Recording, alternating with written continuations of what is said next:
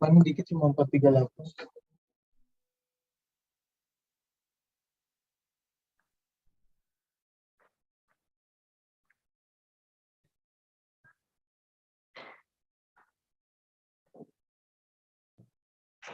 Tak keluar. Tak keluar. Pak. Tak keluar.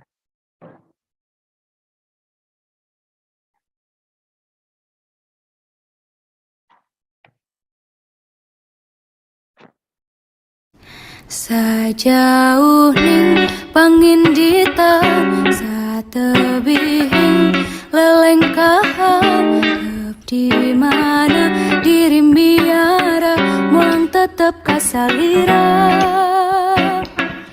dina tetep unggal juru carita menyentuh kalbu gagasan bayang-bayang saban wayah mawa tenang ku endahna ku asihna numi tetep matri dina ati matak betah tumanina nu dijungjung dipilung lembur tempatna indung kandung salira teh Bandung ningnang derendengan sumarita pecantel rasa hujanan aduduaan urang mi cinta ku endahna ku asihna bumi tetep padina hati tetap betah tumanina nu dijungjung dipilung lembur tempatna indung kandung salira teh Bandung nanging ningna nanging ningna nanging ningna nanging ning nanging nanging ningna nanging ningna nanging ningna nanging ning nanging nanging ningna nanging ningna nanging ningna nanging ning nanging nanging ningna ku endahna ku asihna numi tetep matri dina ati matak betah tumanina nu dijungjung dipilung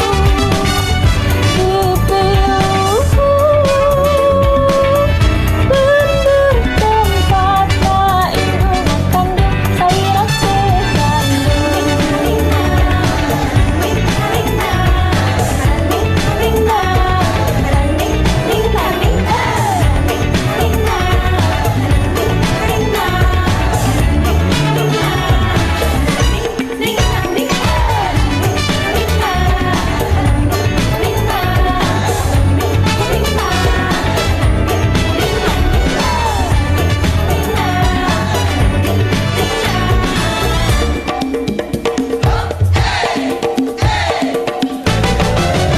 Nang ningka.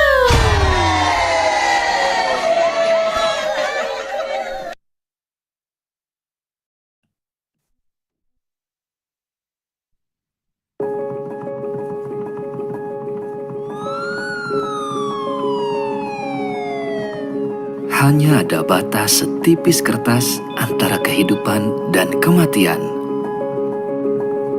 Dan di batas tipis tersebut, ada perawat yang menjadi lini terdepan, berperan menjaga kesehatan dan keselamatan jiwa manusia.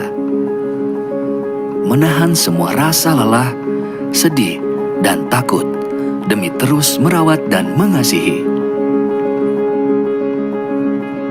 Para perawat pun tidak berhenti berjuang walau pandemi COVID-19 tiba. Bahkan jumlah korban COVID-19 menurun dan berhasil dikendalikan di Indonesia. Salah satu faktor pendorongnya adalah kerja keras, kerja ikhlas, dengan loyalitas dan caring dari lini perawat. Seluruh perawat di seluruh dunia akan terus mempersiapkan diri dengan segala kemampuan dan keilmuan yang bermanfaat untuk kesehatan dan kehidupan masyarakat.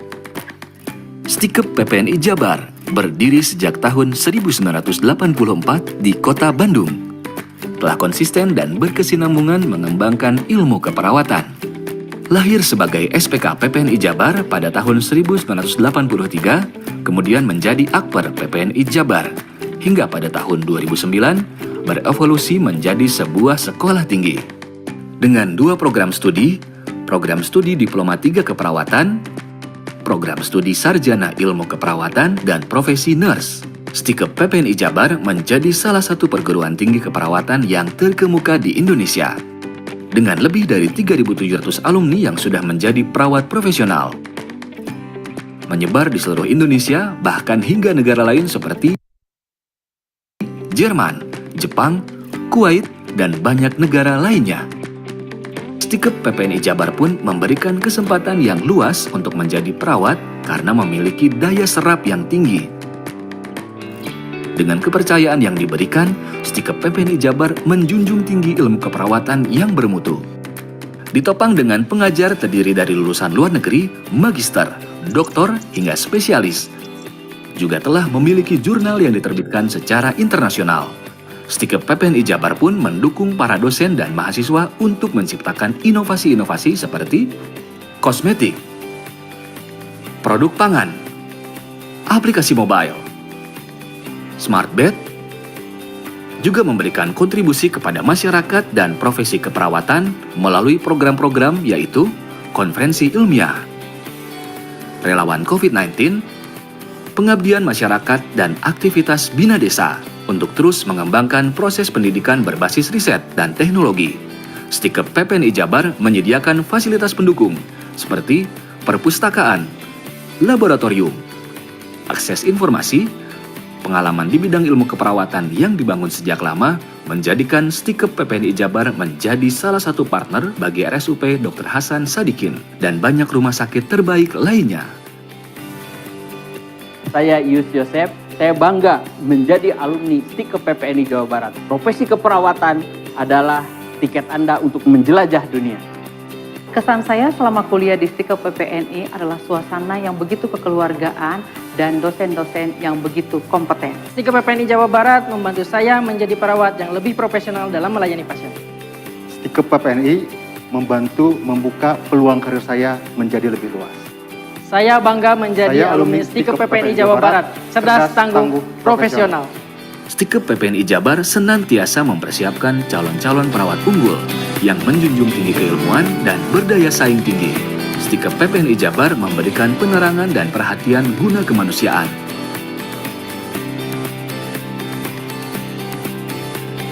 Cerdas, tangguh, dan profesional.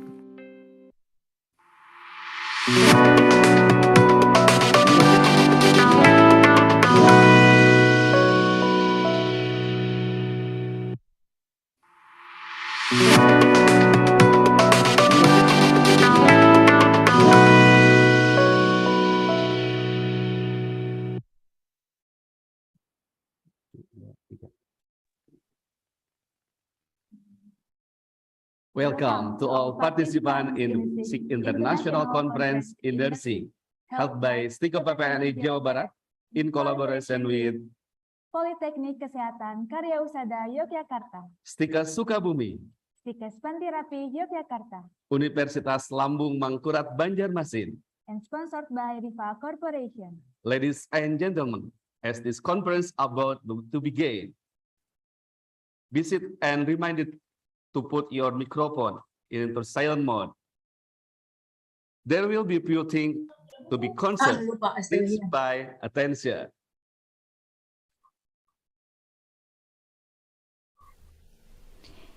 Important notice. All participants must use real name. ID peserta dalam webinar ini harus menggunakan nama asli. Participants should dress and behave appropriately during the event. Peserta harus berpakaian dan berperilaku sopan saat webinar dilaksanakan. Participants are expected to turn on the video and mute the microphone during the event. Peserta sangat diharapkan untuk menampilkan video dan mematikan suara selama webinar berlangsung.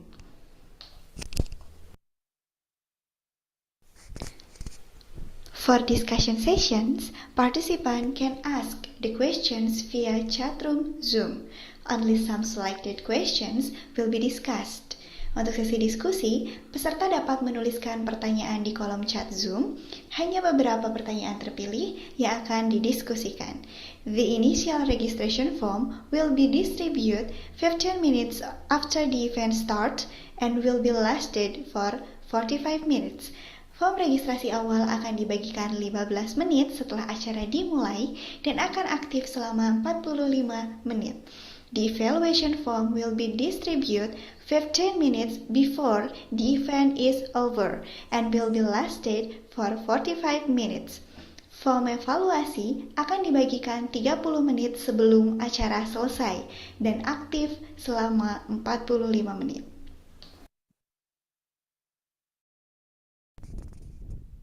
Certificate will be provided only for participants who fulfilled all the requirements below. Sertifikat akan diberikan hanya kepada partisipan yang memenuhi syarat sebagai berikut.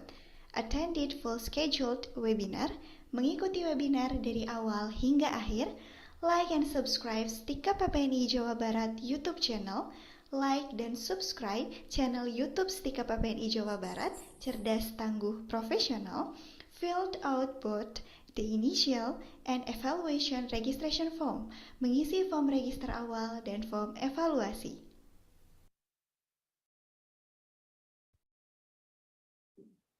Ladies and gentlemen, kindly take your seat.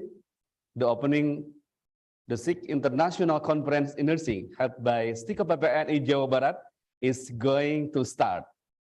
Please be reminded to follow the important rules we informed before.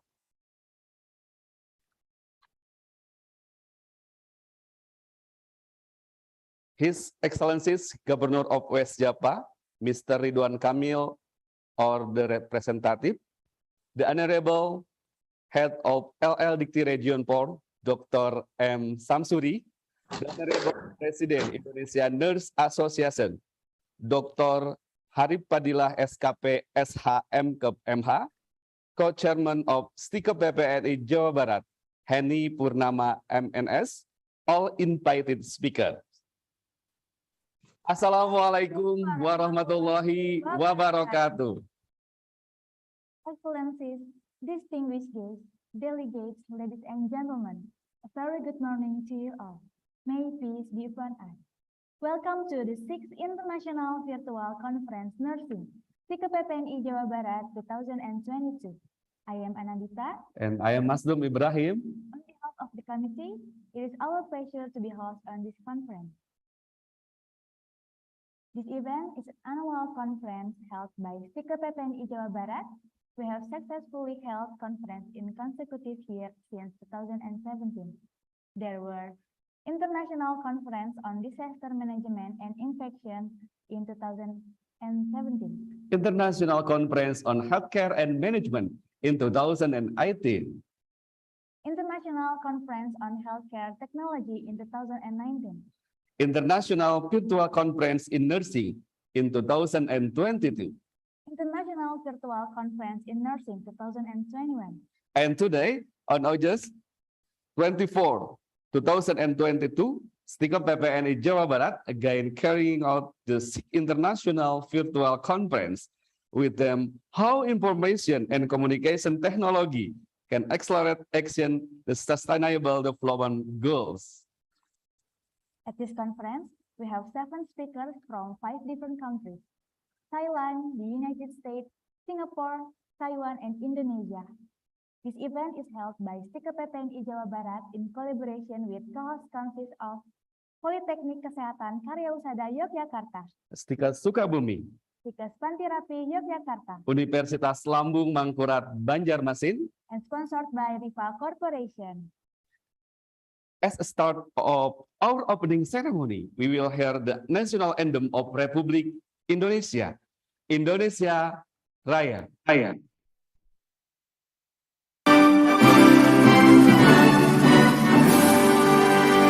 Indonesia tanah airku, tanah tumpah darahku.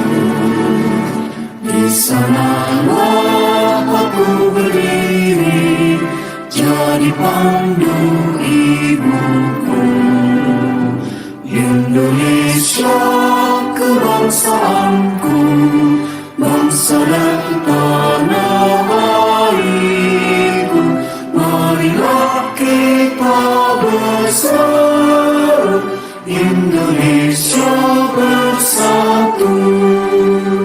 Hiduplah tanahku, hiduplah negeriku, bangsaku, rakyatku semuanya. Bangunlah jiwanya, bangunlah badannya, untuk Indonesia Raya. Indonesia Raya, merdeka, merdeka, tanahku, negeriku yang ku cinta. Indonesia Raya, merdeka, merdeka, hiduplah Indonesia Raya. Indonesia Raya, merdeka, merdeka, tanahku, negeriku yang ku cinta. Indonesia Raya, merdeka, merdeka, hiduplah Indonesia Raya.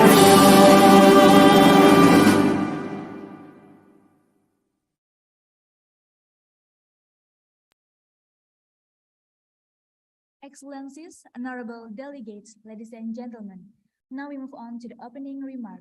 To remark this conference, please be invited the co-chairman of STIkep PPNI Jawa Barat, Henny Purnama MNS. Time and place is yours.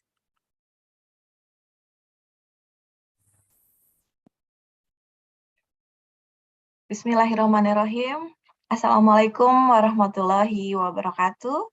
Ladies and gentlemen, we are delegates to welcome you to all in this 6th International Future Conference in Nursing held by STIkep PPNI Jawa Barat in collaboration with Politeknik Kesehatan Karyausadha Yogyakarta, STIkep Sukabumi, STIkep Pantirapi Yogyakarta, Universitas Lambung Mangkurat. The theme of this conference is how information and communication technology can accelerate action and sustainable development goals. First, thank you for the support from LL Dikti Region 4, West Java Governance, PNI Foundations, Indonesian National Nurse Associations, and all sponsors and institutions that could not be listed one by one. We also thanks to all speakers from USA, Australia, Taiwan, Singapore, Thailand, and Indonesia to share their knowledge with all the participants. This conference aims to bring all together the stakeholders from all Asian Pacific region to share their research results, important clinical implications, and updates of ongoing the new research in the field of healthcare science. This event provides as much needed scientific platform from focus on development issues and needs in the Asia-Pacific regions. Research and clinical will have opportunity to present and discuss the latest development, increase the publications, and also to build networking and collaborations.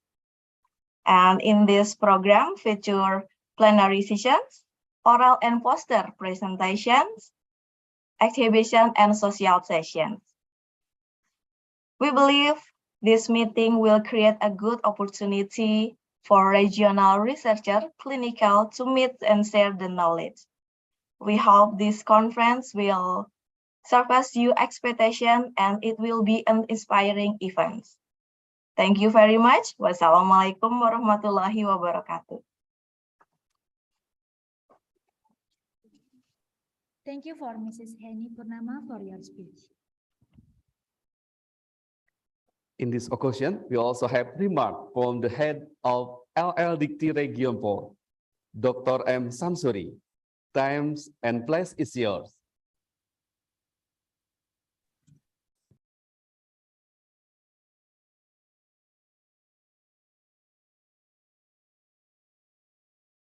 Assalamualaikum, Bapak. Waalaikumsalam. Good morning. Biar nggak kena matahari. Oke. Selamat pagi, Bapak.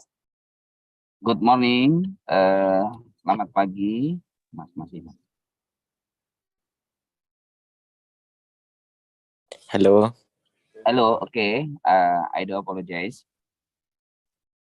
Assalamualaikum warahmatullahi wabarakatuh. Waalaikumsalam warahmatullahi wabarakatuh. Good morning, all of. It is okay, my son. Okay, Pak. Okay. Okay, baik. Assalamualaikum warahmatullahi wabarakatuh. Waalaikumsalam warahmatullahi wabarakatuh. Good morning, all participants. The Honorable Head of STIkep PPNI West Java and all of organizer and also the Honorable all of speaker and all of distinguished participants. I am very happy to participate and also welcoming and greeting in the today virtual seminar on nursing that organized by STIkep PPNI West Java and several institutions with collaboration and with several institutions. Also at this moment, I also give a big congratulations to all of members of STIkep PPNI West Java that this institution has been changed from Akper to STIkep PPNI, and I hope hopefully it will be more advanced and successful to producing quality graduates. All speaker and also all participants know that increasing the competence of lecture student very important, especially to be able to competition in the national or global level. So I think this virtual seminar is one way, part of one way to increase the competence, and also it is the challenge to build networking between universities and also university with private sector, such as hospital and also another private sector. Finally, I hope all of participants can be active participate to discuss the new or latest issue or inform the research result or potential future work, future job in case of nursing. Once again, as of head LL Dikti Region 4, I will give a big appreciate for this virtual seminar on nursing, and hopefully it will be helpful and also very successful seminar. Once again, good luck and successful seminar. Thank you very much. Assalamualaikum warahmatullahi wabarakatuh. Waalaikumsalam Waalaikumsalam warahmatullahi wabarakatuh. Thank you, Mr. Dr. M. Samsuri, Head of LL Dikti Region 4, for your speech.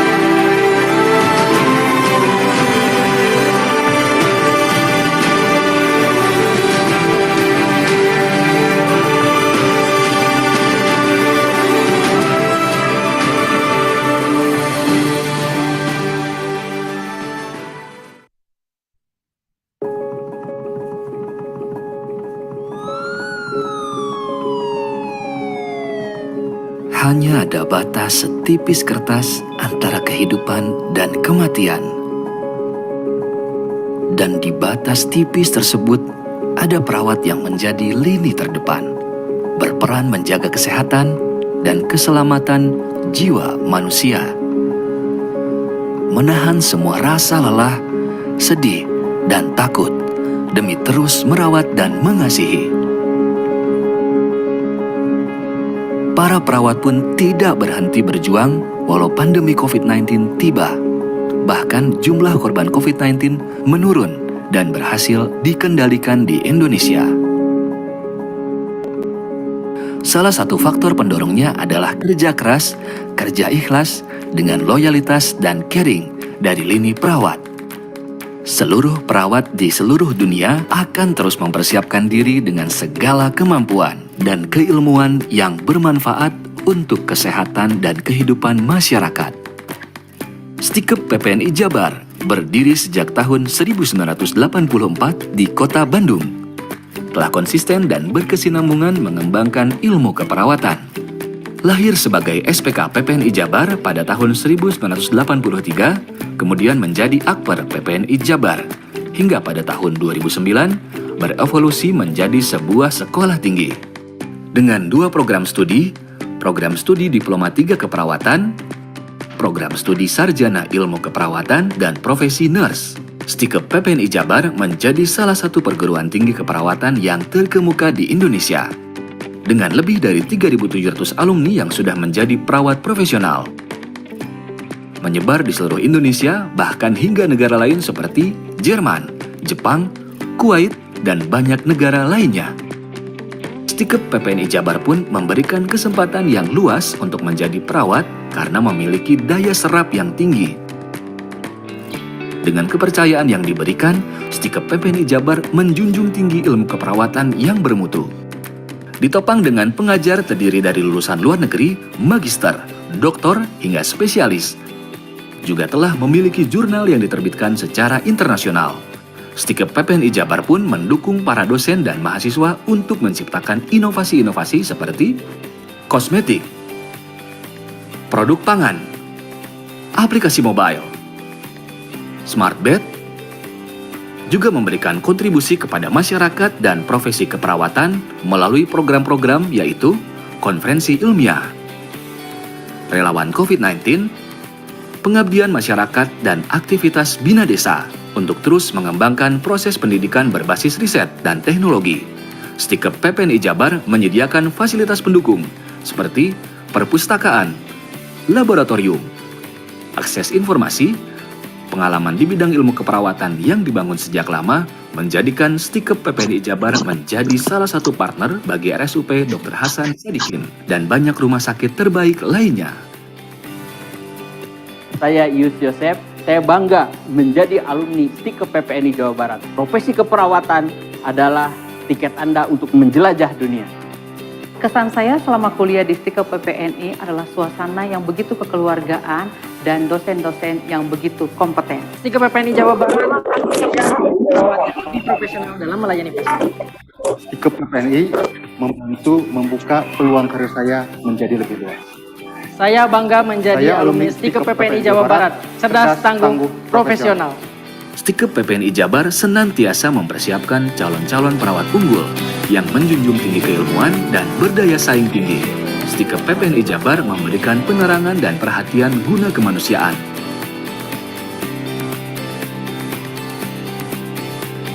Cerdas, tangguh, dan profesional.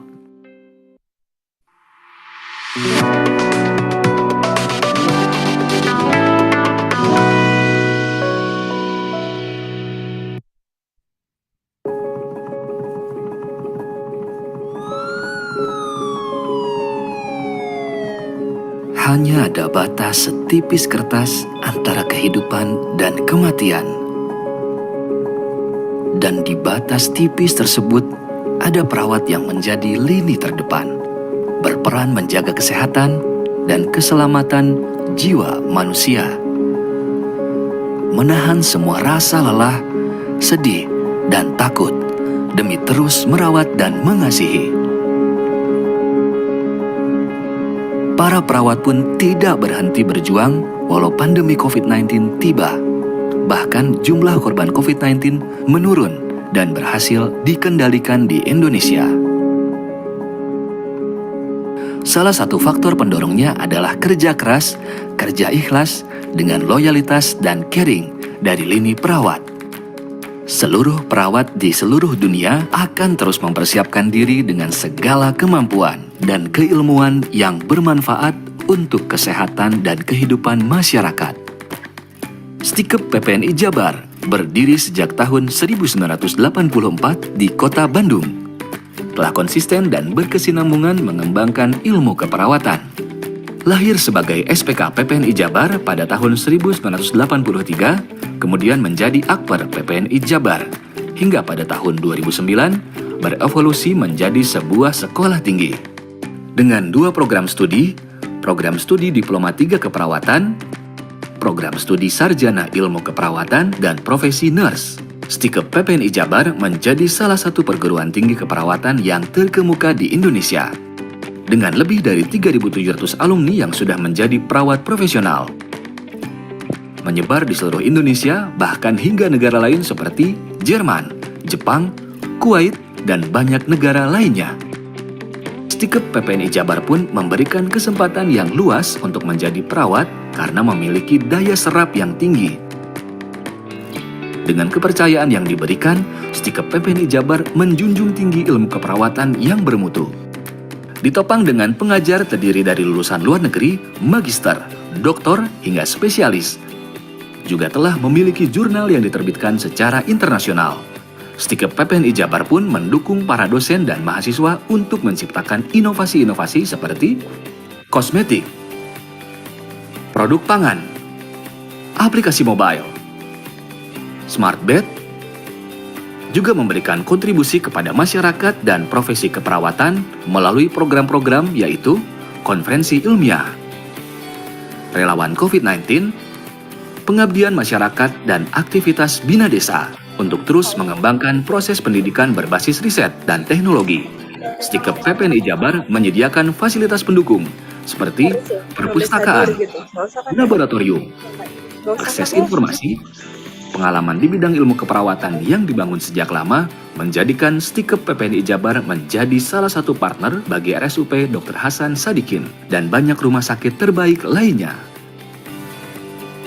Saya Yus Yosef, saya bangga menjadi alumni STIkep PPNI Jawa Barat. Profesi keperawatan adalah tiket Anda untuk menjelajah dunia. Kesan saya selama kuliah di STIkep PPNI adalah suasana yang begitu kekeluargaan dan dosen-dosen yang begitu kompeten. STIkep PPNI Jawa Barat membantu saya menjadi perawat yang lebih profesional dalam melayani pasien. STIkep PPNI membantu membuka peluang karir saya menjadi lebih luas. Saya bangga menjadi alumni STIkep PPNI Jawa Barat, cerdas, tangguh, profesional. STIkep PPNI Jabar senantiasa mempersiapkan calon-calon perawat unggul yang menjunjung tinggi keilmuan dan berdaya saing tinggi.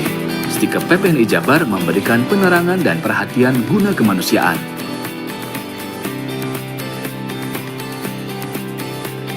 Cerdas, tangguh, dan profesional.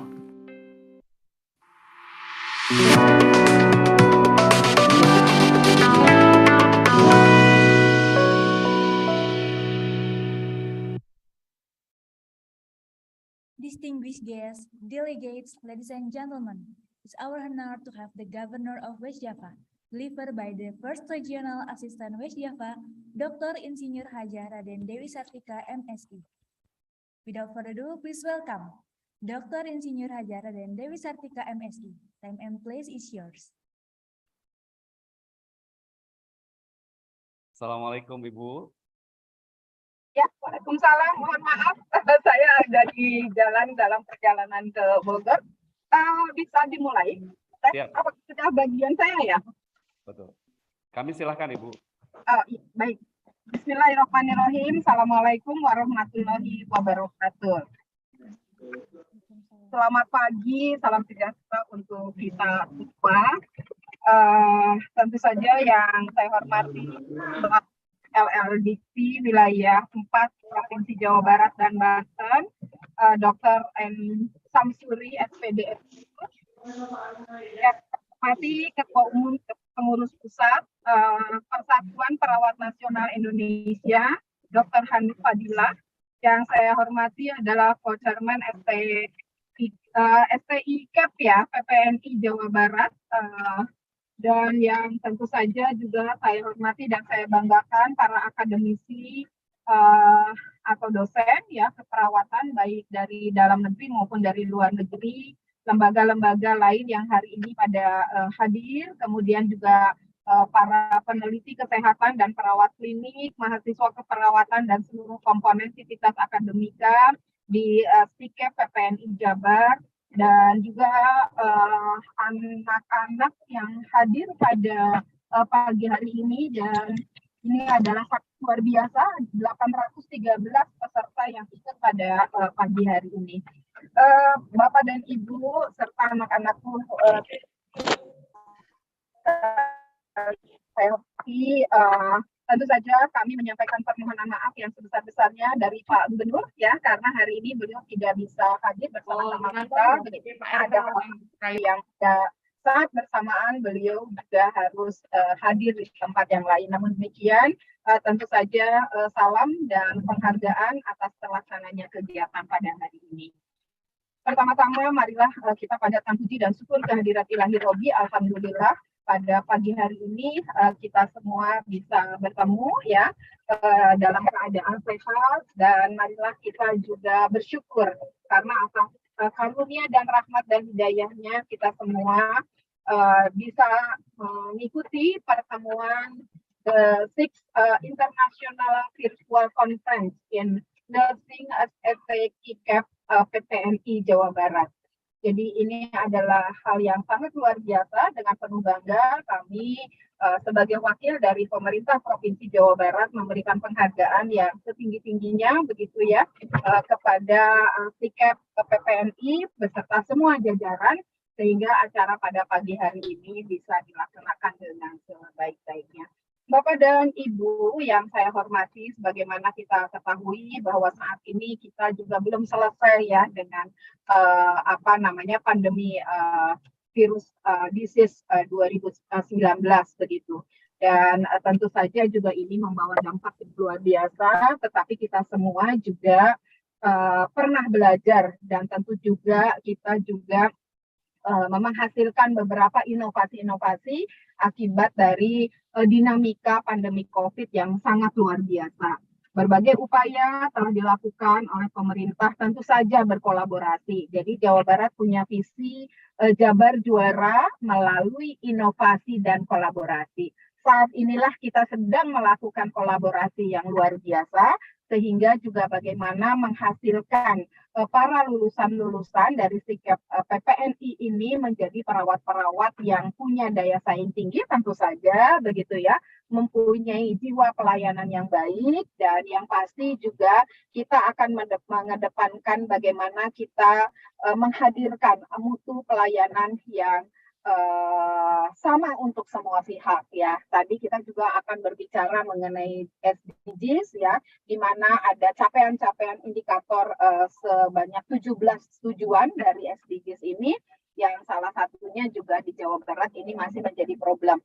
Bagaimana kemiskinan masih ada, terutama saat pandemi, dinamika bertambah gitu ya, angka kemiskinan, jadi kemiskinannya bertambah, dan ini juga menghantarkan adanya gap begitu, termasuk di dalam gap akses terhadap berbagai informasi begitu dan juga layanan. Nah, dari dinamika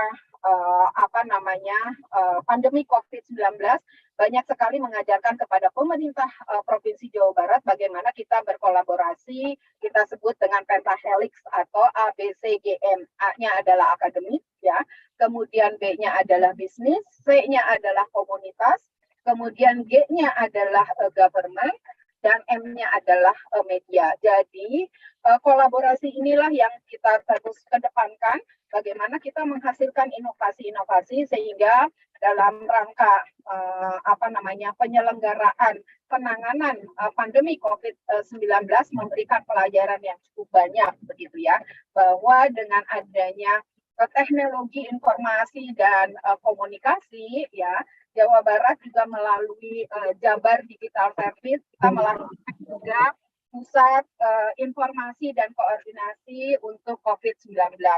Ini memberikan pelajaran bahwa seluruh masyarakat yang ada di Jawa Barat harus diberikan akses sebaik-baiknya begitu ya, dalam kesetaraan dalam hal ini, karena tadi adanya gap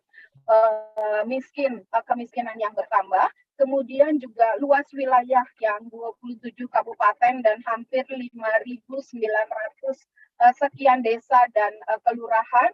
Kemudian juga kita punya hampir 48 juta yang harus dilayani. Jadi tanpa teknologi, tanpa bantuan teknologi kita tentu tidak akan mampu begitu ya, bagaimana Jawa Barat ini menjadi salah satu provinsi terbaik dalam rangka menangani akibat dari pandemi 19. Tentu saja pesan SDGs ya, yang ini juga menjadikan concern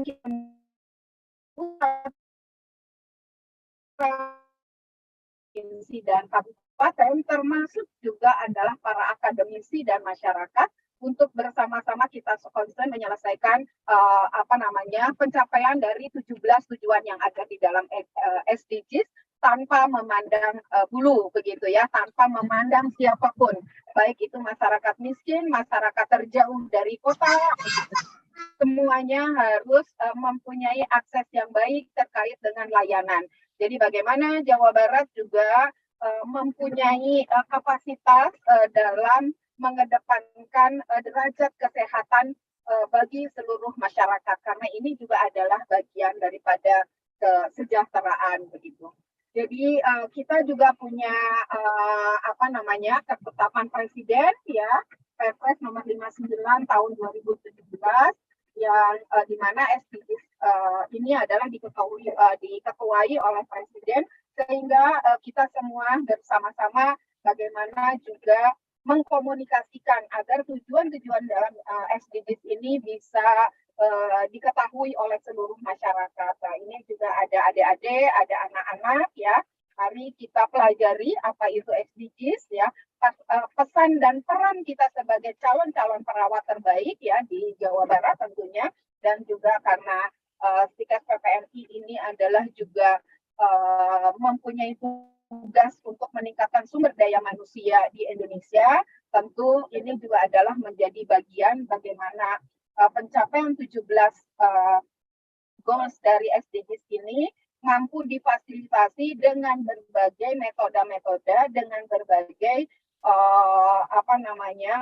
pelajaran-pelajaran yang dilahirkan oleh para dosen yang ada di STIkep PPNI ini sebagai juga adalah bekal begitu ya ketika nanti anak-anakku semua lulus begitu. Jadi sekali lagi kuasailah teknologi informasi dan komunikasi, karena ini adalah menjadi garda terdepan dalam rangka kita menjadikan pelayanan yang menghasilkan layanan-layanan yang bermutu dan bisa dirasakan oleh semua pihak. Jadi sekali lagi ya, dengan luas wilayah, dengan situasi keberadaan Jawa Barat yang sangat luar biasa ya, dan penduduknya cukup banyak, dan juga nanti anak-anakku semua mungkin saja juga tidak sekedar hanya di Jawa Barat bertugas ya, jadi juga akan bertugas di luar Jawa Barat.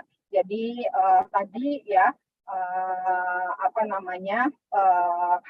kompetensi dalam penguasaan teknologi dan informasi komunikasi ini menjadi sesuatu bekal untuk kita semua begitu.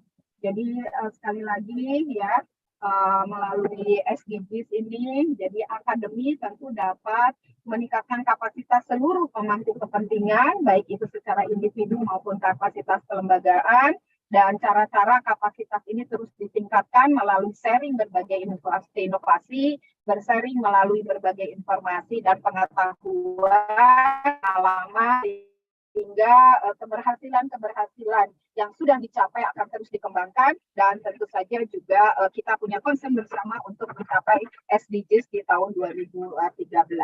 Jadi pesan kami dari pemerintah Provinsi Jawa Barat bagaimana kapasitas kepemimpinan ya lulusan dari STIkep PPNI ini dapat terus dikembangkan ya, baik itu melalui pendidikan gelar dan non gelar gitu ya. Kemudian bagaimana juga kita menciptakan komunikasi yang intensif agar seluruh pemangku kepentingan di dalam pencapaian SDGs terlibat secara baik, kemudian mempunyai jejaring yang mampu meningkatkan efektivitas dan efisiensi dalam rangka penyelenggaraan SDGs. Dalam hal ini juga adalah terkait dengan pendidik kesehatan. Kemudian juga mudah-mudahan melalui PPNI akan terus dibumikan kira-kira seperti itu. Akan gerakan yang berkaitan dengan pencapaian daripada 17 goals dalam SDGs. Kemudian juga bagaimana kita terus memperkuat kerjasama ya, kolaborasi, kemudian pasti menanamkan kepercayaan, dan yang pasti juga mampu bagaimana melahirkan inovasi-inovasi terkait dengan pencapaian daripada SDGs. Jadi sekali lagi kami tentu saja berharap semua akademisi beserta jajarannya dapat juga menjadi bagian untuk bisa mempercepat pencapaian SDGs. Kemudian di dalam bidang penelitian juga seperti itu begitu ya, adalah era harus dihasilkannya inovasi-inovasi sehingga kita juga akan mampu melahirkan strategi dalam rangka tadi ada pembelajaran dari pandemi COVID-19 dan juga dalam rangka mencapai tujuan-tujuan daripada SDGs. Kemudian informatika dalam perawatan yang merupakan kombinasi ini dari ilmu komputer dan ilmu keperawatan tentu akan memberikan manfaat yang besar dalam perkembangan teknologi untuk meningkatkan percepatan layanan-layanan yang sangat dibutuhkan oleh masyarakat. Barangkali itu beberapa hal yang ingin saya sampaikan. Ya, sekali lagi mudah-mudahan dengan pertemuan ini dapat melahirkan kekuatan kompetensi-kompetensi yang harus dimiliki oleh seluruh sivitas akademika di PPNI, begitu ya, di STIkep PPNI, dan tentu saja juga nanti akan menghasilkan lulusan-lulusan terbaik yang dapat melayani sepenuh hati barangkali ya bagi masyarakat yang memerlukan. Ibu dan Bapak yang saya hormati, sekali lagi saya mengucapkan terima kasih dan apresiasi yang tinggi atas dilaksanakannya konferensi ini, begitu ya. Sekali lagi mudah-mudahan dapat meningkatkan.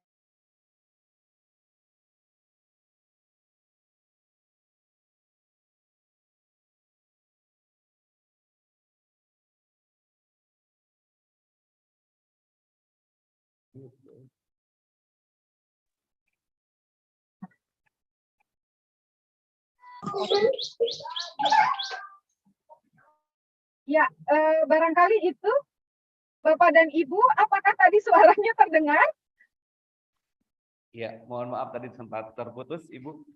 Oh, ya, ya mungkin barangkali poinnya tentu kami memberikan apresiasi dan ucapan terima kasih atas diselenggarakannya konferensi pada pagi hari ini, dan tentu saja mudah-mudahan bisa melahirkan atau menghasilkan ya para lulusan yang mempunyai daya kapasitas tinggi begitu dalam rangka melayani kesehatan masyarakat, dan tentu saja juga dapat meningkatkan kesejahteraan dalam derajat kesehatan baik di Provinsi Jawa Barat secara khusus dan juga di Indonesia pada umumnya. Sekali lagi terima kasih atas perhatiannya. Mohon maaf apabila ada hal-hal yang kurang berkenan. Billahi taufik wal hidayah. Wassalamualaikum warahmatullahi wabarakatuh. Waalaikumsalam warahmatullahi wabarakatuh. Thank you to Mrs. Dewi Sartika for a wonderful and pleasant speech. Berkenan Ibu untuk kita lakukan sesi foto bersama. Kami undang, sudah hadir bersama kita semua Ketua Umum Persatuan Perawat Nasional Indonesia, Ketua STIkep PPNI Jawa Barat, Ketua Yayasan, dan juga tadi ada juga dari Ketua LL-Dikti Region 4 masih hadir bersama kita.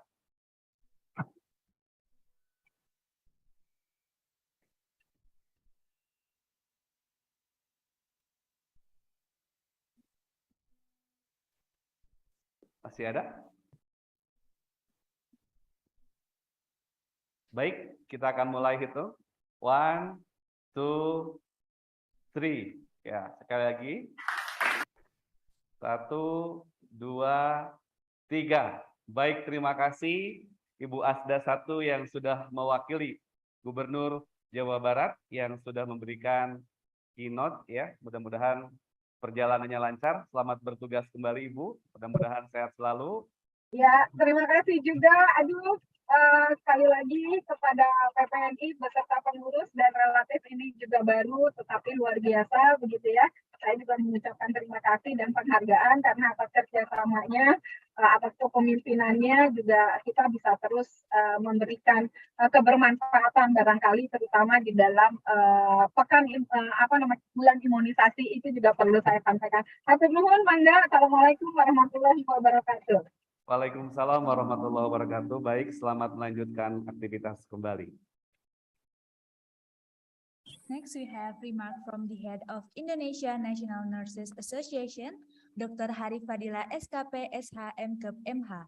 Time and place is yours. Assalamualaikum warahmatullahi wabarakatuh. Waalaikumsalam warahmatullahi wabarakatuh. Waalaikumsalam kita semua. Om Swastiastu, salam, namo buddhaya, salam kebajikan.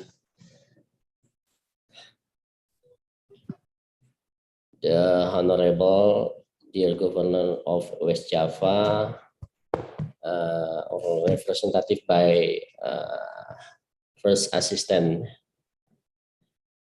who I respect, Chairman of LL Dikti Wilayah Region 4, Dr. M. Sanusi, who I respect, Chairman of STIkep PPNI Jawa Barat, Nurse Diwa Agus SKep MKep, the distinguished speakers, all speakers from Indonesia, Taiwan, Thailand, and other, and all participants of the 6th International Virtual Conference in Nursing. The first, I would apologize to, I will speak with bahasa.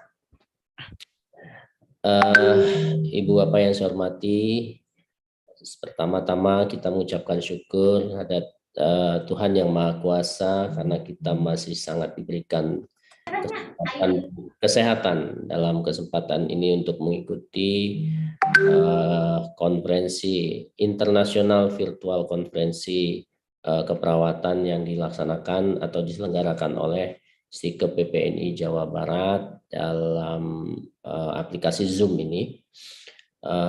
Yang pertama tentu PPNI memberikan apresiasi yang tinggi kepada STIkep PPNI Jawa Barat yang saya kira ini sudah yang ke-6 kali ya, yang ke-6 tahun ya, berarti melaksanakan conference, dan ini mudah-mudahan akan menjadi budaya setiap tahunnya sehingga kita mendapatkan update ilmu pengetahuan dan teknologi khususnya di bidang keperawatan yang terbarukan untuk bekal bagi para mahasiswa maupun para perawat untuk mengarungi kehidupan profesi yang profesional yang semakin tinggi tantangannya ini.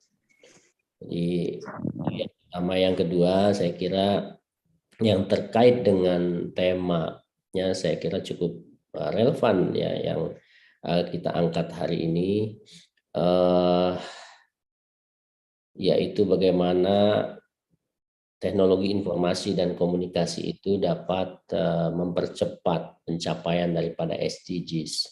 Kita tahu bahwa SDGs itu adalah sebuah tahapan pembangunan berkelanjutan yang memang saat ini masih menjadi prioritas di semua negara dalam rangka untuk meningkatkan satu derajat, baik itu derajat kesehatan, derajat dalam pelayanan kemanusiaan yang berbagai aspek yang merupakan kelanjutan dari Millennium Development Goals yang saya kira keperawatan pasti ada di dalam berbagai aspek yang khususnya untuk meningkatkan human development ya, dan juga terkait dengan bagaimana menata lingkungan yang baik ya.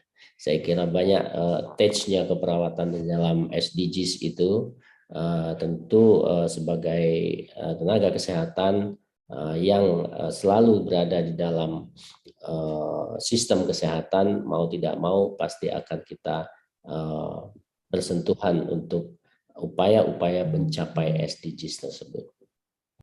Teman-teman, adik-adik dan hadirin yang berbahagia, teknologi informasi khususnya saya akan sedikit bahas dan ulas secara singkat. Memang di dalam keperawatan ini merupakan sesuatu hal yang baru. Bahkan beberapa negara itu sudah ada yang namanya nursing informatik ya, yang berisikan satu kompetensi khusus keperawatan di bidang informasi tentu yang berbasis teknologi. Nah, ini barangkali, nah untuk di Indonesia barangkali ini ya kita perlu selaraskan, kita juga perlu bangun, kita perlu persiapkan di masa-masa yang akan datang agar ada satu satu sistem yang menaungi nursing informatik di keperawatan itu berkembang di masa-masa yang akan datang. Namun demikian tentu kita harus melihat secara umum dulu bagaimana perkembangan teknologi informasi dan komunikasi hari ini. Saya kira setiap perkembangan teknologi itu selalu mempunyai dampak positif dan negatif ya. Sangat tergantung kepada bijaknya seseorang mensikapi dan memanfaatkan teknologi yang dihadapi hari ini. Sesuai juga dengan perkembangan teknologi informasi dan komunikasi hari ini juga demikian. Ada dampak positif dan ada dampak negatif. Kita berharap semua perkembangan teknologi itu punya dampak yang positif dan lebih banyak kita manfaatkan untuk kehidupan sosial kita, termasuk juga dalam melaksanakan pekerjaan profesi kita. Oleh karena itu, bijaknya seseorang menggunakan teknologi informasi dan komunikasi ini akan membawa lebih besar kemanfaatannya untuk semua aspek kehidupan. Itu yang saya kira menjadi catatan penting kita semua pada era saat ini. Nah, oleh karena itu penggunaan teknologi informasi dan komunikasi termasuk media sosial di dalam menunjang kinerja kita sebagai perawat misalnya, sebagai mahasiswa itu sangat-sangat dianjurkan ya untuk tentu saja membuka wawasan yang luas, untuk kita berkoordinasi, berhubungan dengan jejaring ya untuk dalam hal-hal yang positif ya. Nah, namun saya mengingatkan juga ada dampak negatif ya, negatif yang sangat mungkin terjadi timbul kalau kita gunakan secara tidak bijak ya. Saya ambil contoh ya, teknologi informasi dan komunikasi dalam media sosial hari ini, di mana seseorang itu menganggap dirinya bebas di dalam menggunakan teknologi komunikasi dan informasi. Tapi ingat, kita semua punya batasan. Kebebasan kita itu juga dibatasi oleh hak-hak orang lain. Oleh karena itu, tentu bijak dalam penggunaan teknologi informasi dan komunikasi ini menjadi kunci utama untuk kesuksesan kita di masa-masa yang akan datang. Saya kira terima kasih kepada STIkep Jawa Barat, yang tentu STIkep PPNI Jawa Barat yang tentu secara konsisten dan kontinu melaksanakan satu aktivitas yang memang sangat kita dukung, yaitu bagaimana meningkatkan kompetensi, memberikan informasi terkini atau terupdate kepada seluruh halayak keperawatan, baik itu mahasiswa maupun perawat, yang akan menjadi bekal melaksanakan praktik profesi. Saya kira itu yang bisa saya sampaikan. Terima kasih kepada seluruh narasumber yang telah yang akan memberikan ilmunya. Mudah-mudahan bermanfaat dan berguna. Saya berharap seminar atau International Virtual Conference on Nursing ini bisa bermanfaat untuk pengembangan profesi perawat pada umumnya, untuk kemajuan STIkep PPNI Jawa Barat. Saya kira itu yang bisa saya sampaikan. Selamat melaksanakan conference. Dan bismillahirrahmanirrahim. Wabillahi taufiq wal hidayah. Assalamualaikum warahmatullahi wabarakatuh. Waalaikumsalam warahmatullahi wabarakatuh. Thank you, Dr. Hari Fadila, for your speech. Terima kasih Pak Ketua Umum sudah berkenan hadir dan juga menyapa seluruh keluarga besar STIkep PPNI Jawa Barat dan seluruh peserta yang hari ini hadir dari beragam wilayah, tidak hanya Jawa Barat, tapi juga ada 5 negara ya. Ada Indonesia, Singapura, Thailand, Taiwan, dan juga USA. Tentunya di ke-6 konferensi internasional ini juga mudah-mudahan terus dilakukan secara kontinu oleh STIkep menjadi agenda tahunan. Amin ya Allah ya Rabbal Alamin. Baik Pak Ketua Umum, berkenan untuk kembali melakukan giat yang lainnya. Sekali lagi apresiasi dan penghargaan yang setinggi-tingginya sudah hadir dan juga memberikan semangat, memberikan arahan bagi seluruh peserta yang hadir baik secara melalui ruang Zoom maupun di live streaming YouTube STIkep PPNI Jawa Barat. Terima kasih Pak Ketua Umum. Terima kasih. Ketua Yayasan juga ya, tadi saya lupa sebutkan. Ya, terima kasih. Sukses ya. Amin, amin. Ya, insya Allah Pak Ketum. Amin. Terima kasih. Okay, good morning everybody. All participants in this room Zoom. And live streaming YouTube.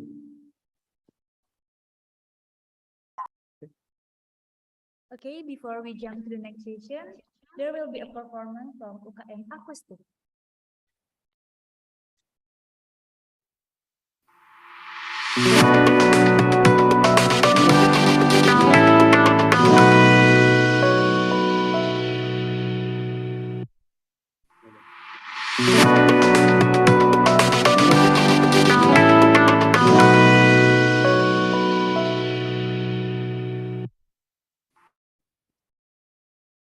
Assalamualaikum warahmatullahi wabarakatuh. Hello everyone.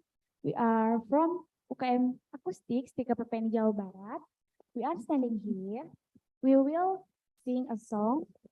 The title is Tak Ingin Usai by Kesha Veronica. Hope you enjoy.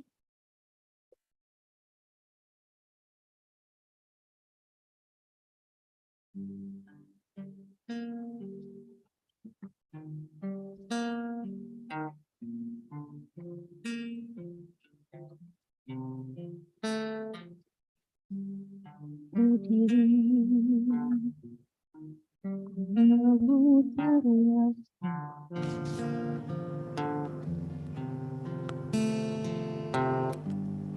teringat kamu yang dulu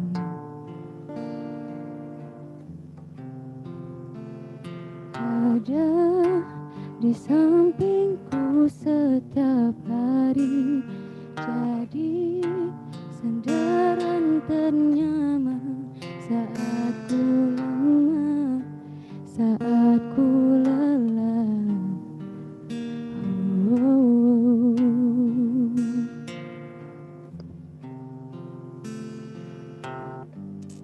Tersadar ku tinggal sendiri,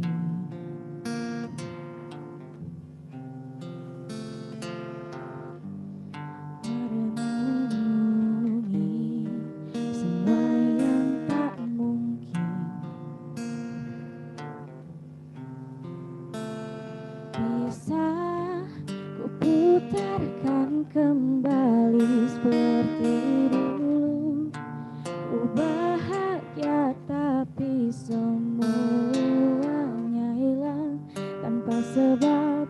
Kau hentikan semuanya. Oh,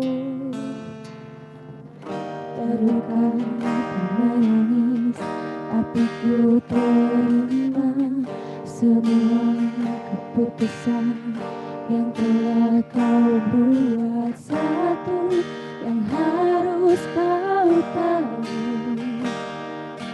menanti kau kembali. Jujur ku tak ingin kau pergi, tinggalkan semua yang sampai sini. Apa tak ada yang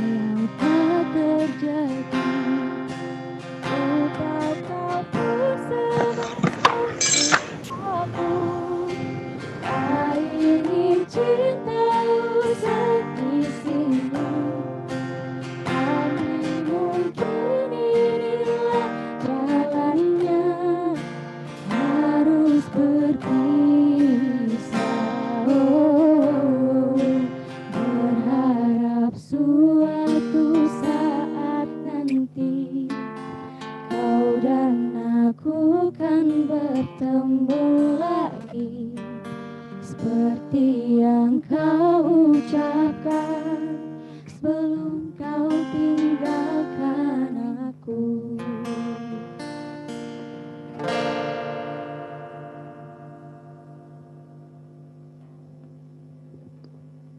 Thank you.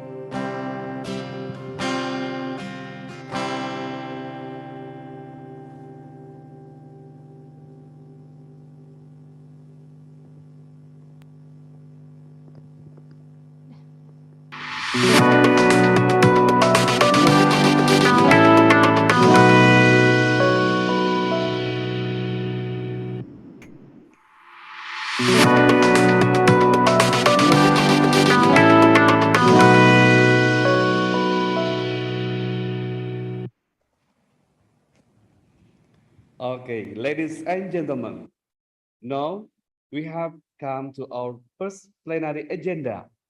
Our presentation and discussion is this session will be guided by our moderator, Mrs. Linlin Lindayani, PhD, and Dr. Anggi Setiawati. Before we start, allow me to briefly introduce Mr. Linlin Lindayani, PhD, Mrs. Linlin Lindayani, PhD, and Dr. Anggi Setiawati.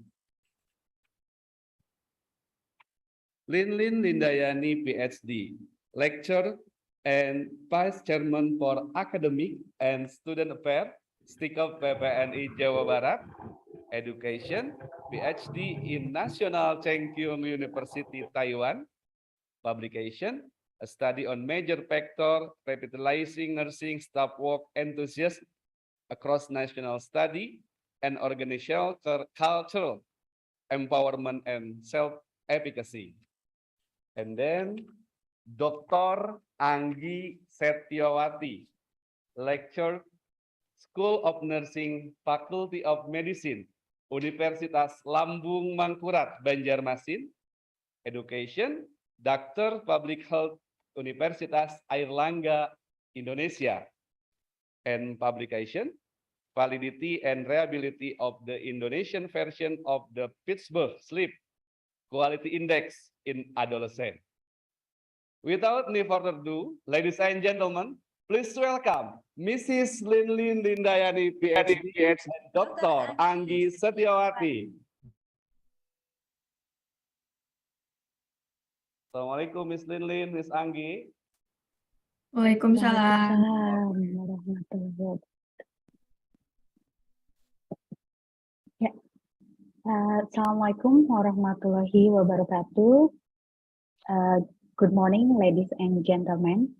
Thank you for joining our event. Today is our honor to lead the first plenary session with the main topic focused on cultural issue and nursing informatic developments. As the cornerstone of many countries, new technology are rapidly transforming all aspects of our society, economic, and environment. There is untapped opportunity to harness new technology to accelerate progress on the global goals that will be both burden and given current situation. And the current technology solutions are giving a glimpse into what will be possible in the future with further development. Currently, technology are being used to positively impact of each of SDGs. Now we are very glad and honored to have a very important speaker from the United States, Professor Michael Fell. He is an Associate Dean, Global and Community Health Initiative from Duke University School of Nursing, and also he is Associate Director, Social and Behavioral Science Core, Center for AIDS and Research, and also he is the Editor-in-Chief of the Journal of the Association of Nurses in AIDS Care, which is a very high impact journal. And he also has many publications specifically on HIV topics, which is our main focus on achieving of SDGs. And I'm very pleased to welcome Professor Lev to join our plenary session. Hello, Professor. Good morning, Dr. Hi, Lindiani. good morning. Yeah, good morning and maybe good night in the United States. Thank you very much for your willingness to be our distinguished speaker to share your expertise. And I think it has been maybe around 8 years ago we met in Taiwan, and then it is my honor to me and to us to see you again virtually. And then for this session, your presentation will be around 30 minutes. Okay, and then probably we'll share your slide by your side, and then maybe I need to help someone to have to provide an access to Professor Lev to share his PPT. Okay, I think it is time for you to present, and please welcome Professor Lev. Thank you so much. Good morning. Assalamualaikum. It's nice to meet all my colleagues from Indonesia. And Dr.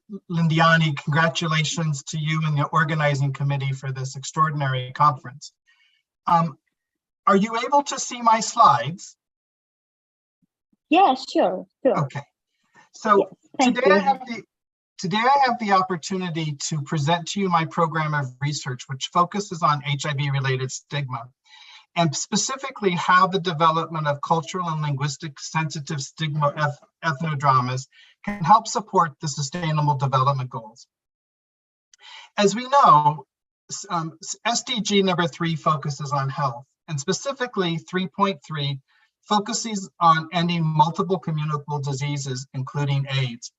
But through this program of research, we also have the opportunity to address multiple other SDGs, particularly 5.1, which focuses on the discrimination against women, 5.2, which examines the violence against women, gender-based violence, and 5.B, which is the focus of this important conference, the use of technology.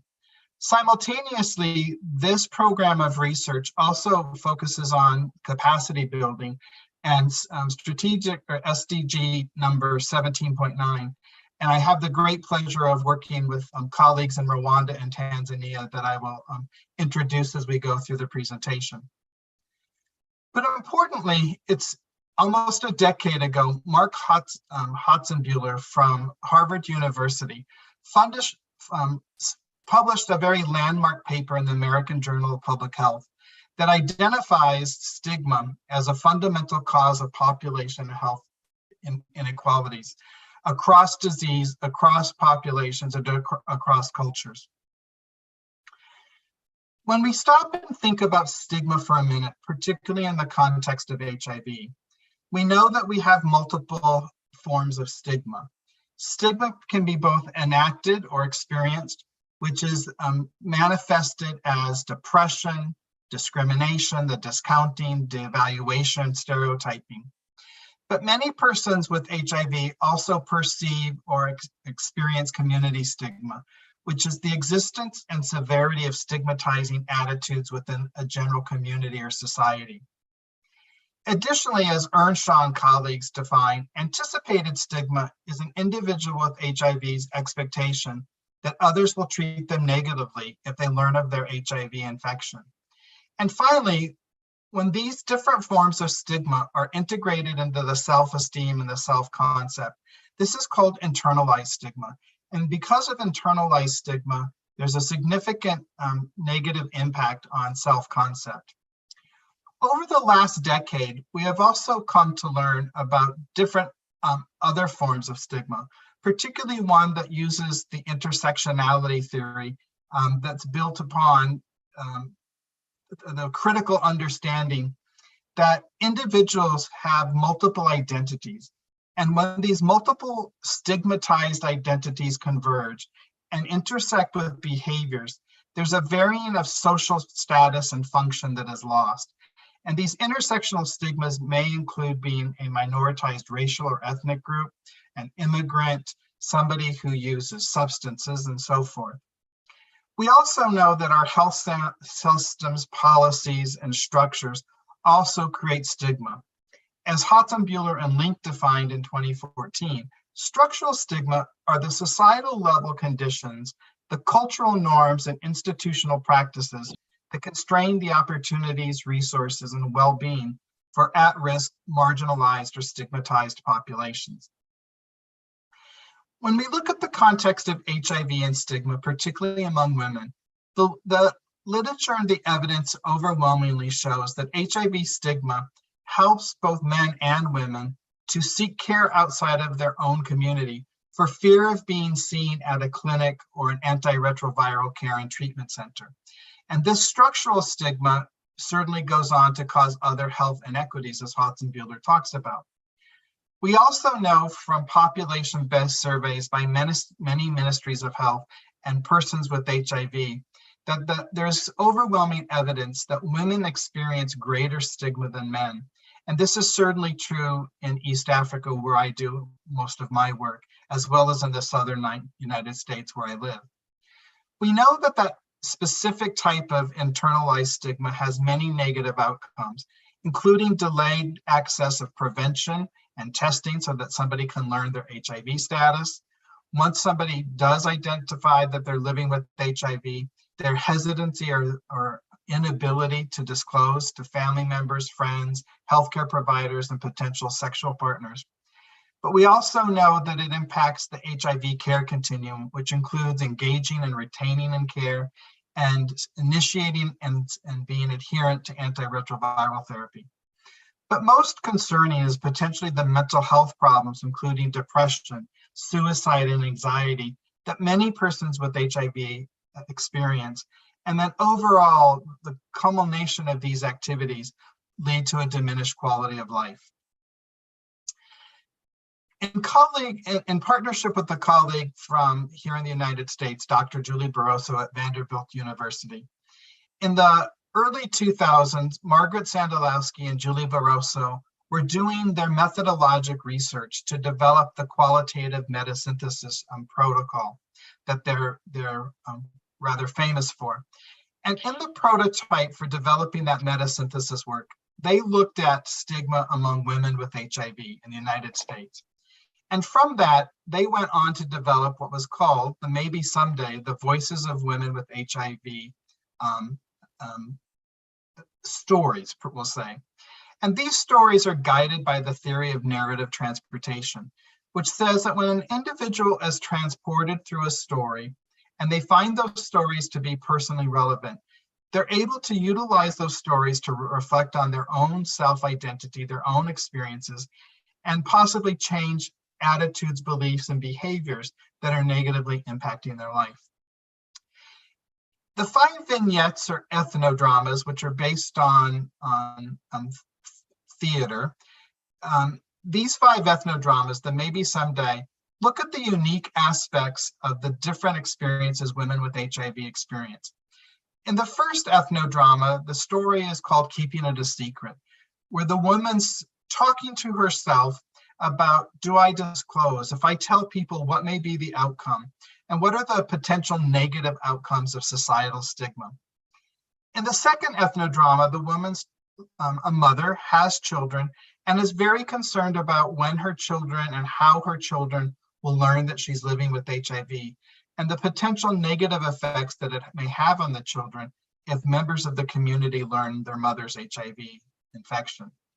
The third story is about telling my friends and the potential of getting social support and how HIV impacts social relationships and social networks.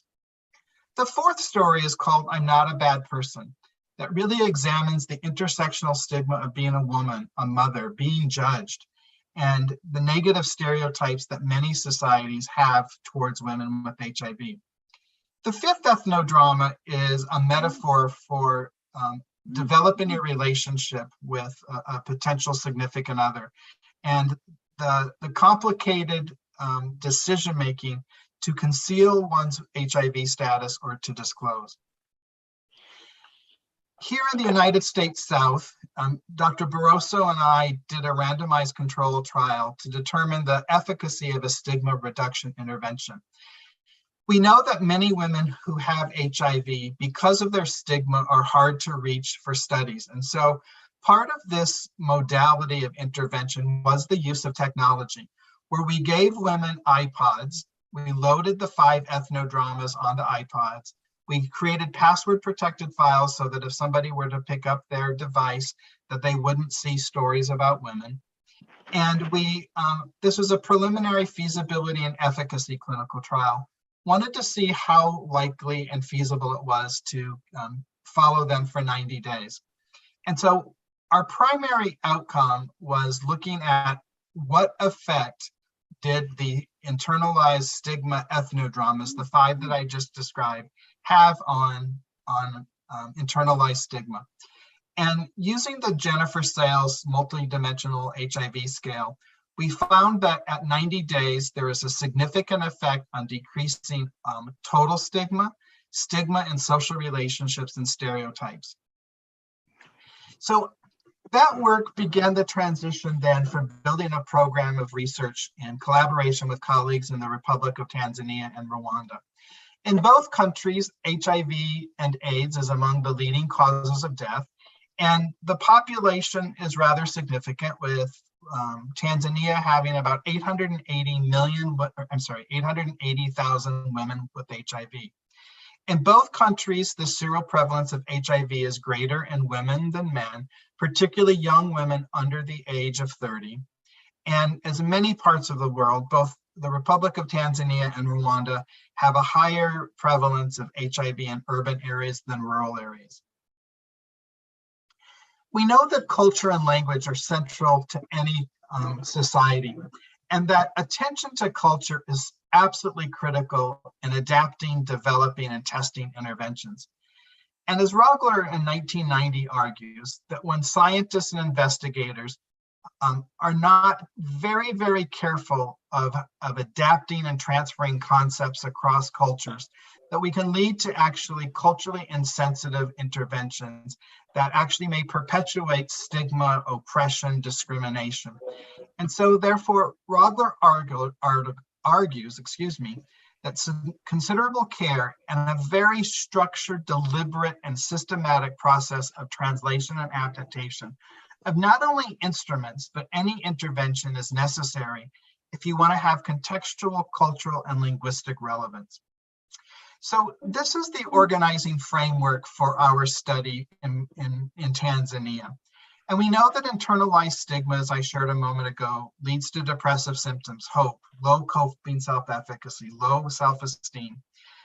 We know that it impacts adherence to antiretroviral therapy over time and diminishes retention, engagement, and care, and also impede a woman's ability to engage in safer sex practices.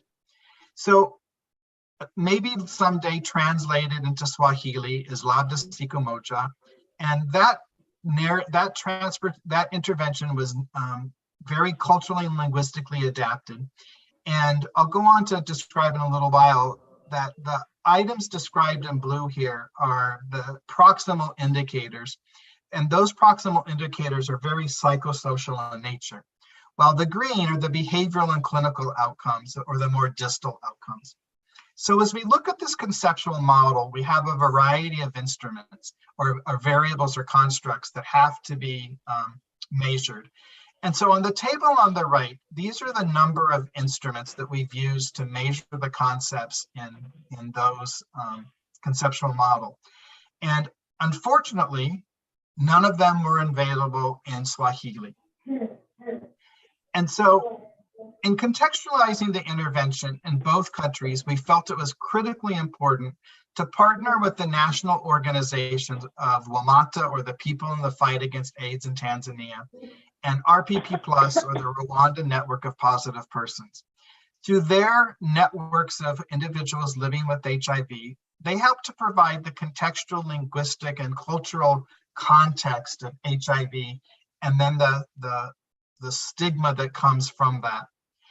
And we went on to produce both a Tanzanian and a Rwandan contextually relevant intervention of maybe someday, but specific to those contexts. And in producing the videos, it was a multi-day process of individuals with HIV who enacted a role based on the qualitative metasynthesis work that Sandalowski and Barroso did in the early 2000s. So let's take a moment and look at Rwanda.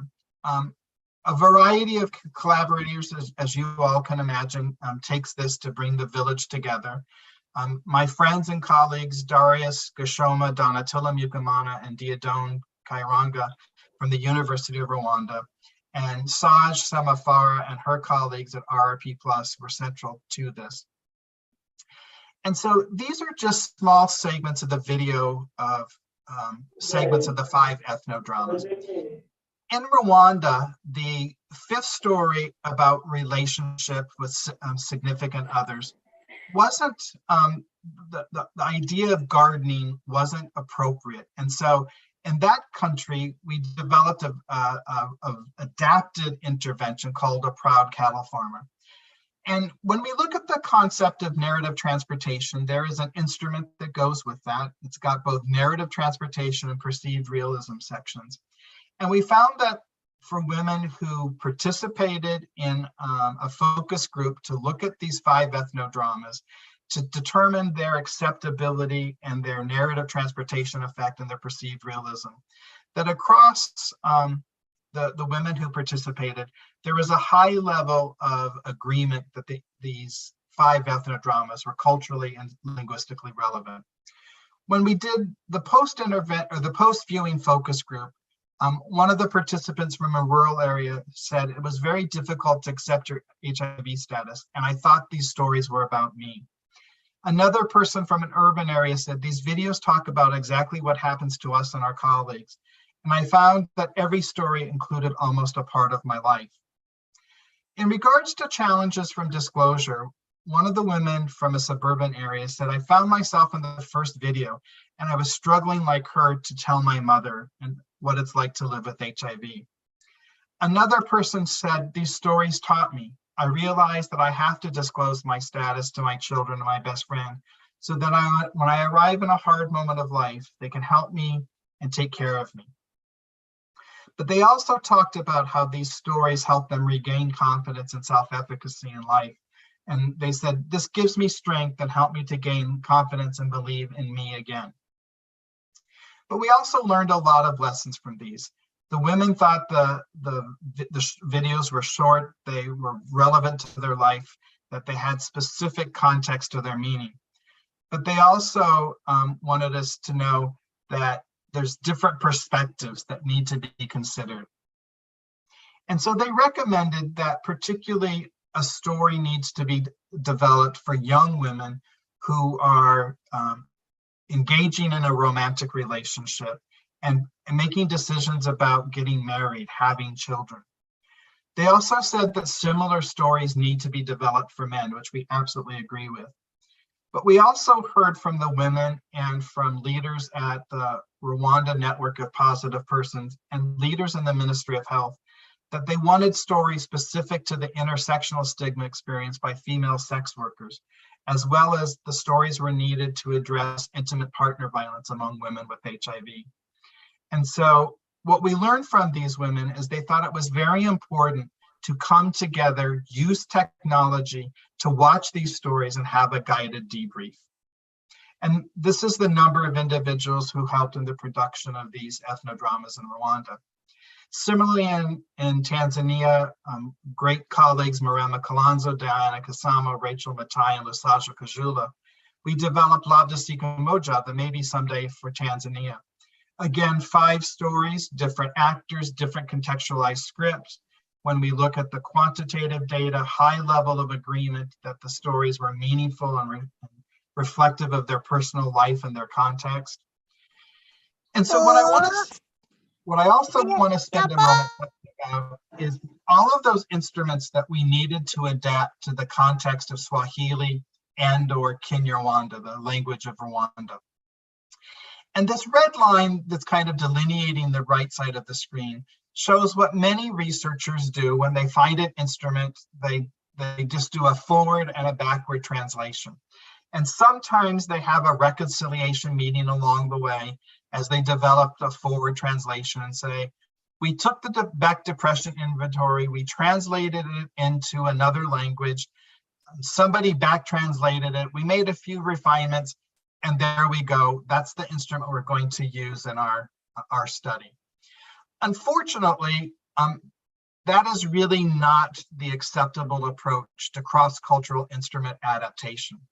And so Beaton and colleague recommended those 3 stages, but also recommended an additional 4. And so our team, as we see on the left side of the screen in green, we did the traditional forward-backward translation, but then all 3 translators in the project PI came together to identify an equivalent instrument through an expert committee review.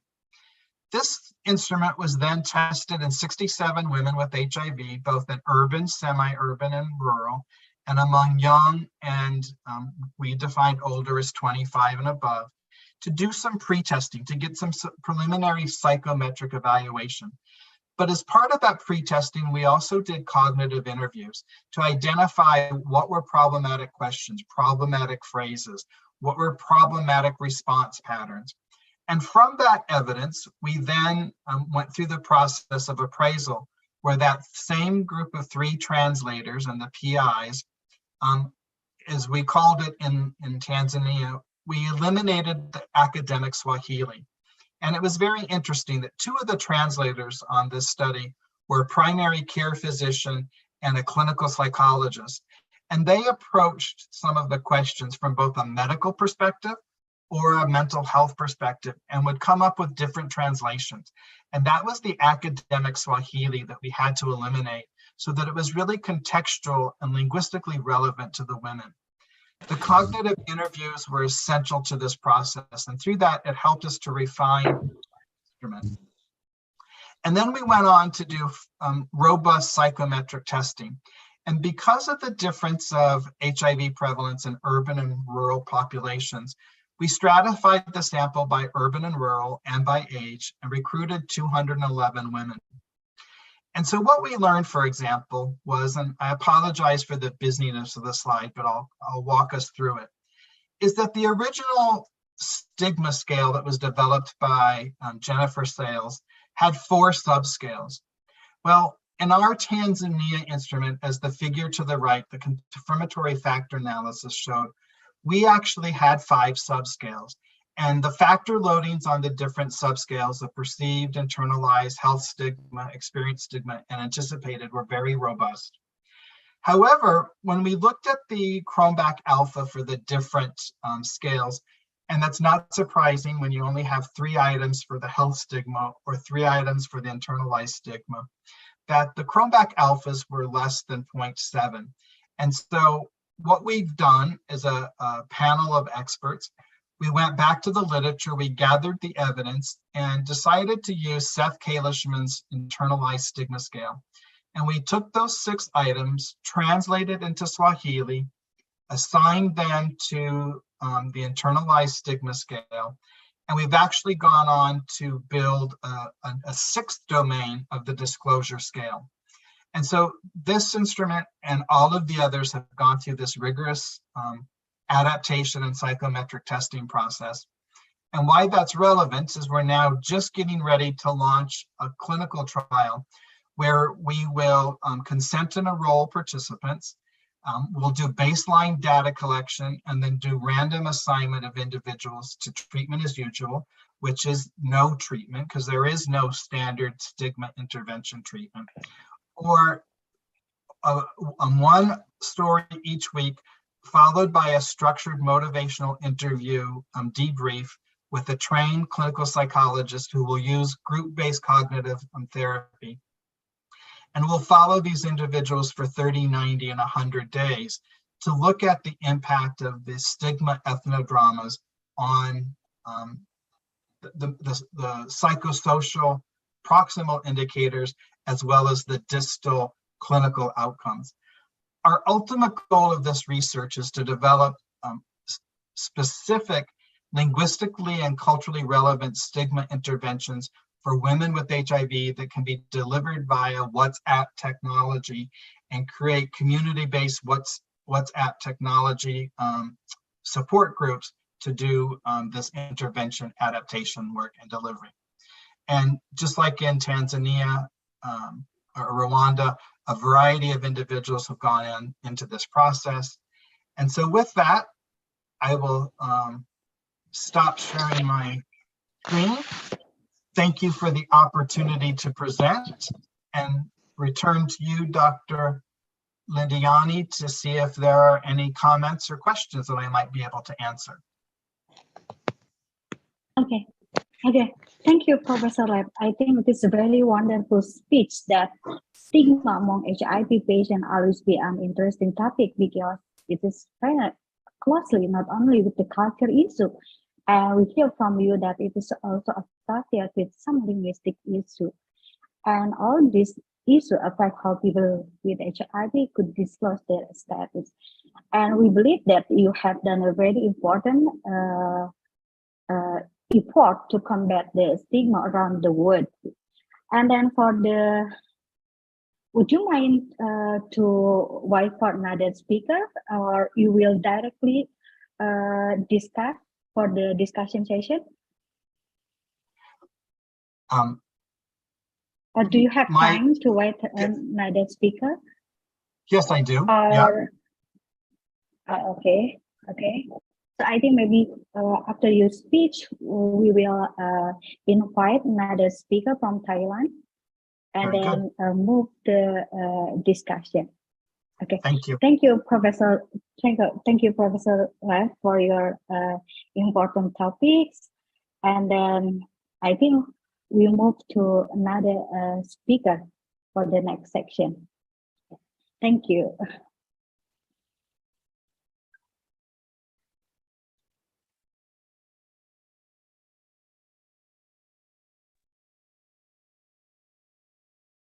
Okay, Dr. Lin, I will take over for the second speaker.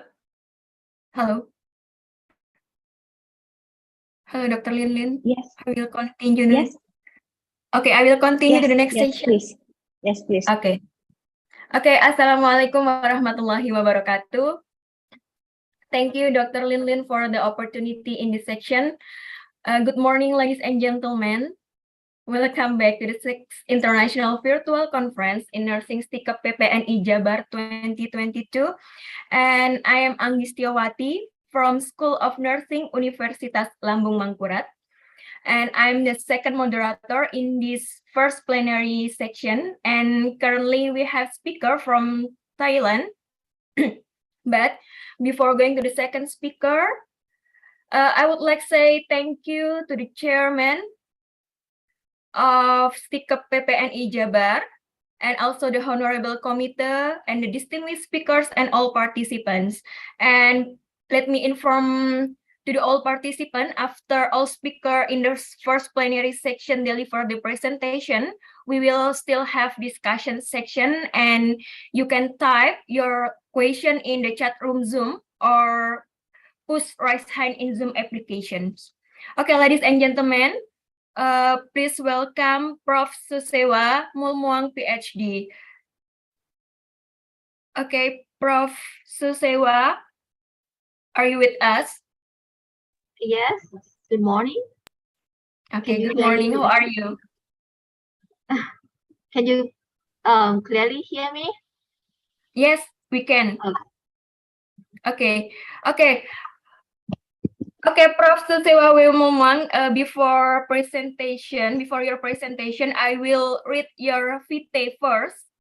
For the committee, please share the vitae of Prof. Susewa first. Okay, this is Prof. Susewa Mulmuang, PhD. Currently, she is working in Boromaru Jonani College of Nursing, Thailand, and she pursued her bachelor degree in Prapokloa Nursing College, Chantaburi, Thailand, and master degree in Nursing Chulalongkorn University, Thailand.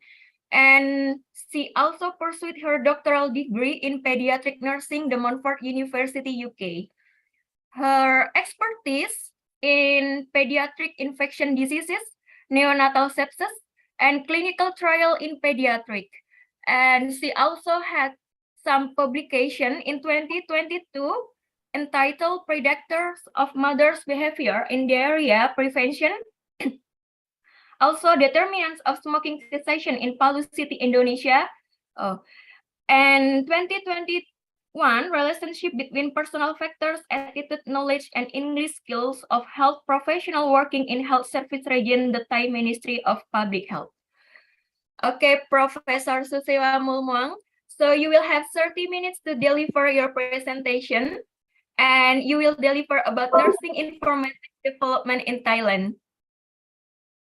Okay, Professor, do you want to share the material by yourself, or do we need to assist? Okay. I think I will share it by myself. Okay, Prof. Susewa, the screen is yours. Okay. Can you see my slide? Yes, we can see.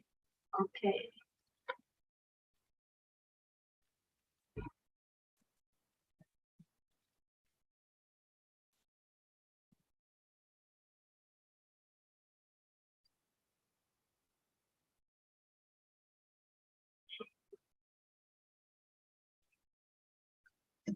Okay. Good morning, everyone. First of all, I would like to say thank you for inviting me to be a part of this international conference. And I think this one is the second time that I be a part of your conference. And today, I think we will go to the topic of nursing informatics development in Thailand. I think that now is very important. Why is it important? If due to the SDG goal, so nursing informatics may be part of SDGs regarding to innovation. Regarding to innovations, to promote well-being and quality of nursing services and nursing education. So I will go to nursing informatics. I think what is nursing informatics? Maybe the majority of you will know already. This is come from the American Nurse Associations around 1994. Who has defined nursing informatics is the development and evaluation of applications, tools, processes, and structures which assist nurse and management of nursing data in taking care of patients or supporting the practice of nursing. And it combines like a pre-professional level around cognitive science, computer science, informatics science, and will combine it to use in nursing services, in nursing science. So we'll go to the first, the first compliance in Thailand. In Thailand, nursing informatics was first introduced as a small special interest group and later expanded to a national level through the support of nurse associations of Thailand. Then the WHO and the Ministry of Public Health, or MOPH, will be involved on 1991. TIMOP starts to implement a national health information system of MOP nursing divisions, considered it important in order to provide nurses and means of using information technology in Thailand. In 1999, they received a fund from WHO as a result of collaborative efforts between the Center of Nursing Research at the Department of Nursing Faculty of Medicine and Ramathipati Hospital Mahidol University and MOF Nursing Divisions. Although the preliminary Thai NMDS has been identified challenges associated with its development and implementation within the Thai National Health Information System remains, the evidence continually of the development and implementation within the Thailand demonstrates the commitment of the National Nursing Organization. The Thai government is restructuring its healthcare system by placing more emphasis on primary care and health promotion. So it will be like a provide using of this concern overall country. Also, the Thai government is currently launching the universal health coverage policy in order to improve the access to the quality of healthcare as weak as to contain healthcare expenditure. So I think this one is like a history of nursing informatics in Thailand, which is a start from the small one, and we are national level. And in terms of nursing informatics, we separate into 4 parts. One part is nursing practice, which is like informatics with a wide for nursing practice and nursing education, nursing management, and nursing research. And we use, in terms of the nursing informatics that we use in Thailand, we have many applications that we apply in nursing services, nursing educations, and also nursing research and management. This one the example. Now in terms of the like AI that we already know, they has been used in the the Western country first, and now in terms of COVID-19 pandemic, we also used and AI to in the hospital to give nursing service, give the drugs to the patients while we cannot get in the room in terms of COVID-19 pandemic as well. So I think many hospitals now in tertiary hospital use this one overall country, and we also use nursing information in to innovation to use a nursing application in mobile application to this one is a sample of bedridden application that my student made it to give the knowledge of caregiver, remind them to healthcare self-care their parents or their siblings when they have a bedridden problems, and also give the knowledge as well. And this one is the sample of application that quite work. And then we'll go to learning management system. I think in terms of COVID-19, many university in your country will be used a learning management system to manage the classroom as well, right? Because we cannot do a classroom on-site classroom. So this one will be useful for your to manage classroom online. And this one is a sample that we use all of this that I give you an example is free freeware a Moodle, OpenEdX, that is some university use in Thailand, and also Google Classroom. That one is free application as well to manage your classroom online with your student. and they have a lot of activity inside there. You can design the assignment, you can evaluate your student, you can give the like a lesson learned, practice for students in that classroom, and also get the score and evaluate score as well.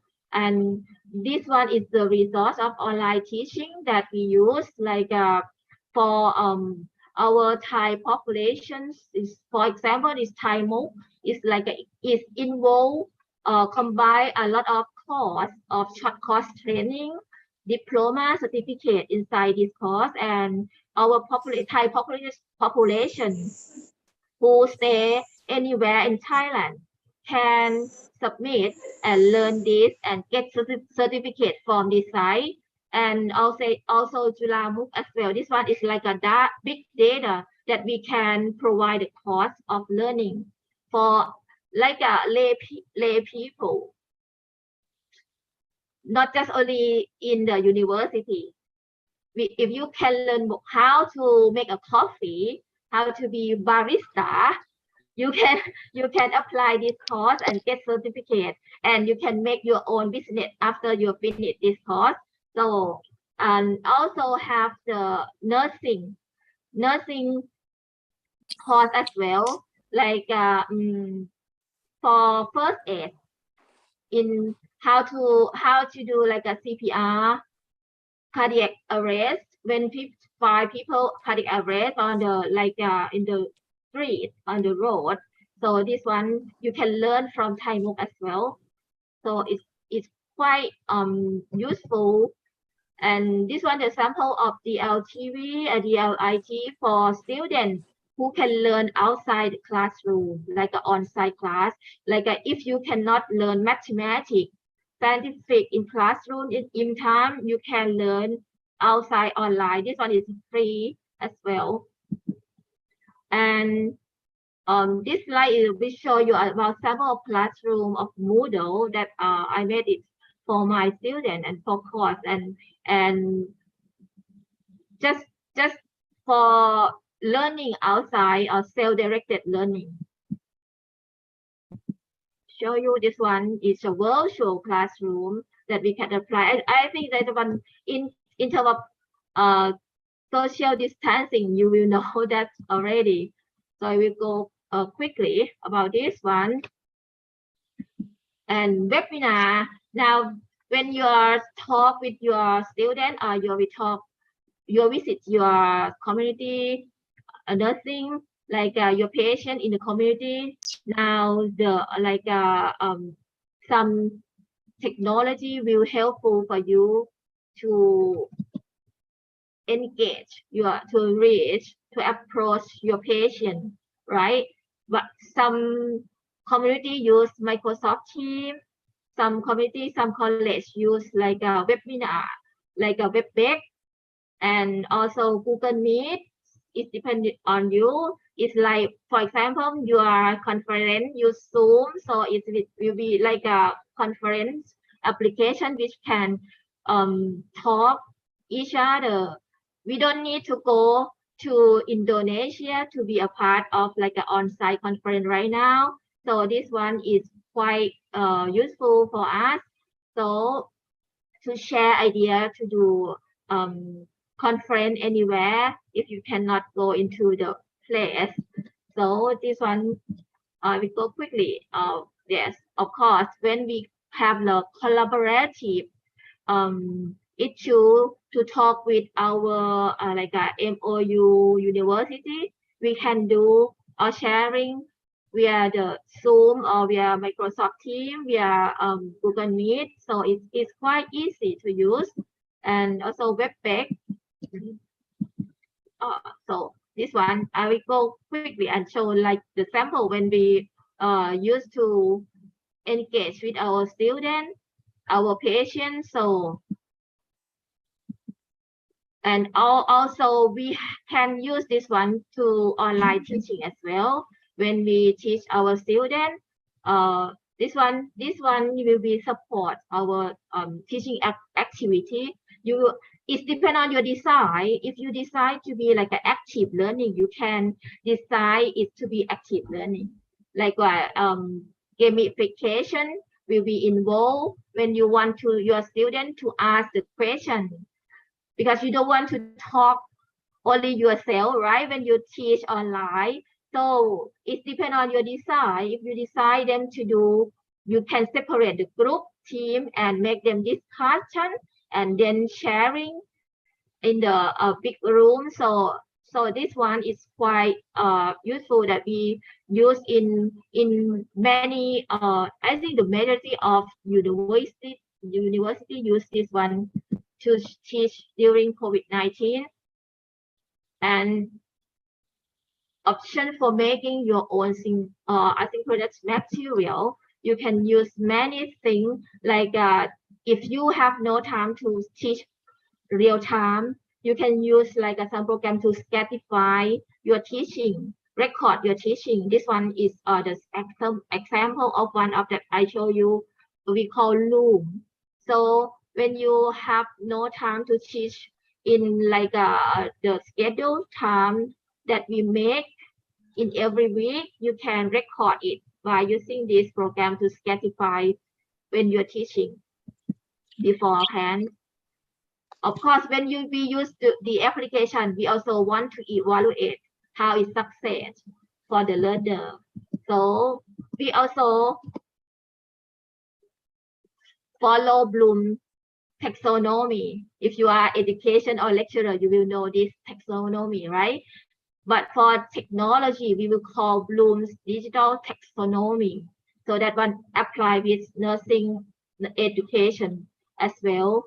So we have to use many applications to evaluate your student in remembering level, understanding level, applying level, analysis level, or make even creation.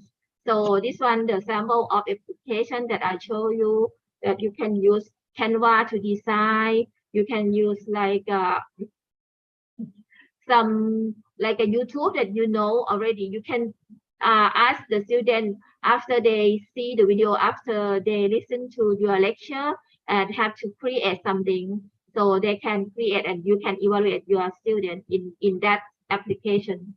This one is some of the application that I pick up and show you, and it's free. And it's free. We call this one in Mentimeter. Just want to ask your student to share some idea after they listen to you after class. This one is the sample. Sorry, it is Thai language. I asked our students to say something after they listen my lecture. So they will give lecture and you will see the evaluation that how they feel after listen to this lecture. And we also use some application to apply to ask them to evaluate themselves, like concept mapping. This one is for example of concept mapping, which is made from Canva application.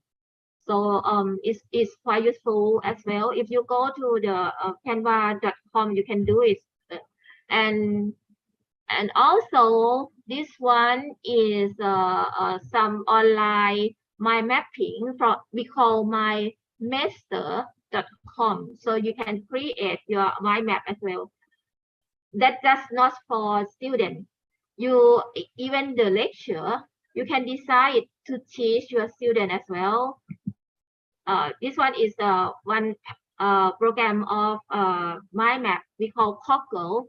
So you can do this one to make the mind map and ask students to do that one, to submit some report or some knowledge that they can like analyze after teaching. And we also use some gamification when we feel our students look like feel bored after class. You can use gamification to make them alert.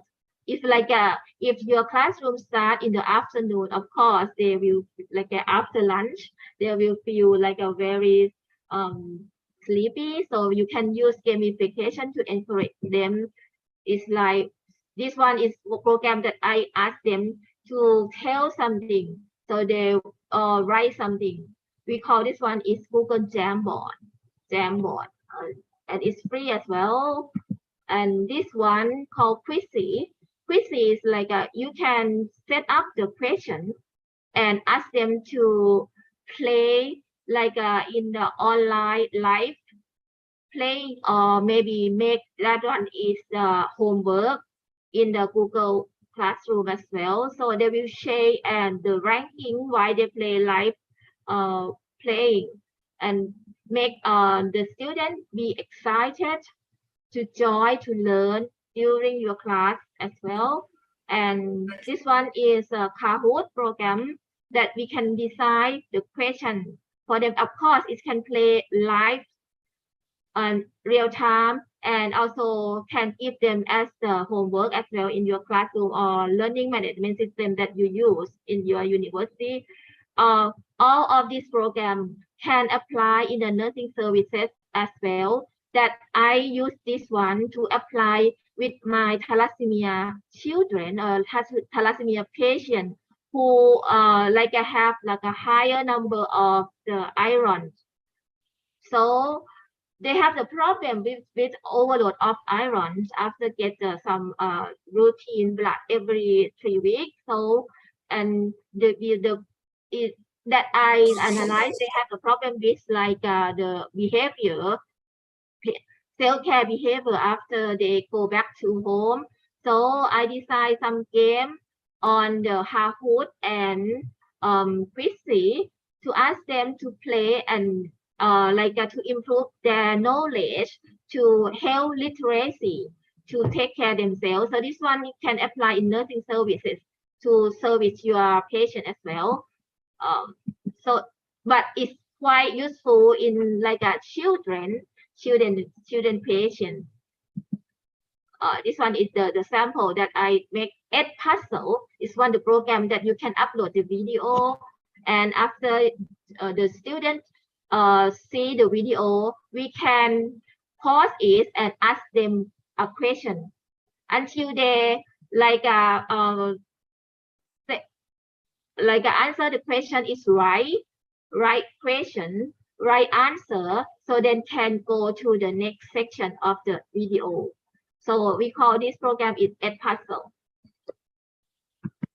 And also you can design the quiz on online Google Classroom online as well, to ask them to do like a homework, practice themselves, self-directed learning, to check your student is they are understand after classroom.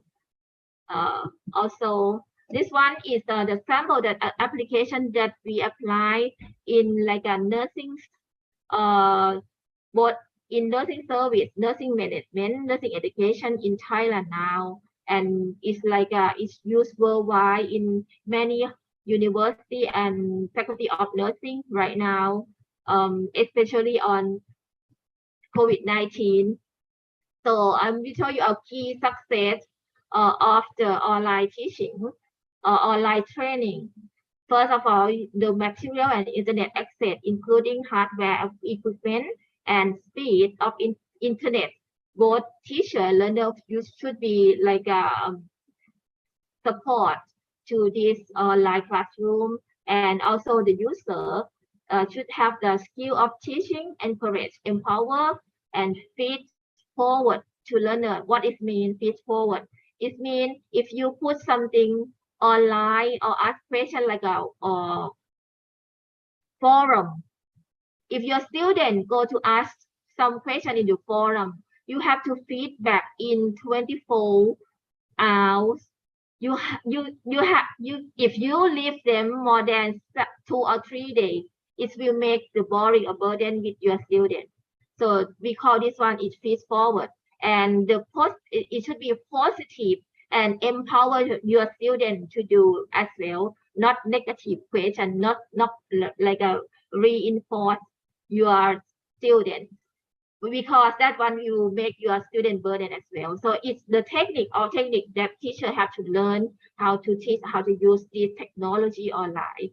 And also teacher and student have to be like a digital literacy to use the technology as well. Okay, that one is all my presentation. If you have questions after that, we can share. So I'll feel free to share. Please feel free to share as well. Thank you. Okay, thank you, Professor. Okay, thank you, Professor Susewa, for giving us this presentation. Since currently we are still dealing with COVID-19, so nursing informatics is needed. And from your presentation, we know that nursing information is needed to improve the.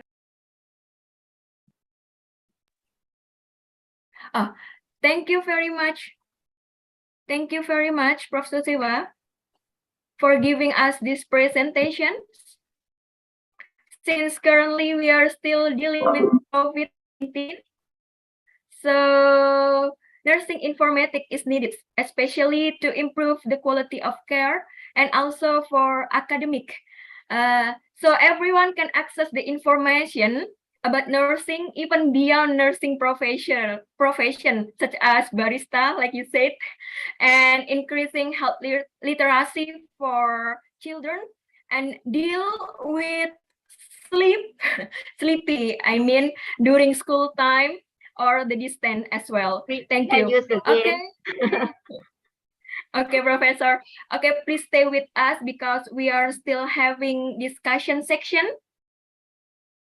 And Dr. Lin will lead us for this section, right? Okay. Okay, thank you, Achan. Yeah, we will start for our discussion, and I am pleased Professor Ralph and Ajahn Susiwa to join our discussion session. And then for the first session, we will open 3 questions first from all the participants. So we are pleased to welcome participants to ask the question, probably by raising the hand or writing the question on chat room. Okay, wait, we will see from the chat room. Yes, I think there are already have 3 questions for Professor Ralph and 1 question for Ajahn Susiwa. Maybe I have to read the question first for Professor Ralph. Is that okay? The first question is, somehow we did not realize that we already put the stigma in our behavior or action, even just showing how we look at them. So how to raise awareness of people in order to avoid that stigma, especially to women with HIV. That's for the first question, Professor Ralph. So how to raise awareness of people in order to avoid that stigma, especially to women with HIV. And then for the second, so do you want to directly answer one by one question? Sure, that would be fine. Okay. So okay, please. So thank you to Arti for asking that very important question. Stigma is a social phenomenon that's grounded in culture, and culture is a very rich opportunity. And as we are increasingly becoming a global community, as another one of the presenters talked about, our societies are becoming increasingly diverse and heterogeneous. And so as healthcare professionals, we have an opportunity to help raise awareness in our community around issues of stigma associated with HIV, with mental health, stigma related to poverty and other conditions. And so from a nursing perspective, it's very important that as we practice the ethical conduct of nursing, that we first do a self-assessment of our own values and beliefs and do our very best to treat each individual with the human dignity and respect that they're seeking and deserve. The literature says that particularly among newly diagnosed persons with HIV, that one of the most powerful interventions, when it's clinically appropriate and if it's culturally relevant, to use touch, just a simple placing of your hand on another person's hand, to recognize that and not put up an artificial barrier of gloves, portrays acceptance. And so I hope I've given Artie a little bit of a response to that very important question.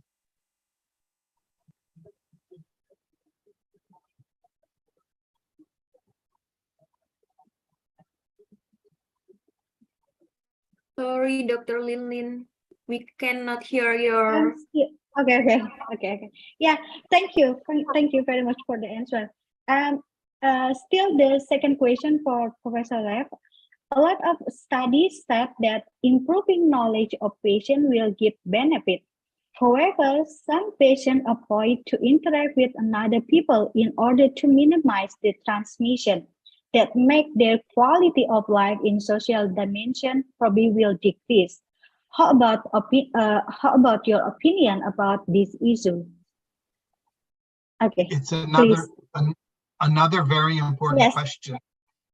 And the literature says that one of the processes that a person newly diagnosed with many chronic diseases, whether it's HIV or mental health or hepatitis or cancer, that part of that process of adapting to a new self-concept in some situations, particularly when an infectious disease is at play, is the process of social isolation.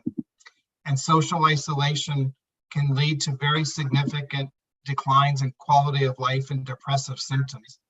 And so again, it's important to help from a nursing perspective to understand the role of the family, the community, the social network, and the social systems to help engage people in social processes to be able to continue with life prior to a clinical diagnosis of a chronic disease.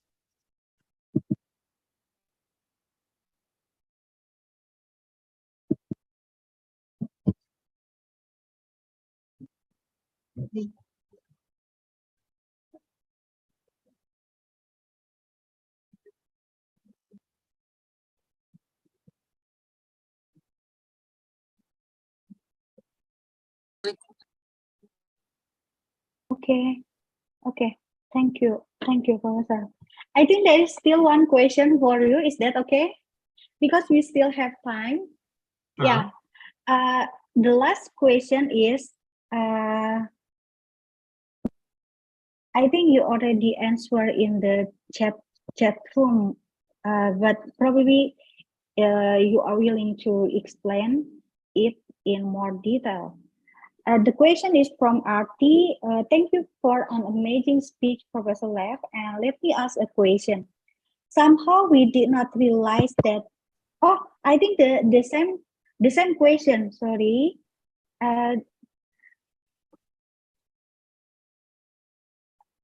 Oh yeah, we don't realize that we put the stigma in our behavior or action, even just showing how we look at them. So how to write the question? I think that's the same question, right? Mm-hmm. Oh, so it's only two questions for you. So thank you, Professor Lev. And thank you. We move to another speaker, Achan Susiwa. Hello. Hello. Yes. Can you hear me? Yes, can I hear you? Okay. I can hear so you. The question is, okay. So the question is, as an archipelago country, Indonesia has many islands, including remote area. The condition gives certain obstacles for us to evenly distribute our technology, including nursing informatics. So how is your insight about this issue and how to overcome it? I think maybe similar.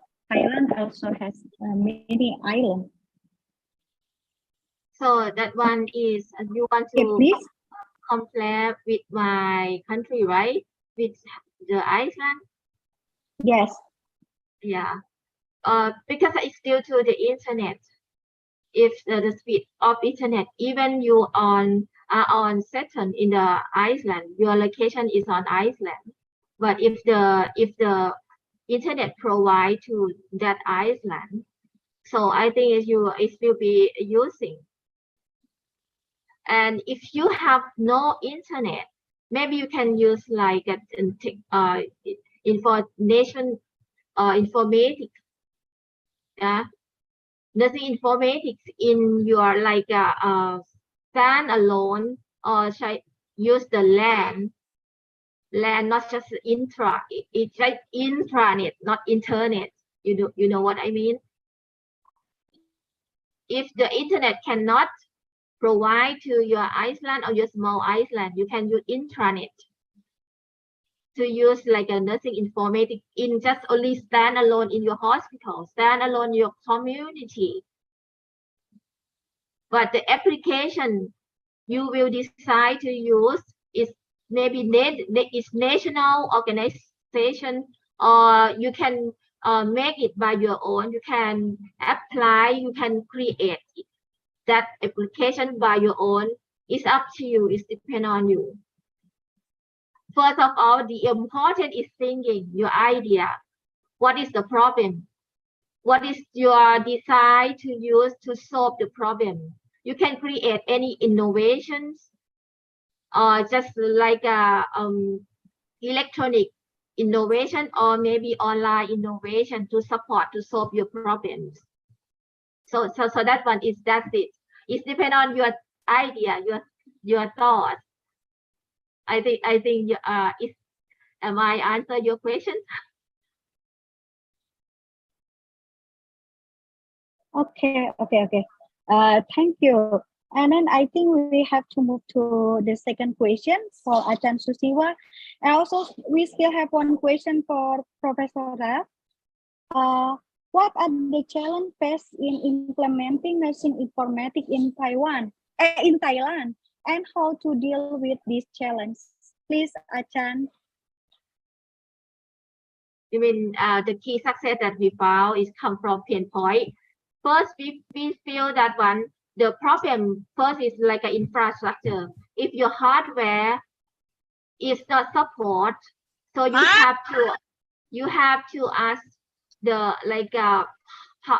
someone who get the power to give your budget, your funding to support infrastructure. The second one, from the people or user, you have to training them to use and how to use. For teacher, lecturer, that I found that our students get a lot of burden from a lot of homework, because when during COVID-19, every teacher give their assignment online, every topic give assignment, so they have to do a lot of assignment and no feedback from the lecturer, so they will get burden a lot. So that one, if we have to like a meeting with our board, our lecturer, with how many assignments that we can give our students. It's not too much. And also the teacher who give the assignment should be like a feedback in 24 hours to and enforce them, empower them to learn via online. And also when we found the student not have like a active, like in our classroom online, they did not respond anything. We have to decide, like if you agree, you push the one button. If you not agree, say two. If you agree, like please type 1, type 2 in the like a chat bot. So we say they are be like stay with us while we talking, while we speaking. So just well every 10 minutes, every 15 minutes, I know after listen to like an online class, they will feel bored. So we will decide one quiz, one question, or maybe some action they need to do. They need to respond via online class. We will see if someone lost, did not respond anything. We will clearly understand where they go, and when we check the name or call the name, so in 10 seconds they will show up and answer. So that one is our technique that we use while using the like online problem.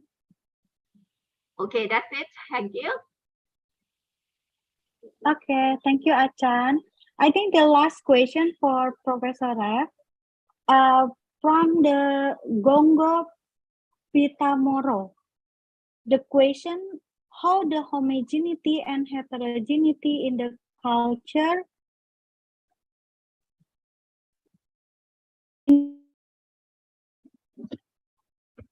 in your search and in your research influence the stigma?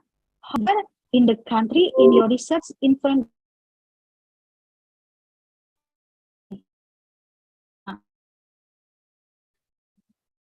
Thank you for the question about how heterogeneity and homogeneity of a culture impacts stigma. And the question is very, very relevant. And that's why, as we've done the development of those stigma-based ethnodramas, there is a considerable amount of preliminary qualitative work to understand the context of stigma specific to women with HIV in the different countries.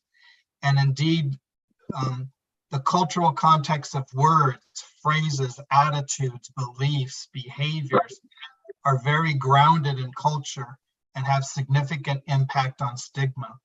And so the individual who asked the question, I think, has a deep appreciation for the understanding that as societies are becoming increasingly more diverse, and both from a citizenship perspective, but religion, culture, language, beliefs that need to be considered not only in our research, but also our individual care and in the impact that it has on the SDGs and the use of technology. So, thank you.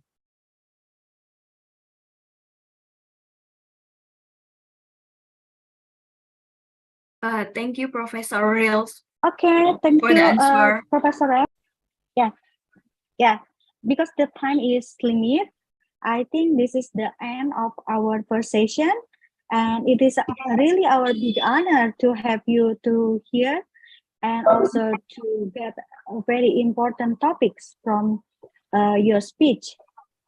And then we will have provide some certificate for you that will deliver by the chairman of Indonesian Nation Nurse Foundation. So please welcome Mr. Haji Oman Patur Rahman to deliver certificate to the two distinguished speakers from the United States and from the Thailand.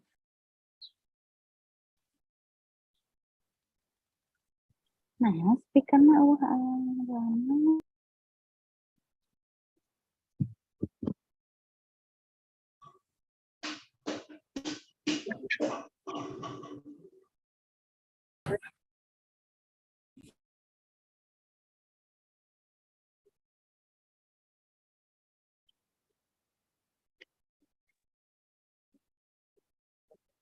So the certificate will deliver by Mr. Ohman to Professor Raf and Achan Susiwa. Okay, thank you very much for joining our event. It is really our honor to have you, Professor Raf, and to have you, Achan Susiwa. And then it is a great time for our event. Thank you very much for your contribution, and we hope to have a collaboration and meet you again in the next year event. Thank you so much. Yeah. Sorry, Dr. Bye. Lin. We will take picture first. Dr. Oh yeah, Lin. yeah. Sorry. Please Yes. Yeah, stay yeah. with us first. Okay. Okay. Please, maybe some committee could help us to take a picture.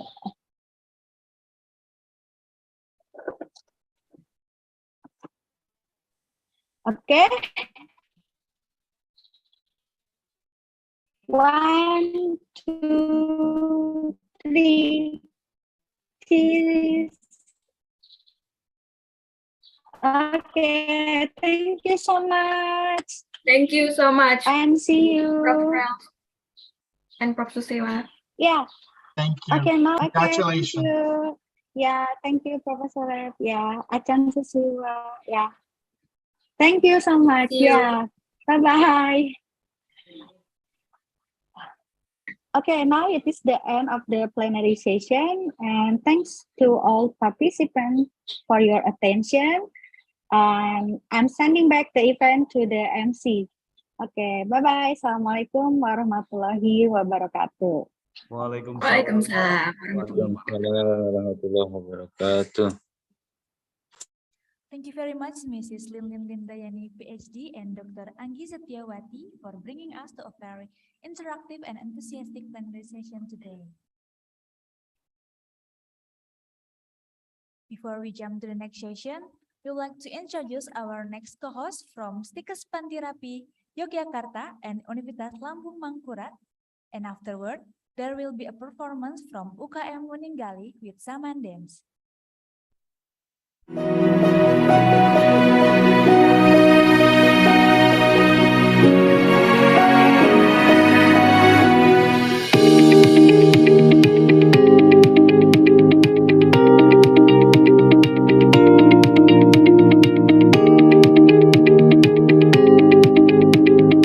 Sekolah Tinggi Ilmu Kesehatan Pantirapi Yogyakarta telah terakreditasi dengan strata B. Pengalaman panjang dalam menyelenggarakan pendidikan keperawatan sejak tahun 1939 telah membuktikan STIkep Pantirapi mampu mengantar para lulusan untuk berkarya dan turut menggarami dunia. STIkep Pantirapi memiliki visi dan misi yang visioner. Visi STIkep Pantirapi adalah pada tahun 2041 menjadi lembaga tinggi pendidikan kesehatan dengan tata kelola berstandar internasional untuk menghasilkan tenaga kesehatan yang unggul, humanis, berjiwa mengabdi pada kehidupan, sesuai moral Kristiani dan berdaya saing internasional. Sedangkan misi STIkep Pantirapi pada prinsipnya adalah memberikan kontribusi di dalam pengembangan ilmu pengetahuan melalui pendidikan, penelitian, dan pengabdian kepada masyarakat yang humanis, holistik, terbuka untuk lapisan masyarakat, dijiwai nilai-nilai Kristiani dengan spiritualitas Kongregasi Suster-Suster Cinta Kasih Santo Carolus Borromeus. Dan di dalam proses pendidikannya, STIkep Pantirapi selalu menekankan pada pendidikan karakter, yaitu dengan pendidikan ICAP.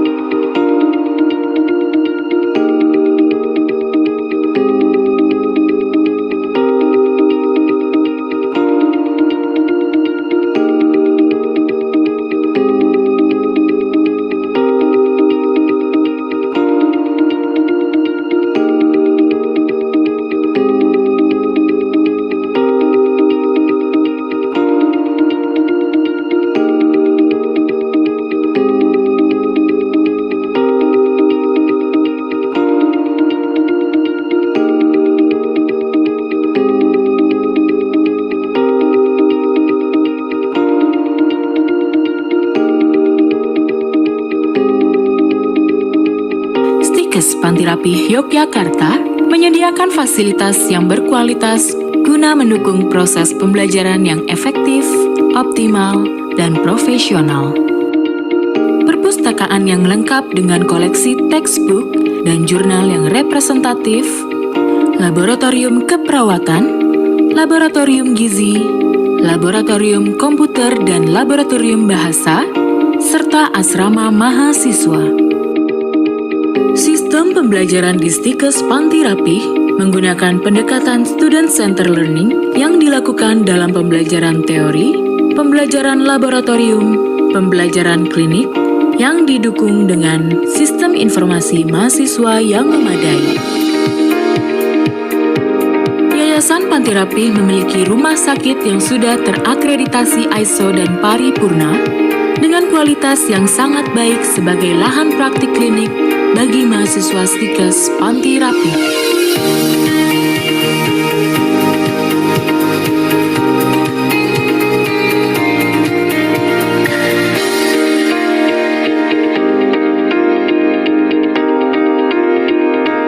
Mari bergabung dan berproses bersama STIkep Pantirapi Yogyakarta. Yogyakarta.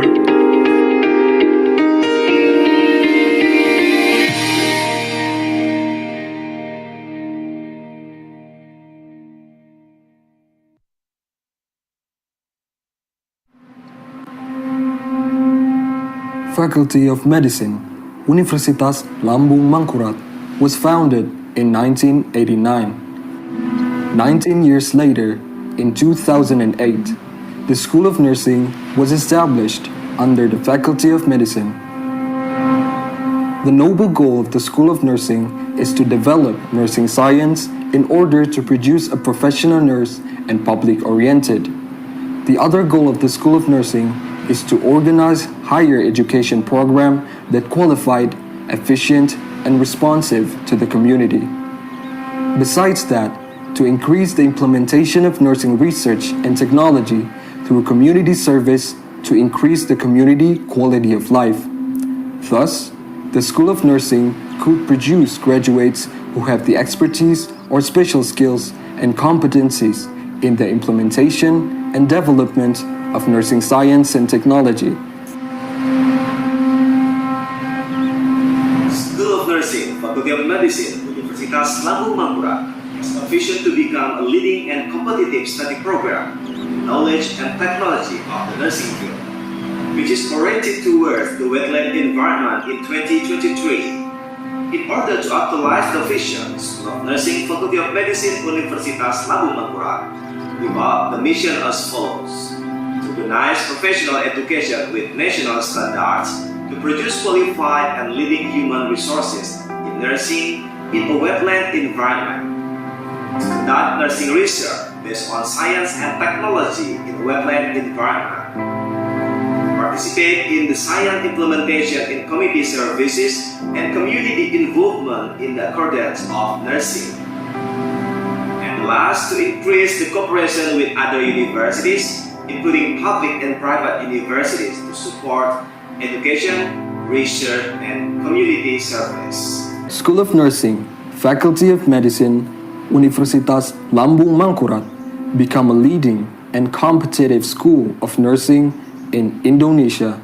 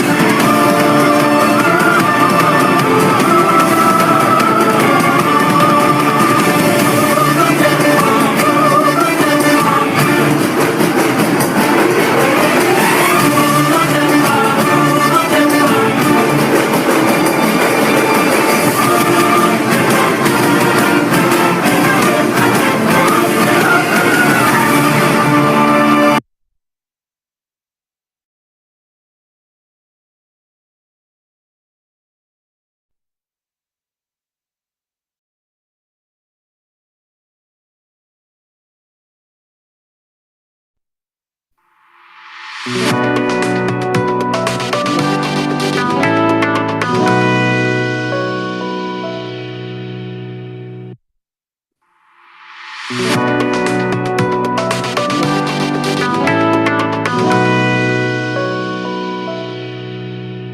and gentlemen, we move to the second plenary session. In this session, we will have two moderators, Mr. Tara Dirgantara and moderator from STIkep PPNI Jawa Barat, Mrs. Astri Mutiar, MSN.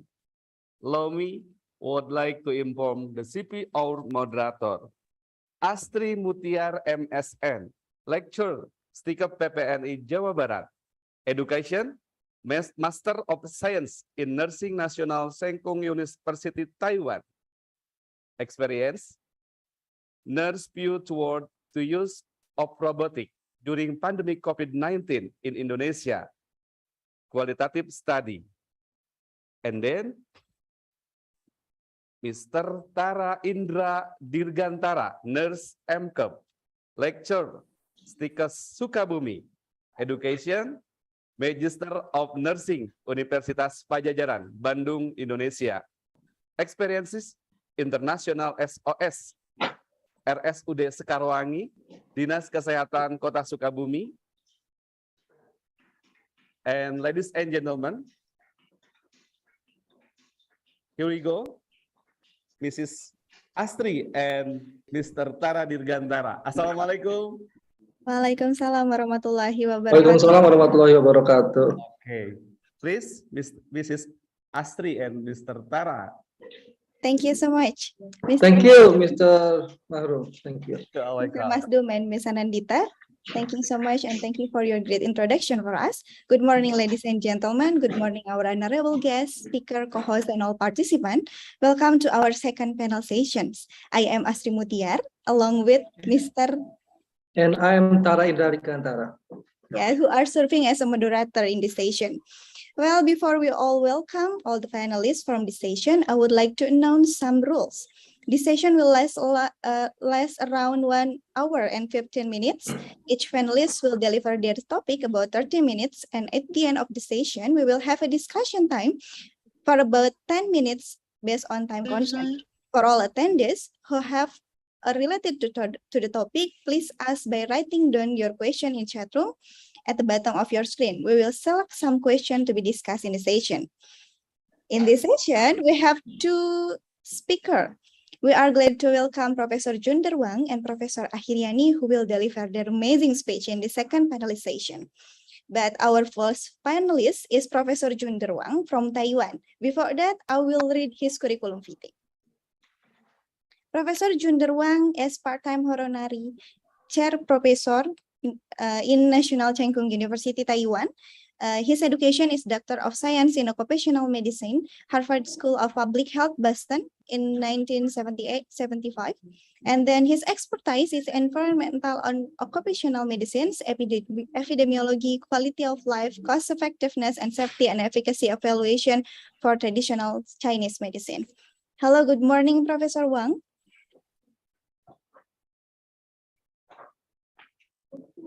Can you hear me? Professor, maybe your voice is not out.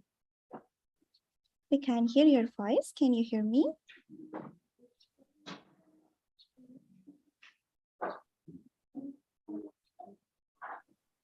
Okay, it's such a pleasure to us for having you, Professor, in this event.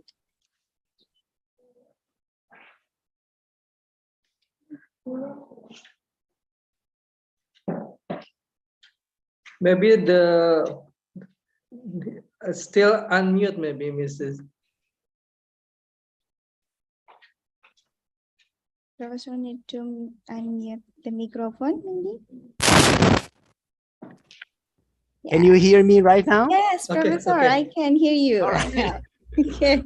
Good morning, Professor Wang. Yes. Yeah. Good morning, both chairpersons and all the audience.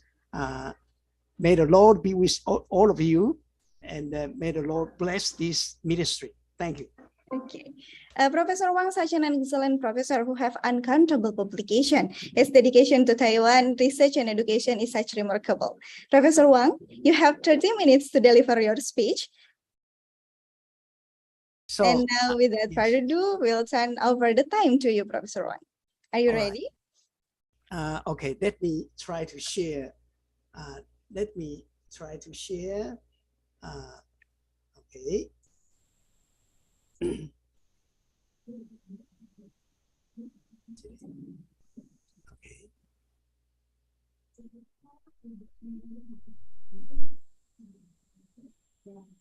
So can you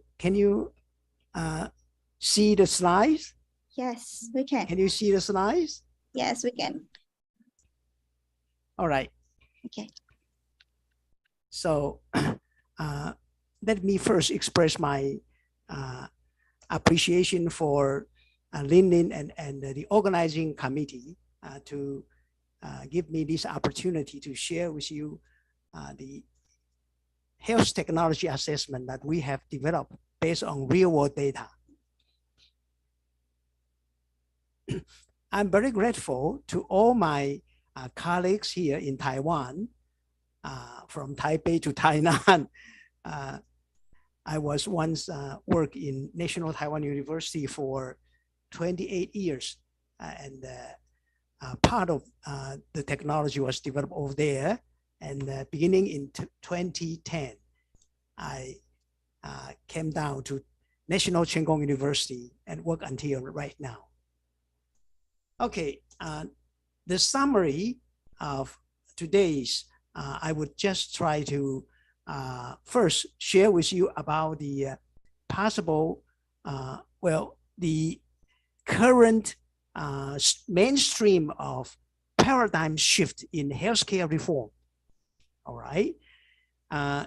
In most countries, including the EU countries and the United States, at the present time, most of the reimbursement system is pay by volume. Okay, it's not directly connected with the effectiveness or pay by value. So I'm going to share with you about this. And after that, I'm going to share with you about the method that we developed that is going to be used for generalized cost effectiveness analysis. And it can also be used for incremental cost effectiveness ratio. All right. And how can we do it? In fact, we collect cohorts from our national data, big data, and estimate the lifetime survival and then multiply with the second function. When the second function is reimbursement cost, then we can obtain the lifetime cost for a particular disease. If the second function is quality of life, we can obtain quality adjusted life expectancy for a particular disease, etc., etc. And I'm going to share with you some of the our results, including prevention. I understand that in many countries, even in the United States, they have Medicare for age over 65 as a universal coverage. Okay, all right. And almost all universal coverage system of healthcare services must confront with increasing financial challenges all the time. And nowadays, people are talking about we must try to apply health technology assessment to tackle such kind of difficulty. And probably all of you are aware, a typical clinical guideline is usually based on systematic review and meta-analysis of many randomized controlled trials. All right, but that are usually very expensive. Nowadays, when we have accumulated our big data, we can using real-world data to come up with cost effectiveness. Just what I'm going to show with you, and this has been recommended nowadays by the United States FDA and many other EU countries, more other OECD countries. Why we must try to put emphasis on health technology assessment is because given the United States as an example, in 1960, all the healthcare expenditure of United States, approximately 6%, approximately 5%, 1960, okay, 5% of GDP paid for national healthcare expenditure. But 2 years ago, 2020, all right, Americans in the United States, they spend about $1 out of every $5. $1 out of every 5 spent for healthcare expenditure. It's growing very fast. So in other words, almost every country confront with the financial challenge of increasing healthcare cost. This is from Taiwan, but this is new Taiwan data, all right? You can see that for cancer in 1999, approximately 16.2 billion new Taiwan dollar. Right now is 97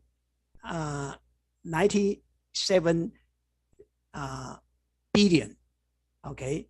For end-stage renal disease under hemodialysis, okay, also increased very lot and also psychiatric disease, autoimmune disease, etc. Why? It's because aging of the population. Okay, this happens to every country, almost around the world. Number 2 is new technology, new medical technology would certainly improve the survival of all patients, and incidence rate, although incidence rate may be the same, but the prevalence rate, if these people can survive 2 times previous survive, the life expectancy increase from, let's say, from 10 to 20, then the prevalence rate will be double. And we have estimated Taiwan actually in 2030, our most of our chronic disease will be double. And this will create demand of healthcare, financial burden, and lower down productivity loss. So I think this has raised a lot of questions and raised a lot of awareness. And a Harvard professor called Michael Porter proposed that all the competition of healthcare services, I believe, including nursing care, must shift from pay by volume to pay by value. What is value? Value is outcome per dollar spent in providing care services, and outcomes not only survival but also quality of life and the functional impairment. And so, today I'm going to share with you how we come up with all this. And this is National Academy of Medicine. The United States, they have a brain organization, okay, of the United States. They call National Academy of Science, Engineering, and Medicine. And in 2017, they accumulate about 100 scholars trying to raise the concern, trying to call attention for the whole country that they must change from pay for volume to pay for value. All right, empower people, activate communities, and connect care, and all these are very important. And another similar calling from the UK, okay, the Council of Science and Technology, they provide an open letter to the Prime Minister, okay, in last year, talking about harnessing technology for long-term sustainability of the UK's healthcare system. I believe that most of you, probably all of you are quite aware, the UK system is quite cost-saving usually, all right? And they'll have priority, priority one is trying to have health promotion and based on evidence. Priority two is to develop pathway that can connect prevention, treatment, and long-term care and care for better outcome with minimal cost. And for cost effectiveness in health and medicine, in 1996, the United States Public Health Service, they have published the first edition, and they call upon cost per quality. What is a quality? Is quality adjusted life year. A person quite in perfect health live for 1 year is called a quality. All right. After 20 years, they found that in the health technology assessment or cost effectiveness evaluation, one must also pay attention to societal perspective. Okay. So in the past, people are only concerned about healthcare, and in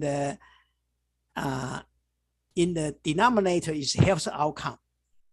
People would love to live longer survival, better quality of life, and we must pay attention to stop transmission.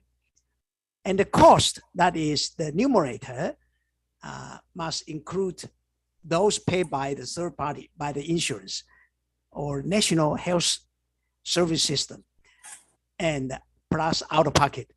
And especially they call upon future cost. That is, one must try to estimate all these cost effectiveness from lifetime horizon. All right. And from societal perspective, one must also pay attention to patient time cost, transportation cost, and productivity cost when people develop disease, and also long-term care services. All right, these are from societal perspective. And also we must pay attention to lifetime horizon. So I was moving from simple epidemiologists who are only concerned about incidence rate, likelihood of event, incidence rate, and their risk factors, trying to quantify outcome, that is consequence of the disease, including survival, quality of life, functional disability, and the cost. All right. And in the future, currently we are trying to estimate the productivity lost. We submit a paper, but not yet published. All right. And so real world evidence is something that's worthwhile for people to pay attention. It's a International Society for Health Economics and Outcome Research, value assessment. All right. From what I'm going to introduce after this, well, in the following, let me tell you, if your country has a national life table, I understand you have, okay, in Indonesia. And if you can accumulate a cohort with disease XI follow for 5 to 10 years, then you link the two together. You can estimate the life expectancy for this particular disease. And if you are able to quantify quality of life or cost, clinical cost, then you can estimate the quality adjusted life expectancy. Okay. What is a quality? What is a quality of adjusted life year? In 1970, an operational research scientist and a nephrologist, they joined together. They found that on the x-axis, you see that the duration of survival, okay? And this one is the quality of life. Optimal health is 1.0. So a patient with chronic kidney disease, not under excellent care, maybe they live shorter with poor quality of life. If under excellent care intervention, they live longer with better quality of life. And the area between the two is measured in quality. Now, when we have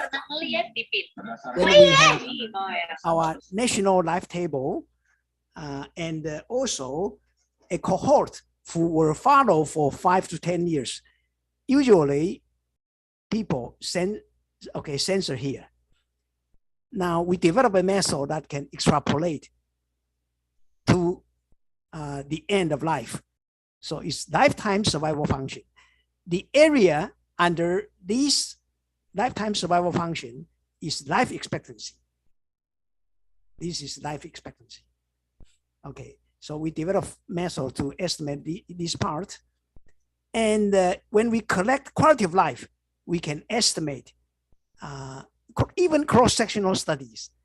We can estimate by kernel smoothing method. This is quality of life. This is survival. When we multiply the two, it would be a quality adjusted survival. And the area under this curve is quality adjusted life expectancy. Let me give you an example. Okay, this is kernel smoothing.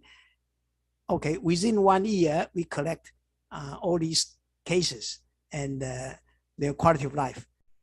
They were correspond to the quality of life 0 to 1. And then this is the kernel smoothing. So we have lifetime quality of life change. And then this multiplied with the survival would be quality adjusted life expectancy. And let me, if you have national reimbursement data, okay, this is national reimbursement data okay, every month, monthly cost, then we can also apply kernel smoothing, but this is longitudinal data. And then we can obtain the average, multiply with survival probability at each time point. All right. And then we sum up throughout life will be lifetime cost for this particular disease. If you are familiar with the life table, you can see that we hope to obtain lifetime survival. Okay, from beginning follow-up, its survival probability, survival rate is 1. And then we slowly, survival rate is coming down as the time passes by. We multiply with the quality of life and then sum up. This will be quality adjusted life expectancy. If the second function here, quality of life, change to cost, then you multiply here and sum up, plus adjustment for annual discount rate.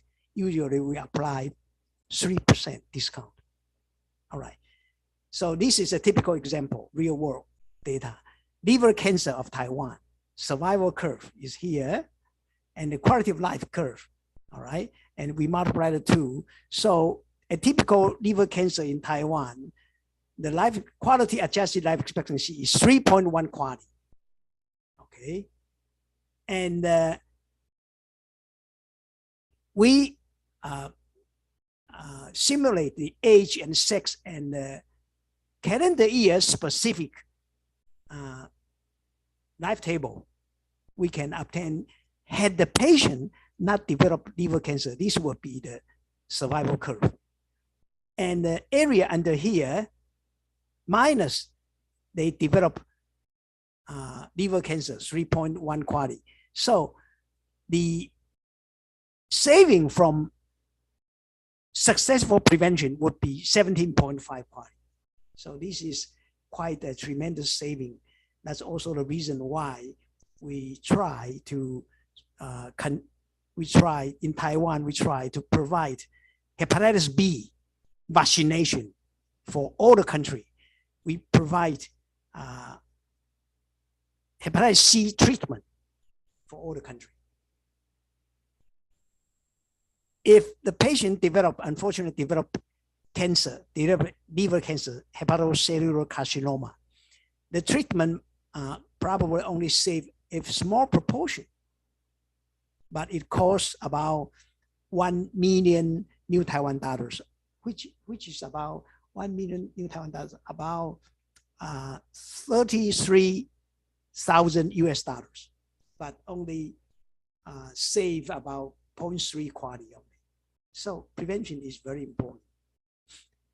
I try to use an animation picture to show you how we calculate, how we estimate. This is the survival curve, okay?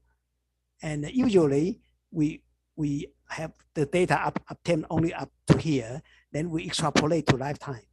And this would be the life expectancy of this particular disease, let's say liver cancer. And these are the quality of life along with time. This will be using kernel smoothing. We will be able to estimate the lifetime survival quality of life, and then multiply the two together is quality adjusted life expectancy.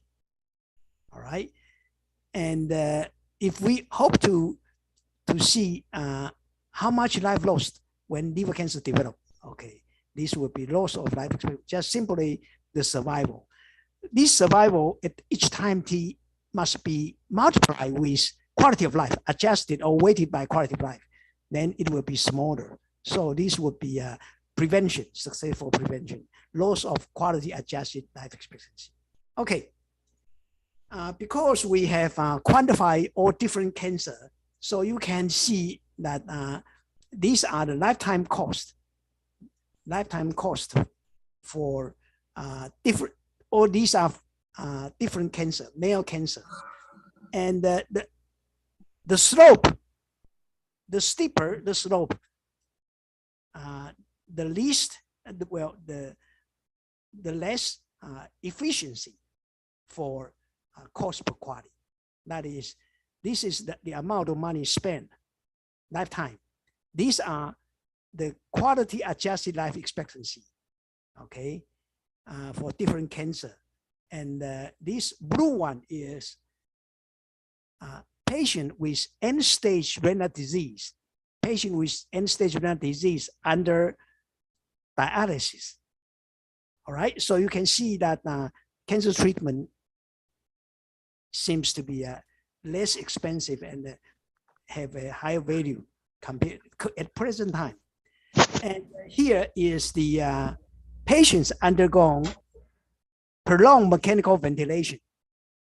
If I'm going to share with you about what is prolonged. When patients at their end of life, some families would like to ask the medical care professional to perform endotracheal intubation and then perform respirator to keep ventilation, so that the patient can have some opportunity to see some of his relatives or her relatives. Okay, but this is very expensive, and it costs a lot of money to my country. In fact, that more than 10 years ago, it was about 17 billion new Taiwan dollars, approximately. I would say that 3,000 let me see, well, actually, it's about it's quite a lot of money. 1 billion new Taiwan dollar. Okay. Oh, okay. And then this is women. This is female cancer.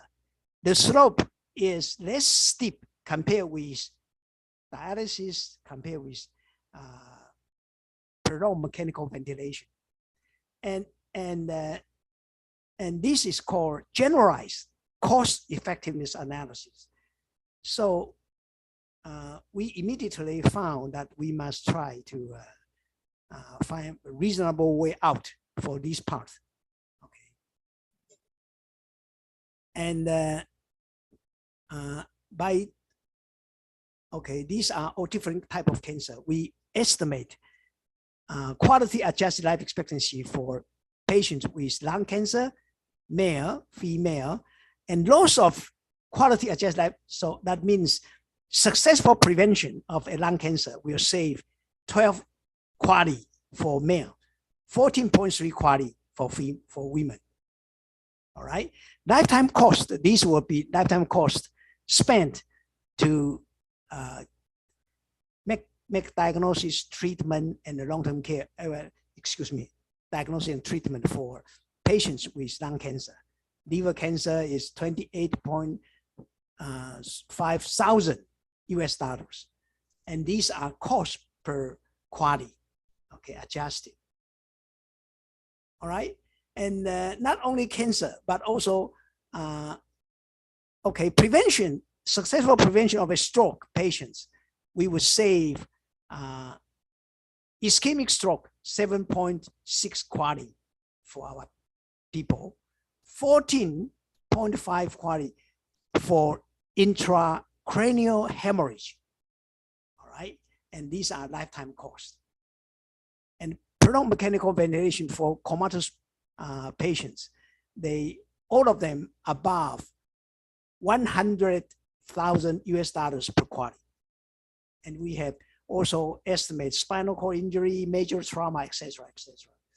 So based on this estimation, we are able to improve the investment of prevention and also trying to lower down the disagreement in the allocation of healthcare resources.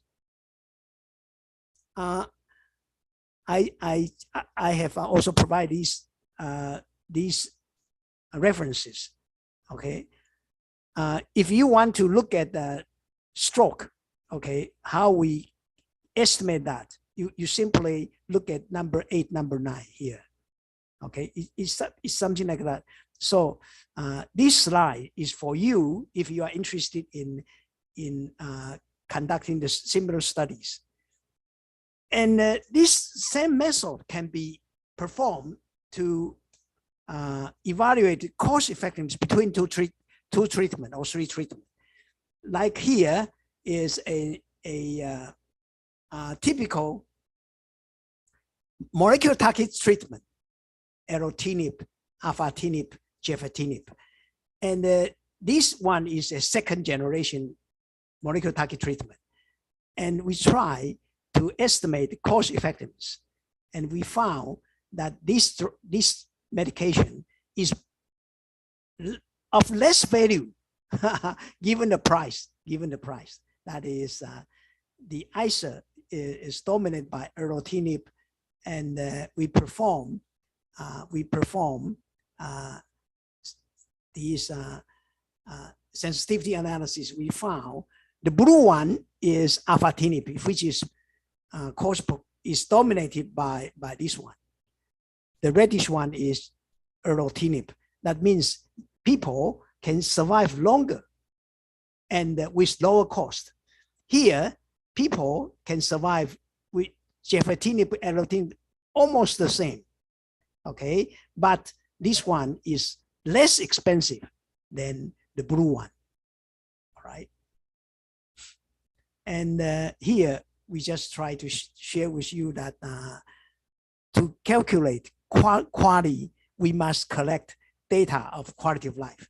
And I encourage all of you, especially nowadays, for a long time, nurses are the main people, the major workforce that collect quality of life. But nowadays, we must pay attention to that. These are the number of articles published in PubMed, okay, for quality of life and for evidence-based medicine. You can see that in 1989, I began to notice this. At that time, only about 700 articles. Last year is over 51,000 articles, you can see. And these are, we have regular collection of our patients with cancer, all right? Now, let me share with you an empirical example, okay? People receiving prolonged mechanical ventilation are people who stay in the ICU, acute respiratory failure in the ICU intensive care unit for more than 3 weeks. Then they are defined as prolonged mechanical ventilation.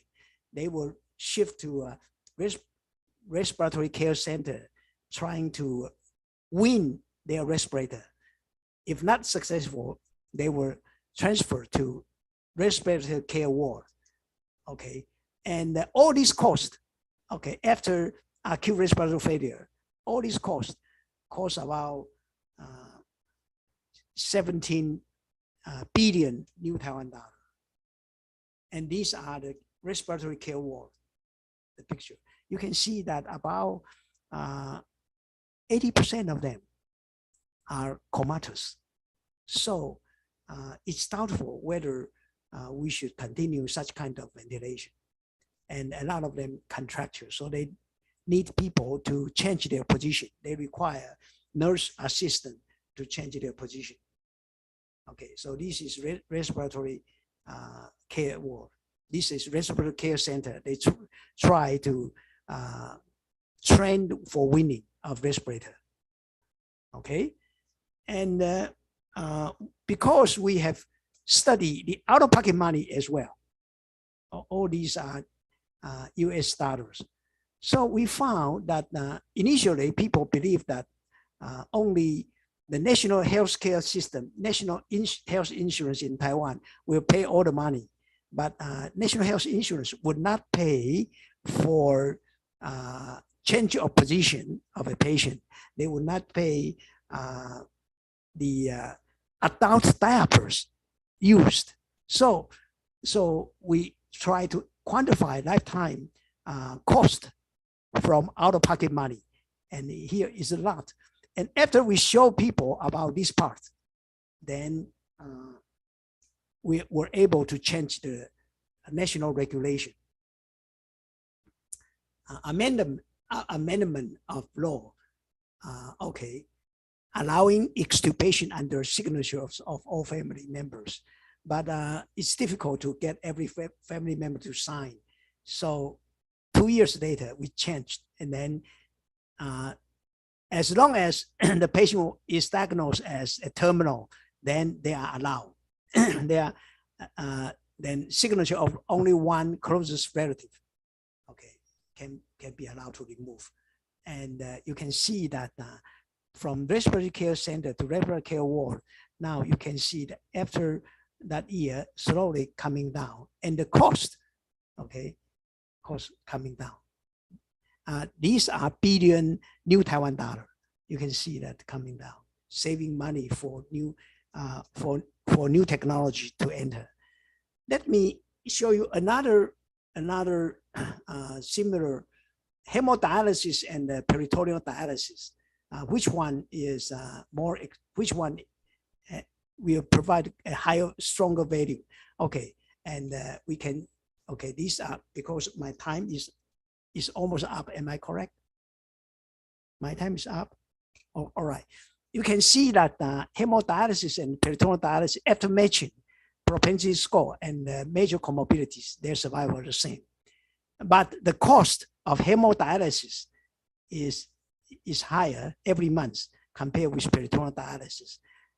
Okay, and so we found one quality, okay, cost per quality for hemodialysis is $3,000 US more than peritoneal dialysis.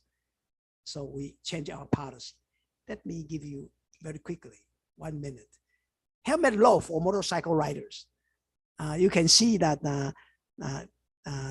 occasionally people are still not yet wearing, but nowadays we have about 97% wearing. Okay. Now we first estimate the incidence rate of head injury, and then we found that wearing full face helmet would reduce to about one third. Okay, this would reduce a little bit.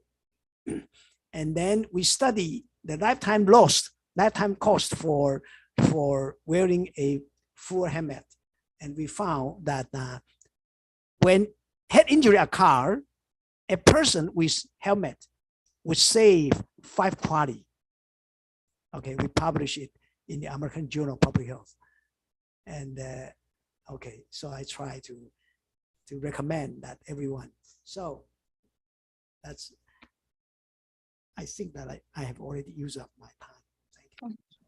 Thank you so much, Professor Wang.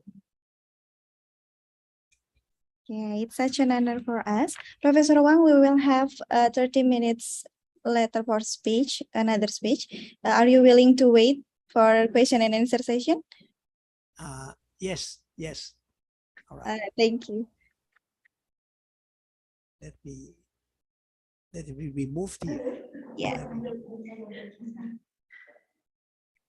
Okay. Thank you. Thank you so much, Professor Wang. For the second panelist, Mr. Tara Dirgantara will lead the session. Okay, thank you, Mrs. Astrid.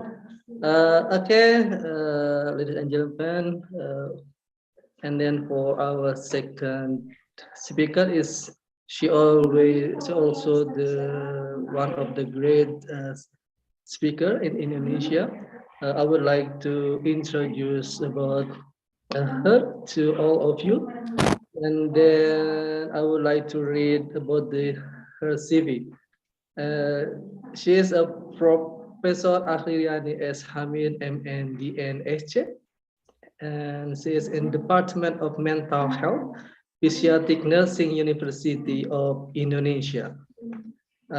She is head of the board of professor of the Faculty of Nursing, University of Indonesia. DNSG, Doctor of Nursing Science, Catholic University of America, Washington DC, USA. And then she also graduated in 1993 for MN, Master of Nursing in University of the Philippines, graduated in 1983. She also has served as the president of PPNI and from 2000 until 2010. And then she is head of the Indonesian nursing. And also she is a collegium council, head of the Mental Nursing College, head of the IVCN atau Association of Mental Health Nurses.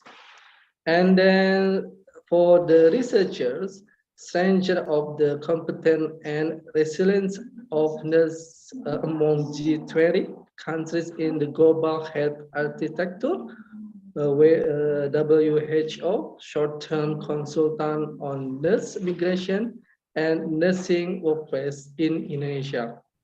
Nursing situation in Southeast Asia countries and in New Delhi, and then curriculum development in Bangladesh.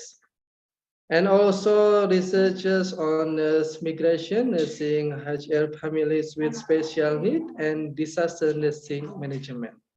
And then the visiting professor for the teaching and conducting disaster nursing research at the University of Hague and its collaborative university under the SAME, the Scheme of Academic Mobility and Exchange. That's all about the Professor Akhriani CV, and then she also will deliver the topic about the strategic direction for nursing and the sustainable development goal, integration to improve quality of care. Okay, Prof. Akhriani, are you here? Assalamualaikum, Prof. Waalaikumsalam warahmatullahi wabarakatuh. Selamat siang buat semuanya. Good afternoon. Okay, Participants, good afternoon. Professor Wang, it's been nice to hear from you about the research that you have done. Okay, Prof. You will deliver about the topic about 30 minutes, Prof? Yes, Okay. yes, And please. then allow me to... I will be the one to share the screen, okay? Okay, then. I will remembering you if the 5 minutes before the end of the topic, okay? Prof. Yes, please, that will be great. Okay, maybe it's your time, Prof. Thank you. Yes, thank you. Thank you, Mr. Tara Dirgantara. It's been good that you have introduced me as if that I'm going to apply for a job. I made it so short already, but it's still long, you know, when you read Yeah, it I know. together. Oh, yes. Anyway, thank you so much. Okay, pleasure. Well, it is my honor. I'm very honored to be invited to share with you about the strategic direction for nursing and the sustainable development goals, integration to improve quality of care. And I'm using most of my slides is a document of WHO, document of IVCN, and some articles, the newest article, particularly on the impact of COVID-19 and how it affected nursing and health, and also affected the globally.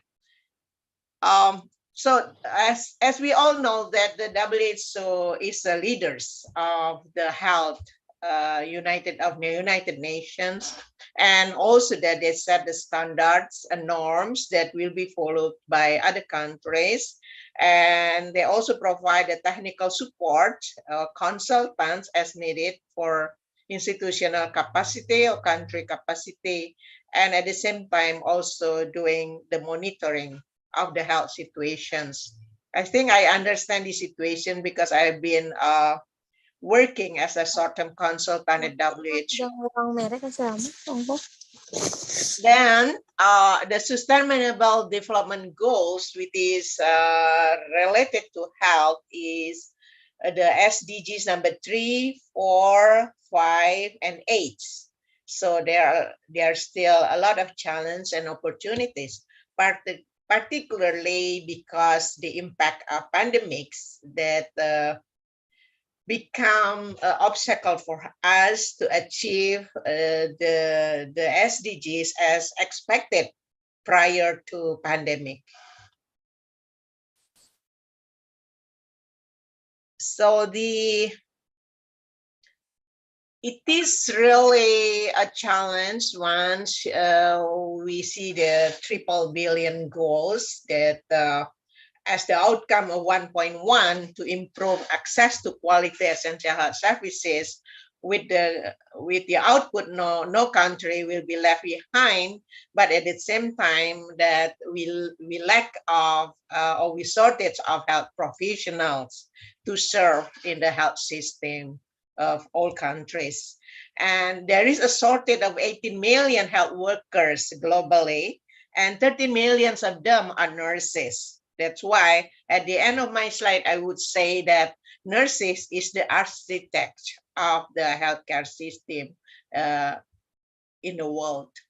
So the 1 billion more people benefiting from universal health coverage, 1 billion more people enjoying better care. It is expected also that 1 billion more people better protected from different kind of challenges of problem. and including the cancer has been presented by Professor Wang.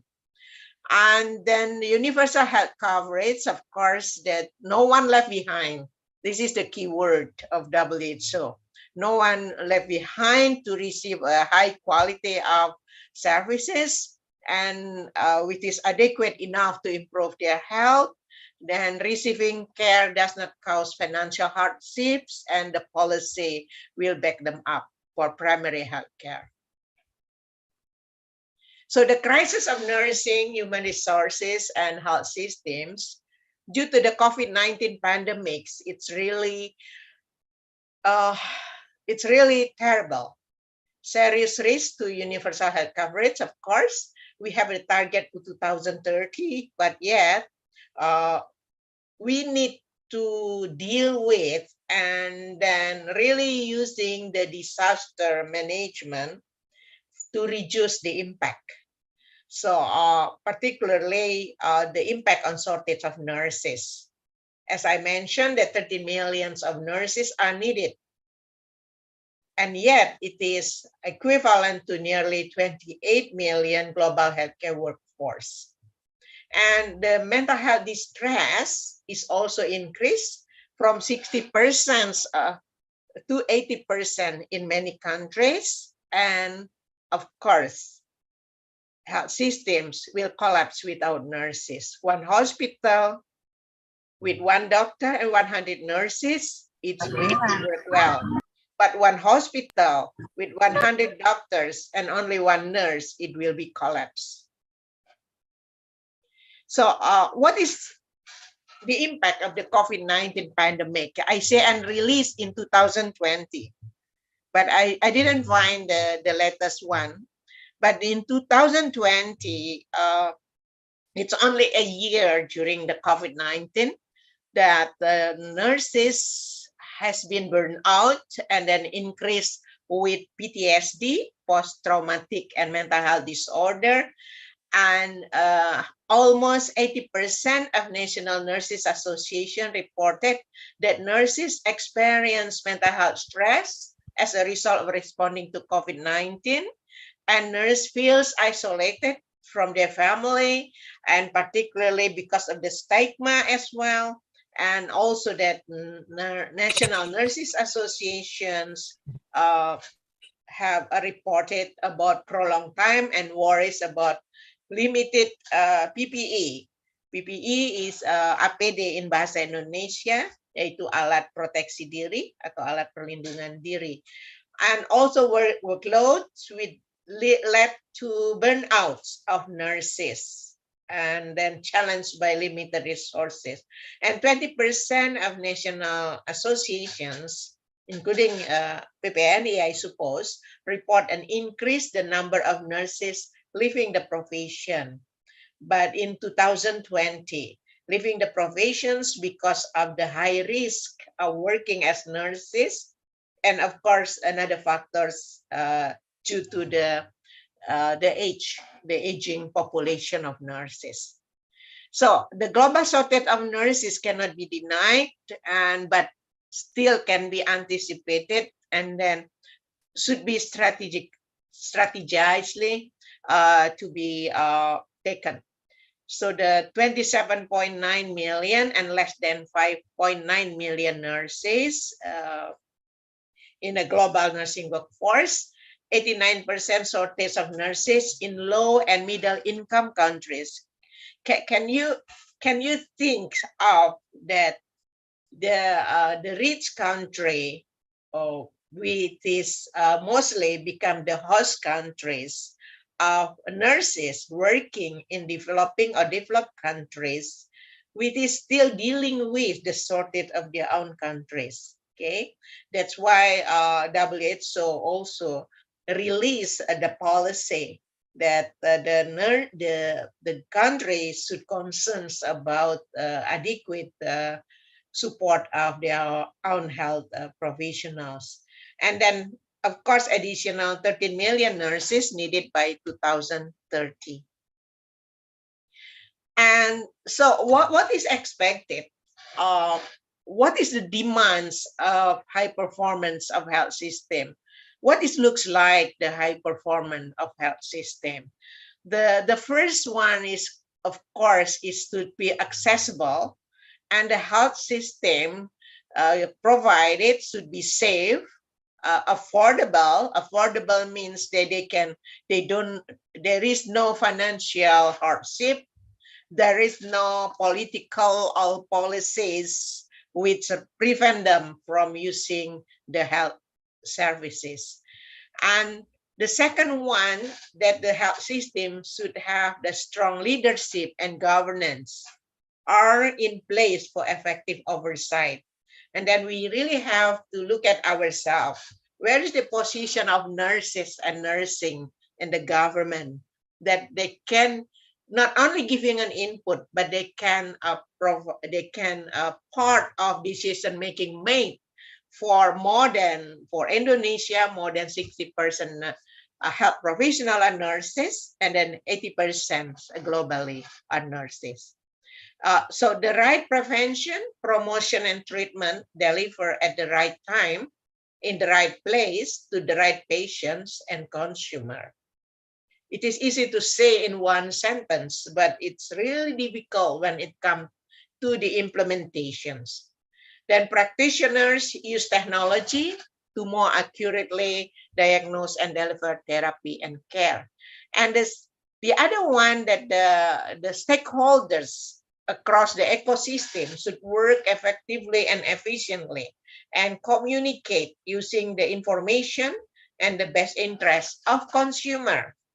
So even it is stated that there should be a political decision making made by the parliament, by the government, when there is a lack of sources or have limited of sources in the country, and the decision making made should be on behalf of the vulnerable group or the one who has been marginalized.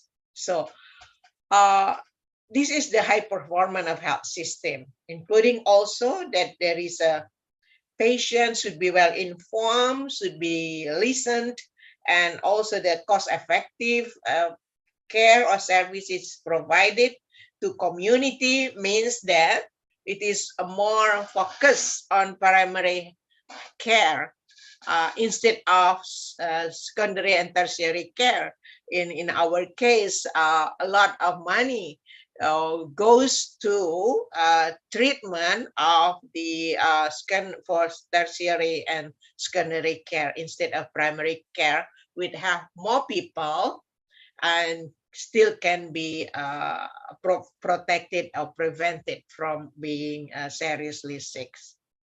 So it means that the health system must change and adapt to meet the challenge, including challenge of shortage of nurses available in the world. So for sure that we have to ensure the high performance of the health systems. What does it mean? It means that there should not be financial hardship, no difficulty of accessing or affording the quality health services, and then the service with the cost effective and overcome the problem of lack professional health workers, and also ensure that nurses are central to the design of health system that focuses on public health, prevention and promotion effort, and primary care, as I have mentioned before. So it's mean that the world should be changed, and WHO give us the stages, the steps.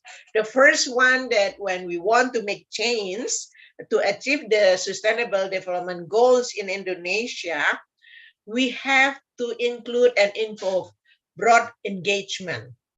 The government, the NGOs, the professional association, even the people for community watch particularly. And then we have to collect data using a scientific method. Then the data, we can use it for developing the policy brief, and the policy brief for dialogue. And the dialogue will come out with the wise decision making, and the decision making can be an investment. So we don't need to focus on the 17th. We only focus to health, which is relevant to health. SDGs number 3 is good health and well-being. Number 4, the quality educations, and number 5, the gender equality, and number 5, a decent work and economic growth. Because health, no money, no health, no facilities, no health, and no health without mental health as well. So what is WHO has done? The WHO has developed the strategic direction for nursing and midwifery for 2021 and 2025. And there are 4 modes on that. Is the educations, jobs, leaderships, and service delivery.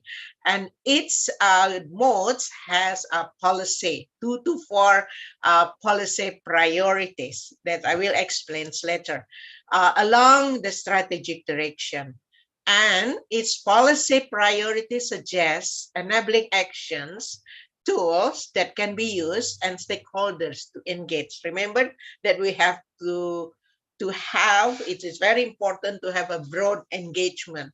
Let all the people, let all the stakeholders feel this problem belongs to us, belongs to them. And then the problem solving is also our responsibility to deal with them, to deal with it together. And also it is important, it is stated also the monitoring framework based on the data dialogue decision-making process for taking action and the priorities. So what is it actually?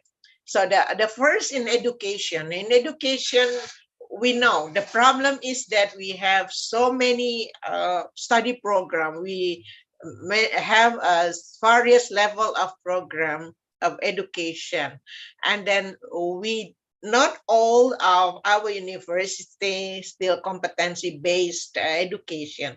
There are still some, and then it will come out with the graduates, the number and the quality of graduates still questionable with limited data reported. So what would be the strategic directions that the nurse graduates is expected as the outcome of higher education system should match and surpass the health system demand and have the requisite knowledge, competencies, and attitude to meet national health priorities. So we really have to have reflection on our national education system. So what are the policy priority? Align the levels of nursing and midwifery education with optimized roles, and then also that optimize the domestic production and design education program with competency-based programs and curriculum. And then also that we have to ensure our faculty members are well prepared with the competency required to use the method and technologies. And the second one is job. Job is something to do with the shortage of nurses.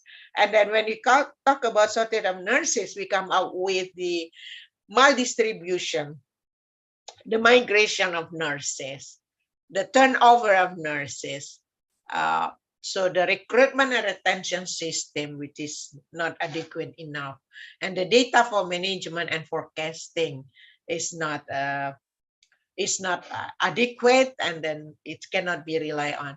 So the strategic direction would be to increase the availability of health workers by sustainability, creating nursing and midwifery jobs that and this effectively recruiting and retaining nurses.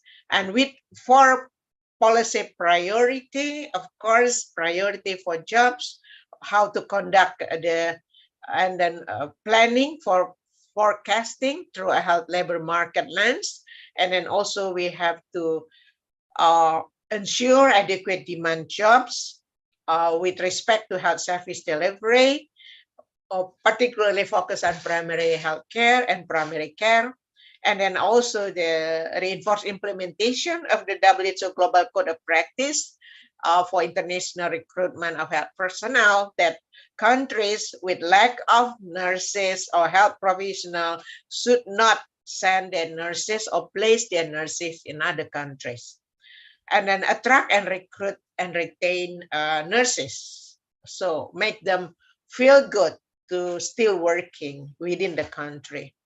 So in leadership as well, gender bias, and then how to, the problem is that we have a lack of government chief nursing officer. We used to have until 2015 Directorate of Nursing Service, but now we don't have it anymore. So we have no position, not only because we don't have that, but it is also because a lot of things that needs to be prepared for nurses to have leadership skills and in high position to lobby, to influence the policies. So there are two policy priorities for that, is that how to strengthen the senior leadership position for nursing workforce in governance and management, and then also how to invest, how to train the leadership skill for nurses. And then for service delivery, how to be effective for delivery of care, and then scope of practice, restriction, regulation, which is out of date.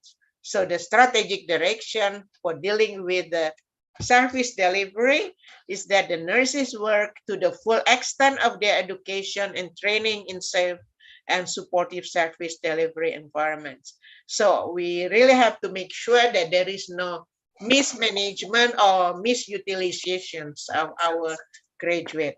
And then with two policies, of course, review and strengthen professional regulatory system, which become supportive to the change, what is expected, and the adaptation to workplaces.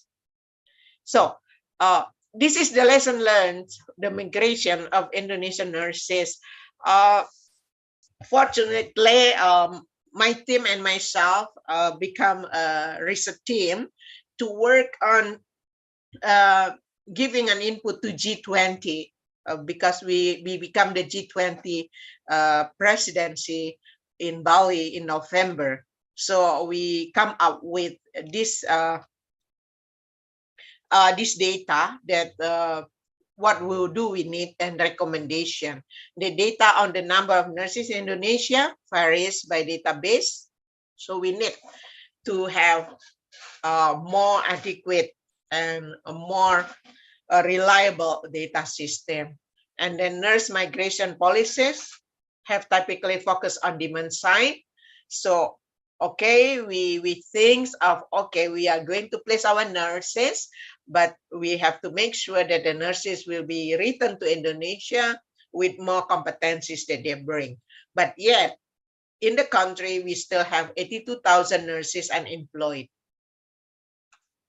And existing policies do not support government-to-government cooperation, and many Indonesian nurses working abroad return to Indonesia with significant valuable experience, but we don't have the data for returnees or for the nurse returnees.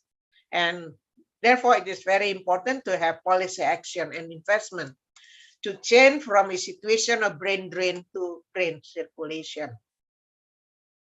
So we chose one strategic direction is in the jobs. Modus of jobs is something to do with the mobility of nurses. Okay. And then the strategic direction would be increase the availability of health workers by sustainably creating nursing jobs, effectively recruiting and retaining nurses. In bahasa Indonesia, we would say kita harus bikin perawat Indonesia betah bekerja di Indonesia sehingga tidak merasa perlu untuk pergi keluar. Okay, so how to retain our nurses.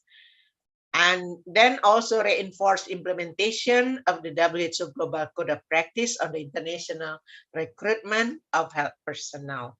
So we use this WHO. I think Indonesia really needs to use this, and it also has been used to discuss in our doctoral program for the course on development of health policy and nursing policy. The importance of having broad engagement and then accurate data, having a political dialogue, policy dialogue, and then make decision and then investment. And then this is all the stages or steps that we need to make. So I believe and I hope other nurses also believe, and the Nurses Association also believe, that nurses must be architects of future healthcare systems. From the data that I have shared with you, from the problem can be impacted by the situation of nurses workforce. This is only nurses workforce, nursing workforce. It is, I'm not mentioned so much about the facilities and other things. So if we save nurses, it means that we save people. Thank you. So I return to the moderator. Pak Tara, silakan Pak.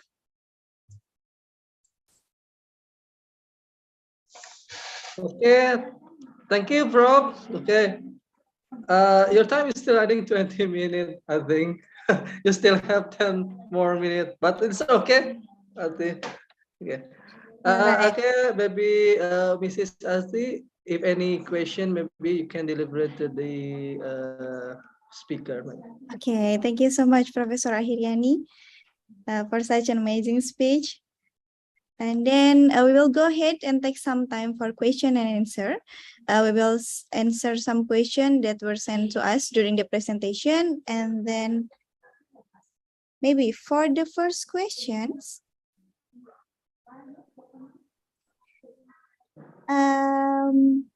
from Muhammad Anzes is for Professor Wang. Professor Wang, I've heard that in the technology assessment, there is something called RWD, real world data, and RWE, real world evidence. I don't understand. What is meant by RWD and RWE? Then what is the role of RWD and RWE in health technology assessment? All right. Thank you for the question. If I try to rephrase the question, I think the question is asking the connection between RWD and RWE, right? That is how real world data can come up with real world evidence. All right. And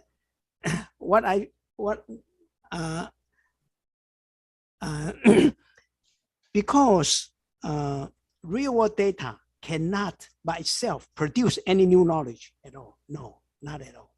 So every healthcare professionals who is going to analyze the real world data must have the objective or the questions in mind.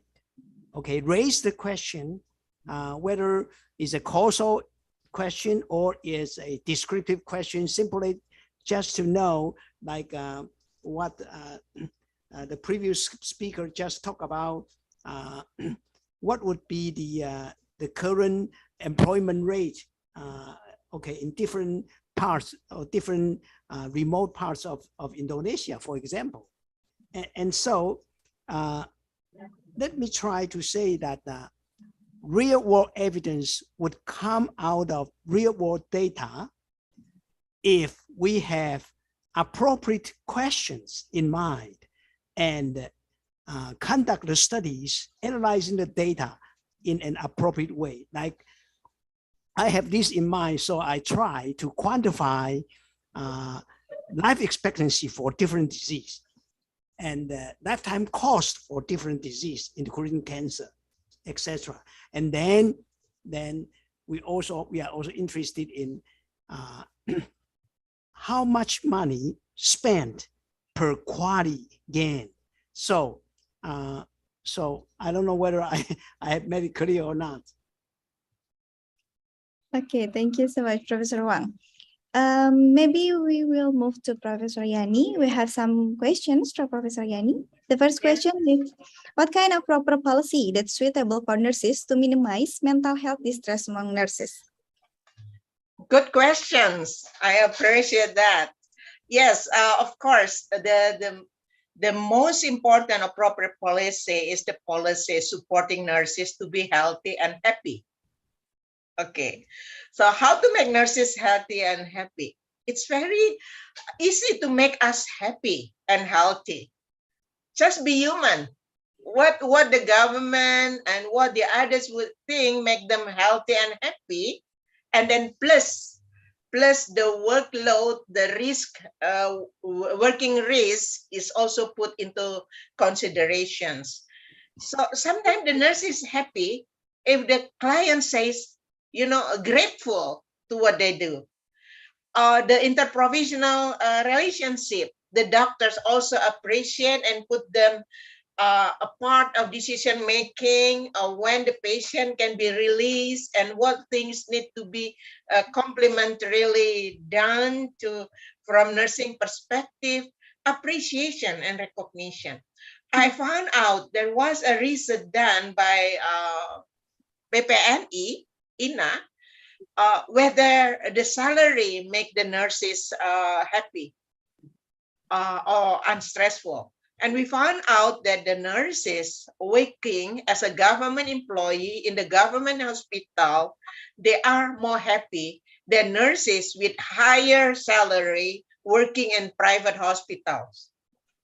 So the hypothesis means that it is not only a single factors about salary. We don't buy that. But of course, it becomes like a reflection of appreciations. If you see, it's very far away from, let's say, in nurses only get 10%, and the doctor get 100%. We only 110. Okay, so that's not fair. It is not fair, and then yet we work in very constant, 24 hours continuous. We are the first contact with the clients, and then we work 24 hours. We coordinate the health services, and then we are advocate for our clients. So with this all job that we have, so the policy will support is the policy that can make the nurses happy and healthy. A lot of research done on this. So we can sit together, we make a policy brief, and then we talk to the policy makers. I think this is my answer. Okay, thank you so much, Professor Yani. I think we still have time. Maybe I will choose one question for Professor Wang, and then another one question for Professor Yani. One more question for Professor Wang. You said that the data can make a difference and influence to the policy. In the country with unintegrated data, it is possible in any way to use this data so it can give the impact to the policy, and how?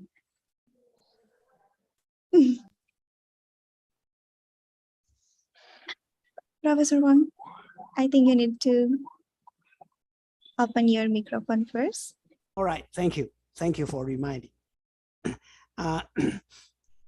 Of course, we must first trying to convince all the stakeholders. Okay, so we come up studies and we come up with recommendations, and then trying to find an opportunity to communicate with all the stakeholders.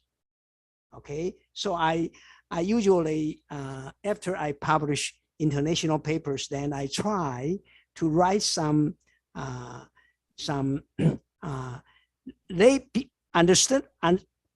some articles that are understandable, that can be easily understood by our people, So I write something on the newspapers, on the medias, and then trying to convince as many as possible. And okay, so I think that's what I've been doing.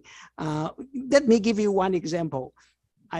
When in the 1980s, in the first 4 years I came back from United States, I have documented 8 different kinds of occupational disease, and 5 of them nobody knows what kind of chemicals that workers were exposed to. So I think it's necessary for my country to establish a hazard communication systems. It took me 8 years. It was not until 1993 that my country established such kind of system. So I think let us work together and have some patience and persistence. All right. Okay, thank you so much, Professor Wang. The last question is for Professor Yani. Maybe I will choose this one. In Gen Z, who always talk about mental health issue when they got stressor, in your opinion, how to improve their mental state among nursing students? Okay. First, when we recruit the nurses, I just shared the experience of our University of Indonesia. So our first year, or the newly enrolled nurses, students, then we use the instruments, so we assess the level of anxiety that they have. Okay, and we found out that more than 50% of them, they are very anxious. They have anxiety, so we know to start with that. And then we have the course on stress management. So all the students will be able to manage their own stress when it is they perceive that something is wrong with them, and then they will practice the stress management that they have learned. Then also that the students can also teach their family the stress management.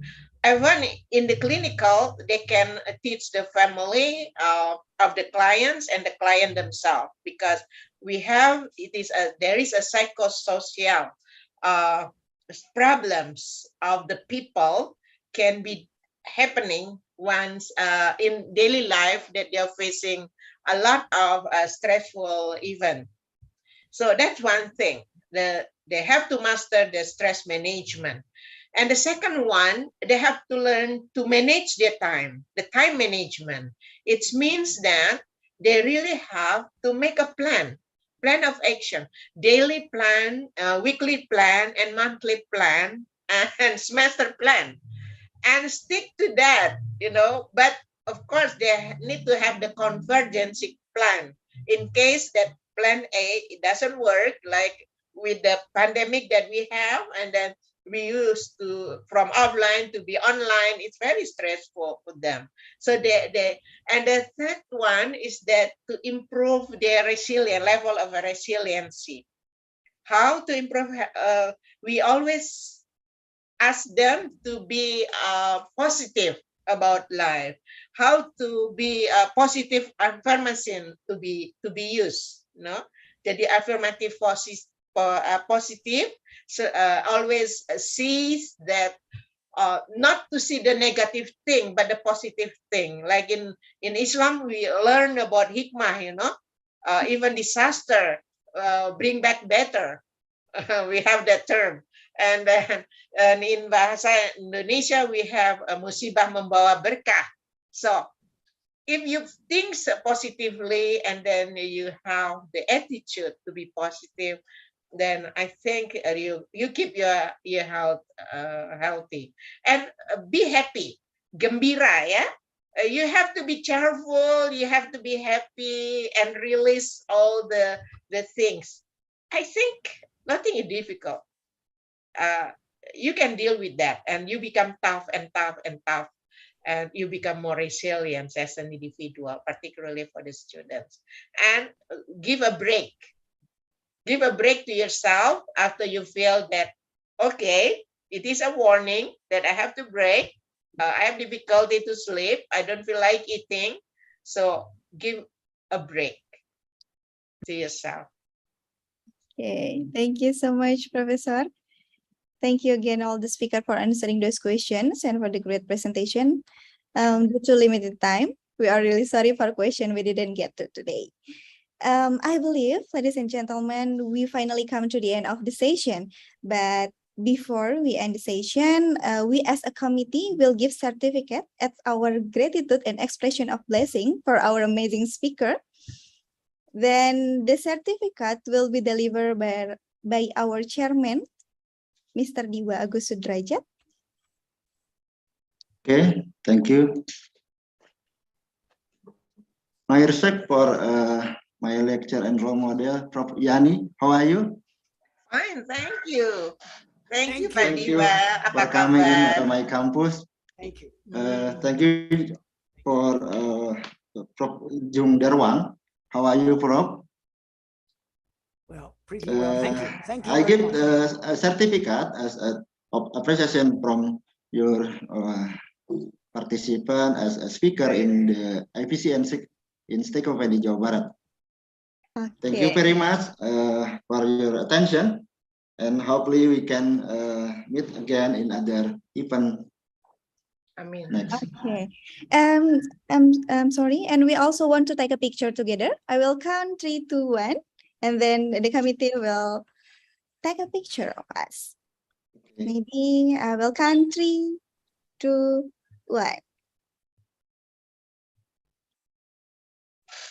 Okay, I think it's already. Thank you very much. Thank you so much, Mr. You, Diwa you're Agus most Sudrajat. welcome. Thank you, Prof. Thank you so Aryani. much, Thank Professor you, Wang and Prof. Professor Wang. Thank Ahiryani. you. Sama-sama. Okay.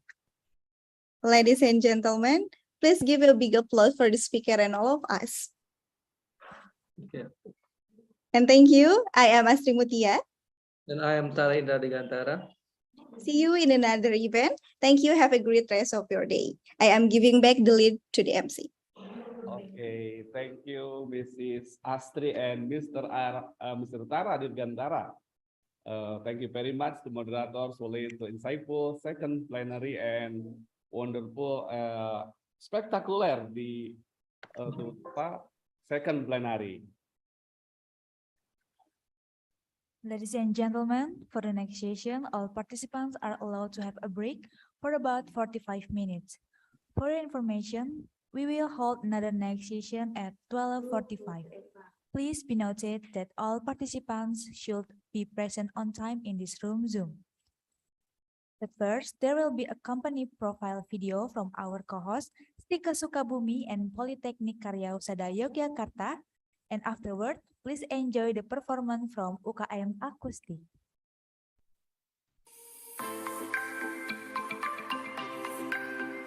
Assalamualaikum warahmatullahi wabarakatuh. May Allah subhanahu wa ta'ala give us our salvation and blessing. Thanks to Allah subhanahu wa ta'ala because we are still given have favor to be here. Don't forget salawat and greeting for our Prophet Muhammad sallallahu alaihi wasallam who taught their people goodness. My name is Iwan Permana, the headmaster STIkep Sukabumi. I would like to express my appreciation to the STIkep PPNI and crew for Event Nursing International Conference. I hope that this event will help us to grow ourselves professionally and good cooperation. Then, I hope that this event will run smoothly and successfully. Thanks everyone. Assalamualaikum warahmatullahi wabarakatuh.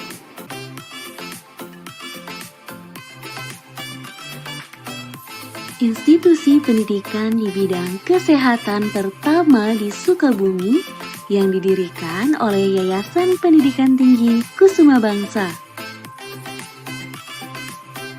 STIkep Sukabumi tercatat sebagai institusi pendidikan kesehatan yang berstatus akreditasi B dari BAN PT.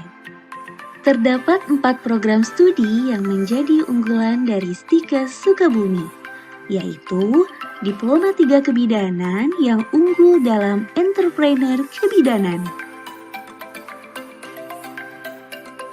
Diploma 3 Keperawatan unggul dalam Kegawat Daruratan, serta Sarjana Keperawatan dan Profesi Nurse unggul dalam bidang Kegawat Daruratan Bencana.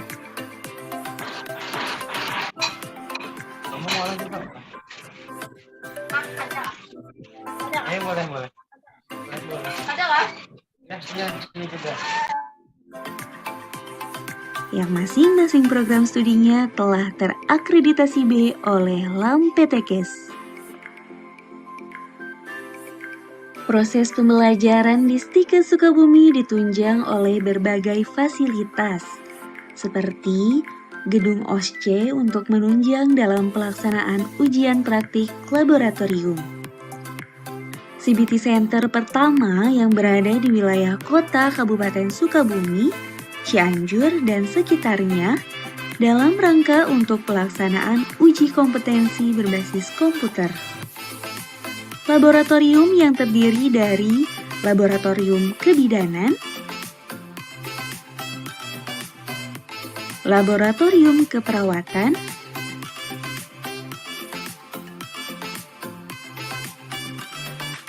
dan Laboratorium Biokimia, Perpustakaan,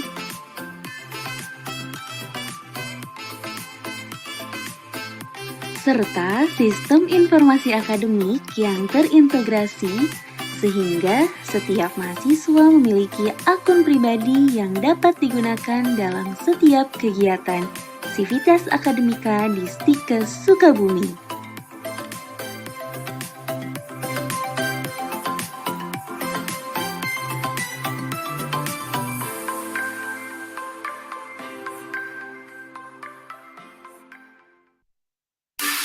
Politeknik Kesehatan Karya Husada Yogyakarta beralamat di Jalan Tentara Rakyat Mataram Yogyakarta nomor 11B telah terbukti berhasil membentuk tenaga profesional di bidang medis melalui jenjang pendidikan Diploma 3 Kebidanan, Diploma 3 Keperawatan, dan Sarjana Terapan Promosi Kesehatan.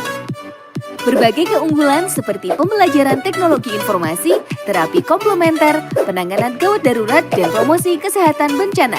Politeknik Kesehatan Karya Husada Yogyakarta juga dilengkapi fasilitas penunjang yaitu perpustakaan yang nyaman, laboratorium kebidanan, keperawatan, dan laboratorium pembuatan media promosi kesehatan. Tunggu apa lagi? Ayo segera daftar dan wujudkan cita-cita menjadi tenaga kesehatan atau tenaga promosi kesehatan yang profesional bersama Politeknik Kesehatan Karya Husada Yogyakarta.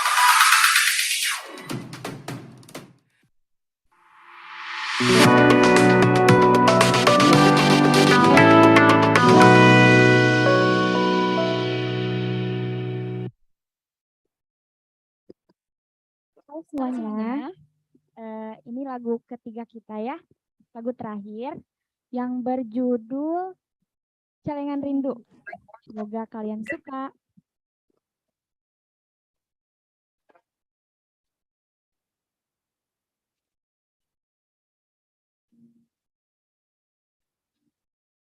Aku kesal dengan jarak yang sering memisahkan kita, hingga aku hanya bisa berbincang denganmu di WhatsApp. Aku kesal dengan waktu yang tak pernah berhenti bergerak, perang sejenak agar ku bisa menikmati tawamu. Ku berdiri di sebelahmu, mendengarkan lagu Sheila on Seven seperti waktu itu.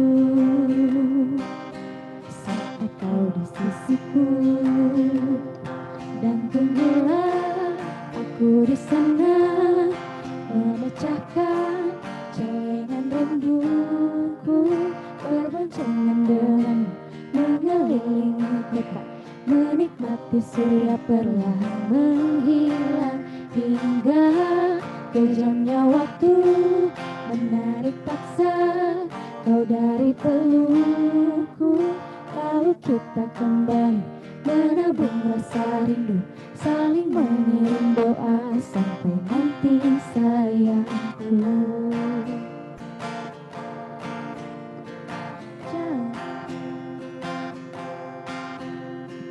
Jangan matikan HP-mu, kau tahu aku benci khawatir saat kau tak mengabari. Aku tak suka bertanya-tanya, ingin ku bakar dia yang sering mention denganmu di Twitter. Namun kau selalu meyakinkanku untuk bukan percaya, bukan rasa curiga. Dan tunggulah aku di sana mengucapkan celengan rinduku, berboncengan denganmu mengelilingi kota, menikmati surya perlahan menghilang hingga kejamnya waktu menarik paksa kau dari pelukku, lalu kita kembali menabung rasa rindu, saling mengirim doa sampai nanti sayangku.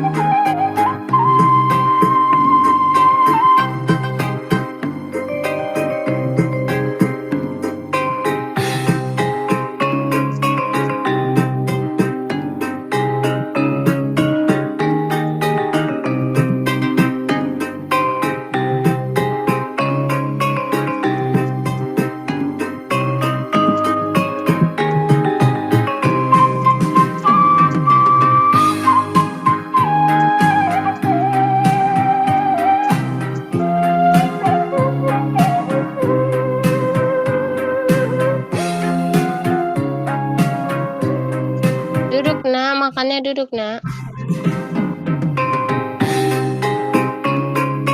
Duduk nak, makannya duduk nak.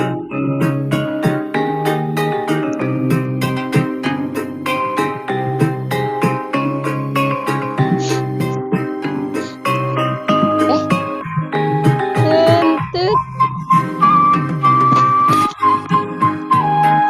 Gerak cicing, gerak tuh.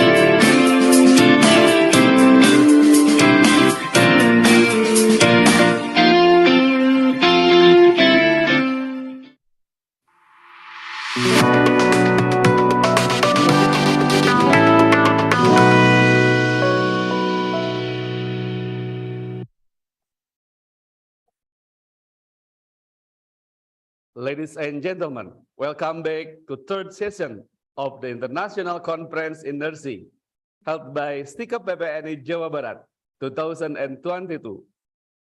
Hope you enjoy your break time and are ready for our next agenda. This session will be the last session of this conference, and for moderating this session, we will have Mrs. Cecilia Indri Kurniasari and Nyayu Nina Putri Kalisani. Beforehand, I would like to inform you the bio of our moderators. Cecilia Indri Kurniasari, STIkep, lecturer, High School of Health Science of Pantirapi, Yogyakarta. Education, Master of Nursing at Diponegoro University, Semarang, Indonesia. Publication, mobile application for mindfulness in social interaction of person with schizophrenia. And then,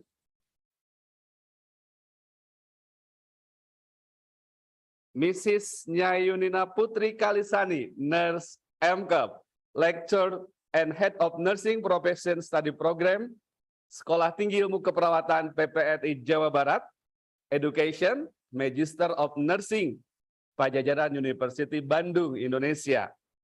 Publication, The Influence of Food Message on Blood Pressure, Anxiety in Hypertensive Patient.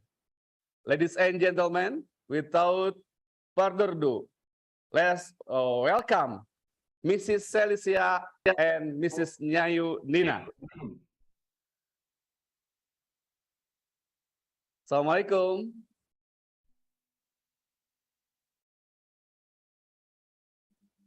Good afternoon, Mr. Cecilia and Miss Nyayu. Hello.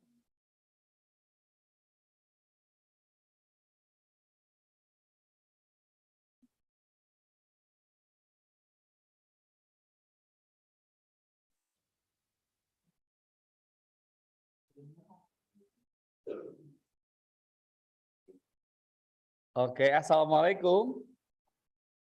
Waalaikumsalam. Okay. Hello, good afternoon. Good afternoon. Okay. Thank you for the chance to ask.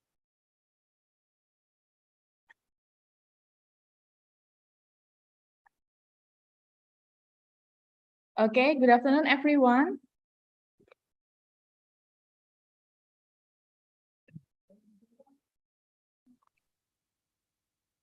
Good afternoon, everyone. We are moderator for session 3. My name is Cecilia Indri Kurniasari from High School of Health Science of Pantirapi, Yogyakarta. And here I'm accompanied by Mrs. Nina Putri. Mrs. Nina. Good afternoon, everyone. I would like to introduce myself. My name is Nina Putri Tiasani. You can call me Nina. I am from STIkep PPNI West Java. Okay, thank you, Mrs. Nina. And then we will get in the session. In this session, we have 3 speakers. First speaker is Mrs. Sefali Sore, PhD. Hello, Mrs. Sefali Sore. Hi, very good afternoon, everyone. Hi, good afternoon. How's your day, Mrs.? Very good. Now, after seeing so many of you on this call. Okay, great. Thank you. So let me read your CV first. Sure.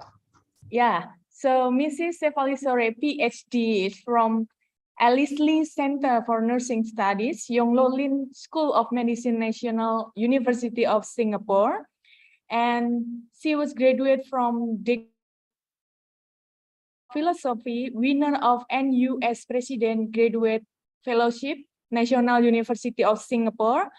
And for publication, she have research interest in family health with special emphasis on maternal, child, and paternal health, women's health with a focus on gynecological condition and functional aging, and a lot of publication that she has done before. And so, Mrs. Sefali Sore, we have, I'm sorry, you have 30 minutes for present your topic. Okay? Yes, most definitely. Looking forward to that. Okay, so Mrs. Sefali Sore, the time is yours. Thank you so much. Before I start, may I just request to check with you? Are you able to see my slide? Yes, we have. Excellent. Thank you so much for that. And once again, thank you, everyone. I am very grateful to be invited to present in this esteemed conference. And thank you very much to the I can see many of you on this call today, 600 over. So it's an exciting afternoon for all of us. And I'm delighted to talk about the topic given to me by the organizers titled Evidence-Based Nursing to Achieve Sustainable Developmental Goals, also known as SDG. A little bit about myself before I start the presentation. I know I have 30 minutes. I have my timer in front of me. At any time, if you have any question, you can put in the chat, and at the end of my presentation, I will try to answer. I'm sorry, my bahasa Indonesia not so bagus, so I will speak slowly. Okay? And if you have any questions, please leave it on the chat, and I would request moderators to please help me translate if it is in bahasa, and I'll be very happy to answer. If in any case you are not, because of the time, we are not able to finish and I can't answer your question, please take note of my email, nurSSH@nus.edu.sg. Feel free to reach me and ask any questions you have. So I just wanted to share with you a little bit about my journey in nursing and nursing research. Currently, I'm an associate professor at Ellerslie Center. And like the moderators just mentioned that I've been doing research around women and child health. And one of the things over the years that I have learned is that what is most important thing we nurses can do is following evidence-based practice, which means we don't do things just because it was done this way for the past many years.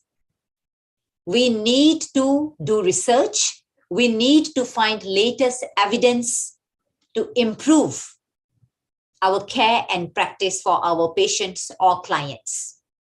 On that note, I will be now talking to you how evidence-based nursing, we nurses are important to help achieve SDGs.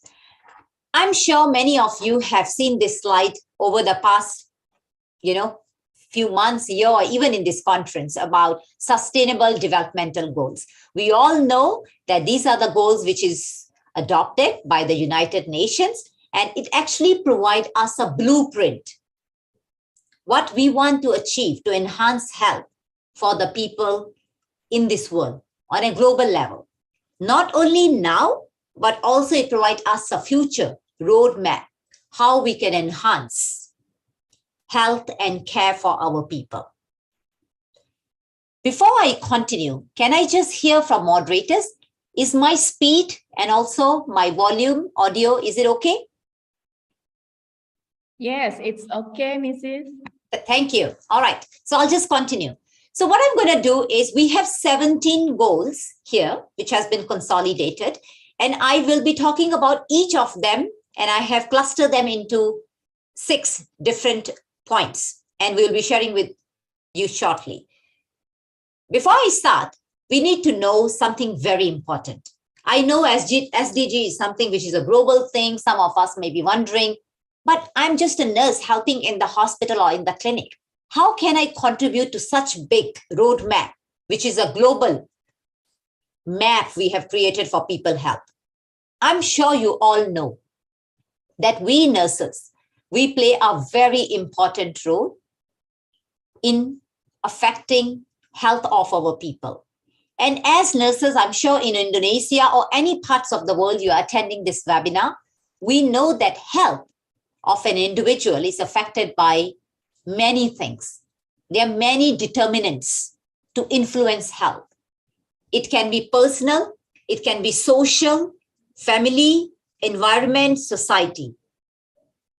So, because we know that we nurses, we don't only just influence a person's health or a family health, we can also enhance or rather influence the health of a society and the environment. And especially we nurses can play a very, very important role in providing equality and quality of life for our patients. I hope you agree with me on that. If you agree, please give me thumbs up. And I'm seeing there's a message here. Let me just see. Thank you. Clear sound. Excellent. Can you give me a thumbs up if you feel that as nurses, we can influence the health of our patients? Okay. So now, next thing you will be seeing here on this slide, there's this scatter plot, which talk about global disease burden in the world. And this research has shown that persons, any countries, GBD, which is a global disease burden, there's a directly correlation with SDG and health adjusted life of the people there. In a very simple way, depending upon each country, the way we are achieving SDG or supporting SDG of our people in our country, it has a direct influence on people's health and quality. So this is on a global base on SDG, how it is important. I'm sure you also know what is International Council for Nurses. It's a federation where many all over the world, about 130 national nursing associations come together and we represent. We are represented by this global body called International Council of Nurses. And it has many visions and goals. And one of the very important one, as you can see here, the red one, as you can see from this slide, is to inform and influence and design the health of the people, including social, educational, and economic. Why I am sharing this slide? This slide shows that even our global nursing representative body require us to influence people's health. That means we nurses plays an important role in influencing indirectly or directly the SDG. You may be wondering that, okay, but I need to know examples. I really don't know how, as a nurse in my country, I can contribute to SDG. Sure, I heard your voice, and I'm going to give you examples.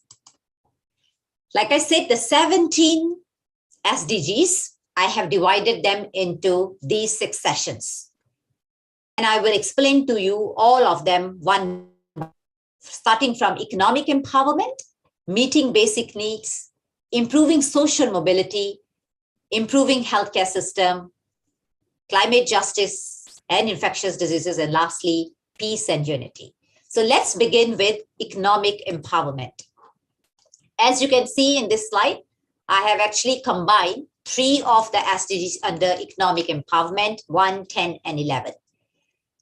I can share with you these slides. This is for your understanding. Those want to understand what is the meaning of no poverty, means to eradicate extreme poverty, social protection, equal rights for our people, reduce the inequality. Everybody has equal opportunity to receive the care, whether it's on social level, economic or political, and fair migration policies. And lastly, safe and affordable housing, safe and inclusive green spaces, and building resilient urban cities.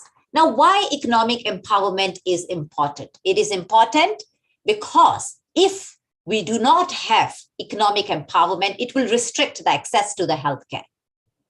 And also, it can have long-lasting consequences on physical and mental health of our people.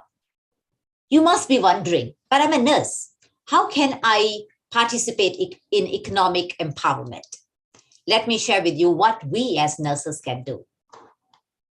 Here for you. As nurses, we can coordinate interprofessional care to design individualized healthcare treatment plan for our patients. What does it mean? I may not be directly able to influence a person who has lack of financial resources. They are not able to pay.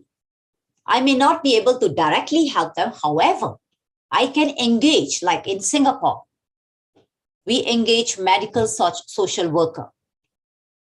Those people who cannot afford healthcare system, they will be then referred to medical social worker, and they have subsidized care for this group of people so that nobody is declined from receiving health and care.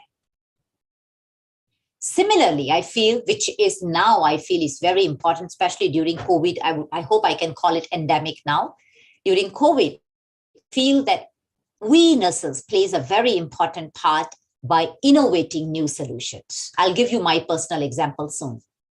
And also to advocate more inclusive legislation so that people, those who are disadvantaged or come from certain socioeconomic backgrounds, they are taken care of. And of course, as nurses, we need to be taking care of that we provide non-judgmental care to our people. Now, let me give you an example of innovative new solution. I'm a nurse and a midwife. During COVID, when there was a closure, we call it a circuit breaker in Singapore. That means the people were not allowed to go out of the house, and especially hospital visits, because I'm a midwife, in the maternity unit, the routine visits were stopped or it was postponed. Only mothers who were in emergency or at risk were allowed to go to the hospital. So if that was the case, many pregnant couples, many new mothers, they were stressed. They were lost. They wanted to seek help, but they cannot go to hospital. I work with the Ministry of Social and Family Health Development. Singapore is in short called MSF. And what I did from April 2020 till December 2020, every week, I do Facebook live sessions from ministry's social page. They have a Facebook page of a ministry. From there, every Friday, I go live and answer parents' questions and give them education. I'm giving you this example to share with you that sometimes we need to step up beyond our normal routine work to provide care for the people around us. And this is called one innovative way of reaching people. Never in my life I thought I will be able to reach out to thousands and millions of people through these Facebook live sessions. I hope you're with me so far. And what else nurses can do? They can also help in universal health coverage. At least, if I can simply say that we nurses, if you know that we see our patient across the life course, we see patients who are pregnant, we see people who give birth, we took care of people who are older adults, elderly, people who are sick, people who are well. We take care of patients from all rights. I feel that we nurses play a very important part, not only in education, but also in primary care. What does it mean? Disease prevention. COVID has taught us one thing. Hospitals may be the last place we want to be. because we can get infection. So we want to stay at home. So if we are staying at home or in a community, how can we remain healthy? By preventing disease, eating healthy, exercise, taking care of mental health, many ways we can do it. And I feel nurses play a very, very important part in primary healthcare.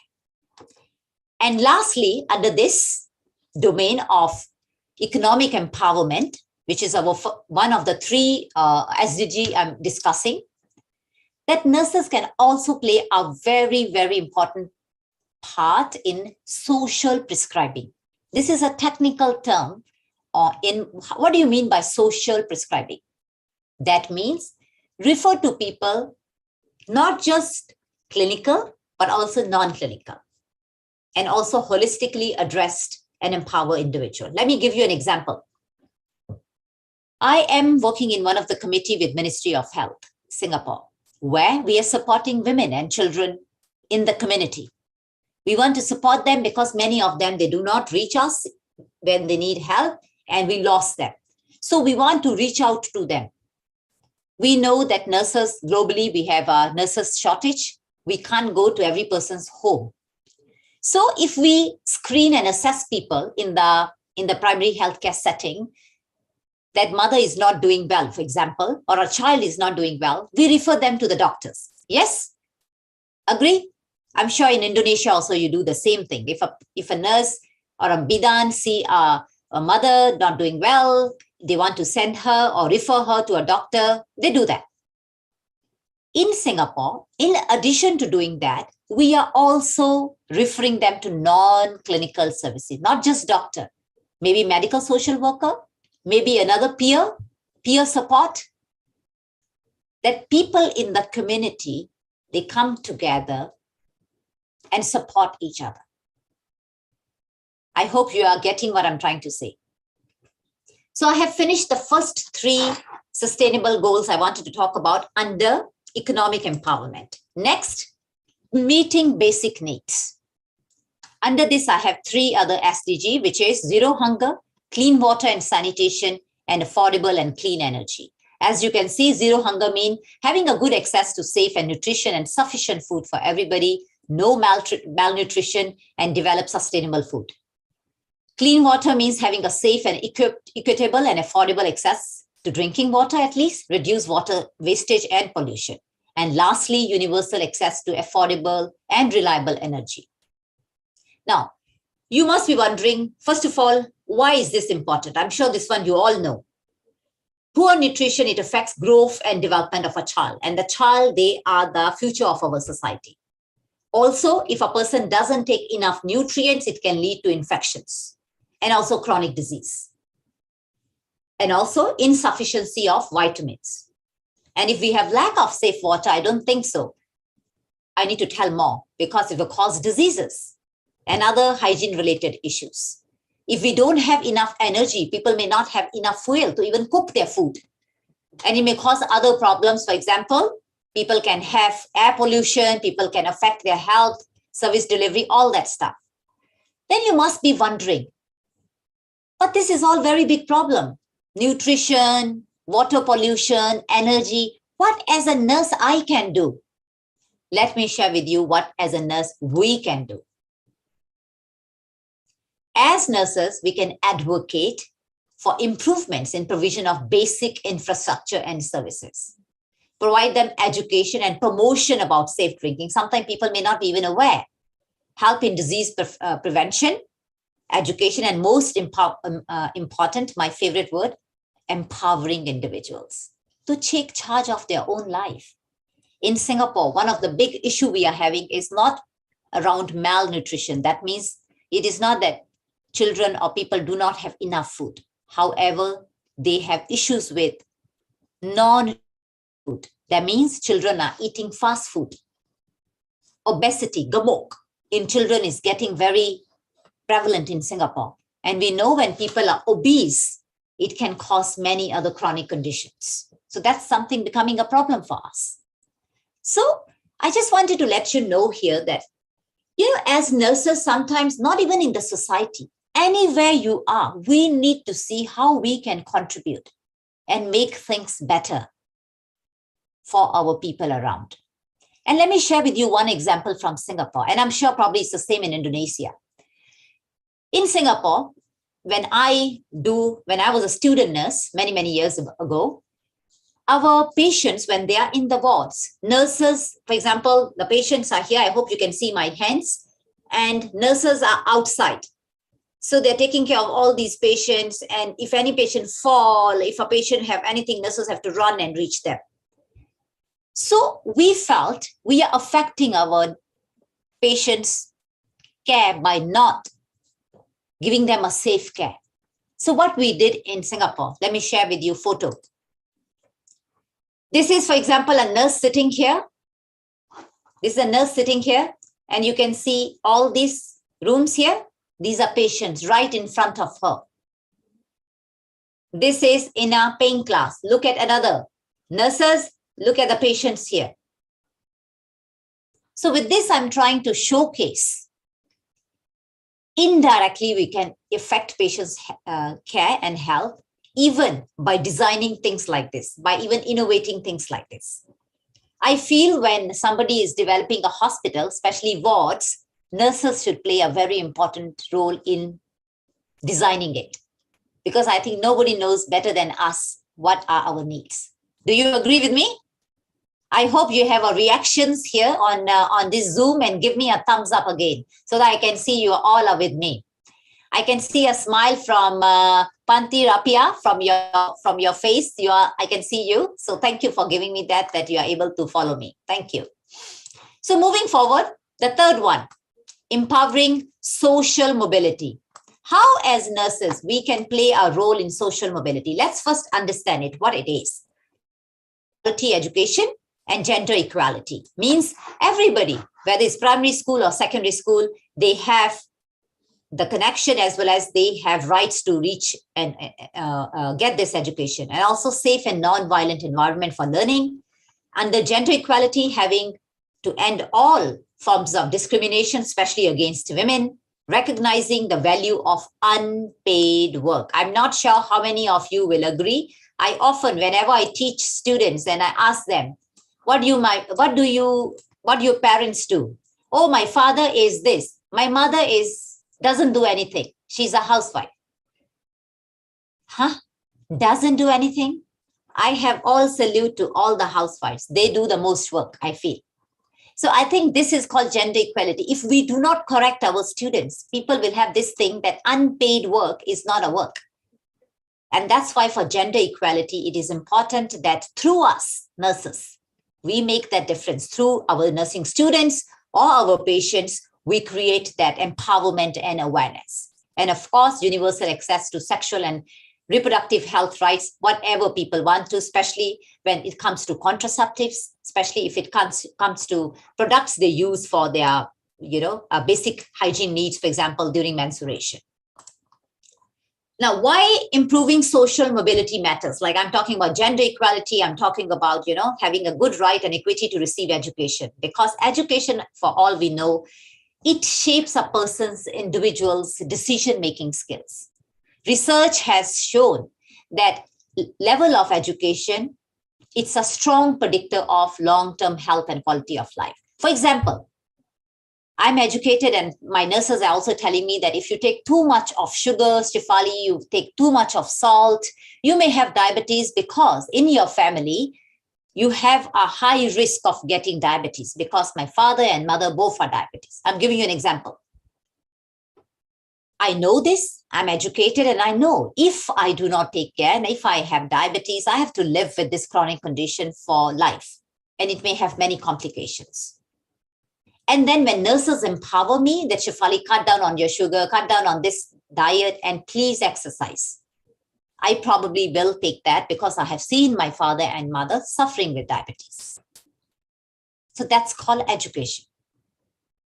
Gender inequality, violence against women is a very sensitive topic. I will just keep it here. If we have time at the end of my presentation, and I'm taking note of the time, please stop me. I will be very happy to discuss these matters further. Lack of access to the resources, especially because you're a female, you can't get an access.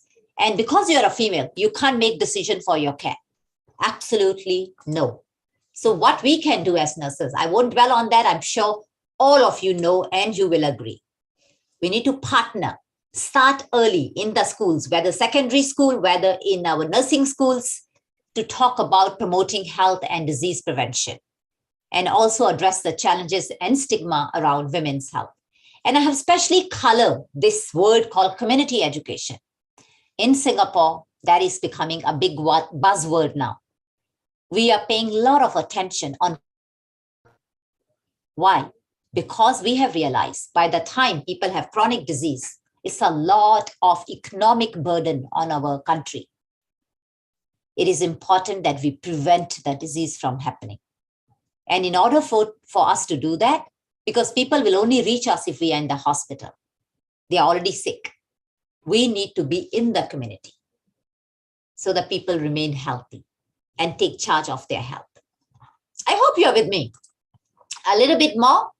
Improving healthcare system, good health and well-being for people, decent work and economic growth, as well as industry innovation. As you know, good health means increasing health and financing, preventing death, and achieving universal coverage. Under decent work and economic growth, we know it is talking about having economic growth in our country, protect labor rights, and sustainable and resilient infrastructure. Why is this important? Because there's a shift in global health needs. We have non-communicable diseases. We have aging population. Mental health conditions are going up. And look at COVID-19. I think nobody has probably ever dreamt in our life how much COVID-19 can cause a problem. Honestly, if no COVID-19, I want to be in Indonesia today and present in front of all of you. So we know that it is important that instability or inability to cope with increased demands because of our global healthcare workers shortage. Nurses are leaving, or nurses are very less in the healthcare. So therefore, innovation and investment in an infrastructure is important. How nurses can help?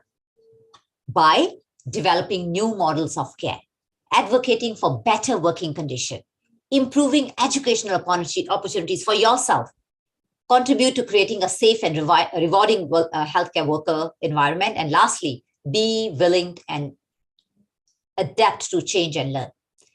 If I can say that this webinar, I think this is very important. This is one way of all of you who are attending today, I'm giving you a round of applause because you are coming here to improve your knowledge. And that shows you are responsible for your learning. Keep it up. Okay.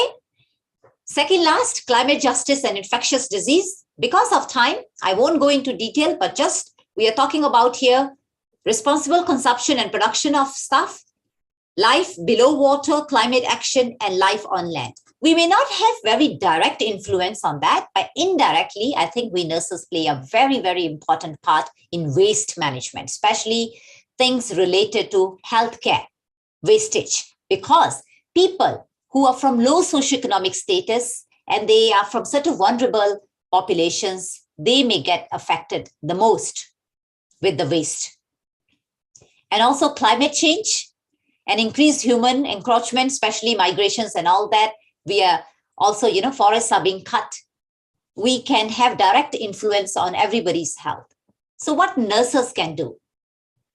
We must ensure proper disposal of hospital waste and sharps, and also reduce consumption of items and especially lights and all that if it is not needed.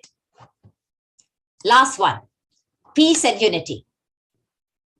As it shows, end the abuse, war, exploitation, and enhance cooperation through knowledge and sharing and innovation. You must be thinking that how as nurses I can do. And what is important, like I said, we all know when there's a war, there's refugees, they are vulnerable, and that's where infections, disease outbreak, trafficking, all that happen. And we know that our health issues are getting complex, especially COVID-19 has showcased that things are getting at such a different level that we nurses alone cannot work. We need to work collaboratively. And my message to all of you is that we need to use one health approach, which means we need to come together multidisciplinary team, and we need to work with human population as well as environment. Because how COVID-19 actually started? It started from animals. So we cannot live in silo. It is important we respect the environment and at the same time come together as multidisciplinary team, especially we nurses. We become ambassadors. And some ways we can do that is by assessing and identifying communities, those who are at higher risk to such weather or natural disasters. Assessing and identifying communities, those who are at risk for transmission of disease. Developing programs and plans, and especially engage our community in health educational programs so that they can protect themselves.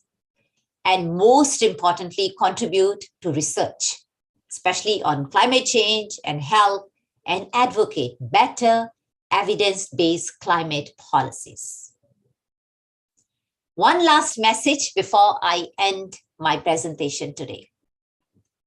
I feel we nurses have a long way to go. We have come a long way too. You can see many of us are attending webinars to enhance our knowledge. Many of us are taking degree, masters, PhD. Many of us are doing research. But I think one thing in many countries, especially from Singapore, if I can speak, is we need to contribute in policy so that we can make direct influence and vast experience and influence for our public healthcare. In order for us to do that, I think we need to be empowered with education, right exposure and experience, attitude, and lastly, most importantly, evidence-based research. On that note, I just want to share with you my last slide, which is how we all come together to achieve these SDGs. It's actually a summary of what I've been talking for the past 20 over minutes. Increase awareness and education of our role, representation at national and global policy, embrace innovation, strengthen existing healthcare system, and promote inclusivity, cooperation, and multidisciplinary. Thank you very much for your active listening. If you have any questions before I end sharing my slides, I would like to share this slide so that we all can stay connected. This is my email. This is my webpage for my department I work.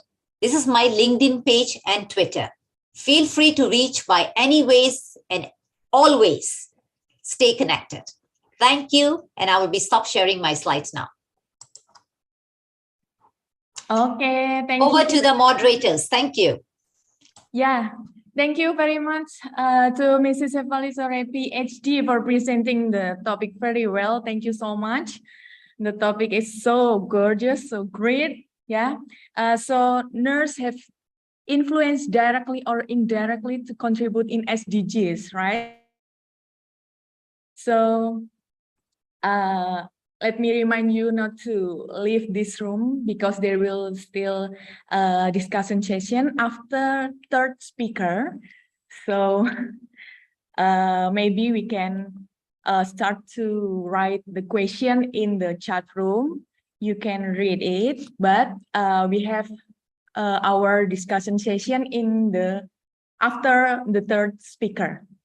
Hi, moderator. Hi, Pantirapia. Thank you so much for letting me know. I was not aware of that. I've actually teaching after this. I have a class. I need to leave, but I'm very happy to receive any questions you have. So my apologies. I will need to leave for my teaching. I'm teaching some students now. So you can send me email or I can stay for a while. My class is at 3 p.m. Singapore time. Oh, so, okay. So if that is okay, my apologies. I was unaware of that. Oh, okay. So maybe we will, Mrs. Nina.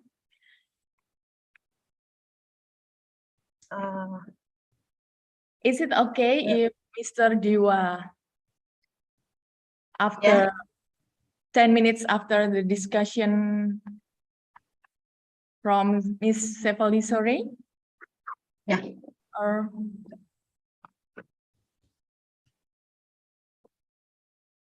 okay, sure.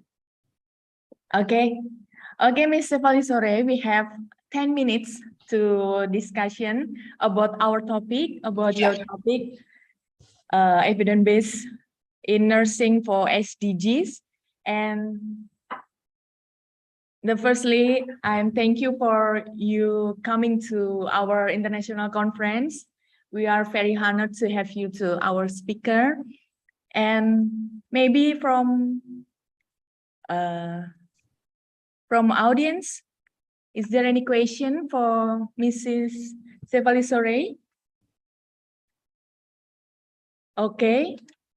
One question from Mrs. Gina Nurdina.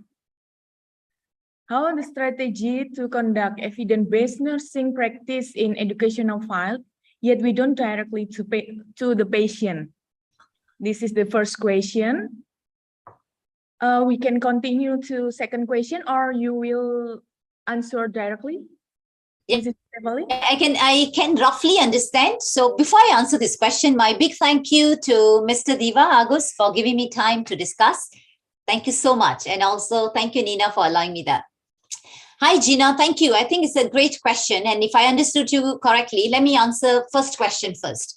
I'm understanding that you're saying that we are talking about patient care and all that, and we want to have an evidence-based practice. How about evidence-based education? How are we innovating and evolving in a fast pace in education? If I understood you correctly, my answers are as follows. Number one, we cannot be teaching the same way. I think COVID has already showed us. For example, we used to give them lectures face-to-face to our students. With COVID, we have to innovate. We are giving innovative pedagogies like blended pedagogy. We are using virtual reality. We are using augmented implementation in developing our programs and education. That is one way to maintain evidence-based practice. That means innovation in educational pedagogy, the way we teach. Another very important thing I feel which people normally don't talk about is we are talking about how nurses in the clinic do evidence-based practice. But how about nurses when they are in the school, when they are studying, when education? How can we showcase evidence-based education there? So I think it is very important that we, lecturers, facilitators, teachers, supervisors, we showcase and role model that. I give you an example of what I am doing. For example, I teach effective communication for nursing students. And during COVID, it was not possible. And also, not all the students can practice effective communication with standardized patients. We use standardized patients in NUS. They are actor patients where students can learn in simulated environment. It was not easy and it was very expensive for many students to practice. So I developed virtual patients. Using VR, virtual reality, students at home can talk to these patients. They are virtual avatars so that they don't make any mistake. They don't feel scared because they are in a stimulated control environment. That's one way. Other way is we can look at many ways of how we can enhance our education, not just innovation, how we can support our students better. In NUS, we have other few projects are going on peer teaching. Student teach other student. Then they come to the school and then we teach them. So you may be thinking, but this student don't know what to teach. Before this student learn from each other, we prepare program for them. So this is just one way. Okay, I know it's a long-winded answer, but I'm just sharing with you that like evidence-based can inform practice, it can also inform education. Next question you have is, in what way the development of knowledge is growing fast, but in other side, implementation EBN still left behind? In my opinion, how to narrow the gap? You, me, need to narrow the gap. If we know there is a new practice, which is evidence-based, and you see in your clinical setting, you're doing something old way, bring this up to your management to change that practice. I give you an example. I'm a midwife. In Singapore, when baby born, 15 years, 20 years ago, baby's umbilical cord, which is attached to the mummy, we used to cut it, put alcohol. But evidence-based, in Singapore, we did research, it shows no need alcohol. Just boiled water, cool down, just use water. Cool boiled water, enough. We changed the practice. We don't use alcohol anymore. So the one, and I feel only way, is we refuse to do the practice the same way. It may be difficult to start with, you will say, but we always do this way. People don't want to change. Eventually, we will save money, time, resources. That's my simple answer to this whole, I can do 1 hour discussion on this. But I think because of time, I will stop here. Over to the moderators.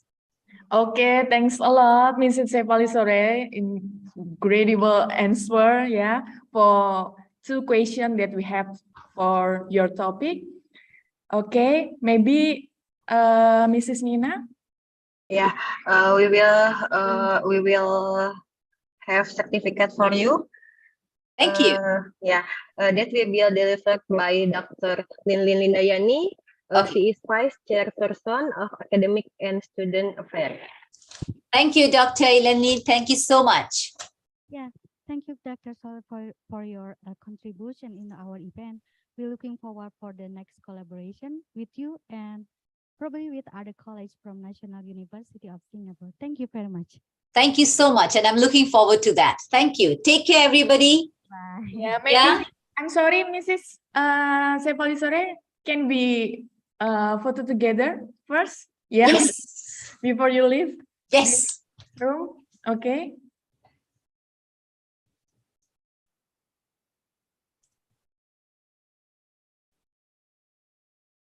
Okay. Okay. Yes. Yes. Okay, it's done. Thank you, Mrs. Sepalisore, for Thank you. See you again when I see you. Thank you, everyone. Take care. God bless. And remember to drink a lot of water and rest well. Bye-bye. Yeah, God bless you too. Thank you so much. Thank you. Okay, let's continue to the next speaker. The next speaker is from Mr. Diwa. Hello, Mr. Diwa. Hello. Okay, good afternoon, Mr. Diwa. Good afternoon. Okay. Miss Ashley. Yeah. Good afternoon, Miss Nina. How are you, Mr. Diwa? I'm fine. Okay. So, Mr. Diwa, let me read your CV first. Mr. Diwa is chairperson of STIkep PPNI Jawa Barat. He was graduate from Magister of Nursing, University of Indonesia, and his publication is about nurse burnout, comparing public and private hospital in Indonesia. And Mr. Diwa, your topic is about contribution of nurses to achieve the Sustainable Development Goals, or SDGs. Your time is 30 minutes. Okay. Yeah, Mr. Diwa. Yeah. Okay. Thank you, moderator, Ms. Cecil from STIkep PPNI. Thank you for the time given to me. Assalamualaikum warahmatullahi wabarakatuh. Good afternoon, everyone. Did you have lunch? I think this is the last speaker. Maybe we not focus, but I hope you keep the spirit and keep listening until the end. This time I will convey material about contribution of nurses in achieving the Sustainable Development Goals. the word can my slide.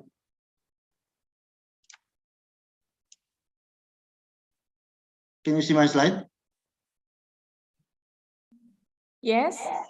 Okay.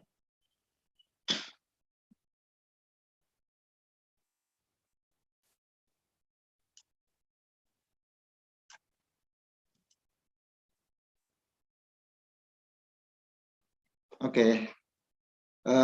The world has now that nurses have a very important role to supporting the achievement of the 17 goal in SDGs. On this occasion, we will discuss how nurses contribution to SDGs program.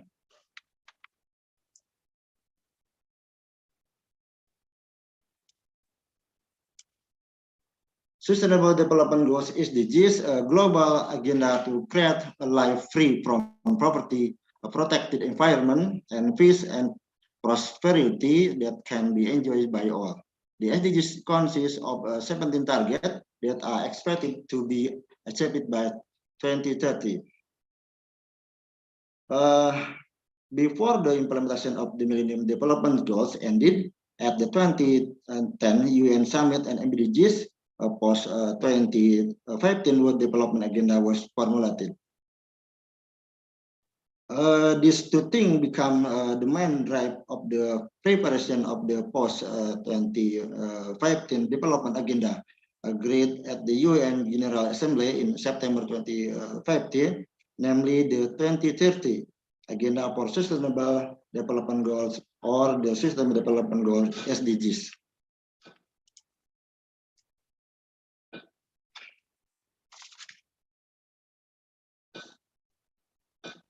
Yeah.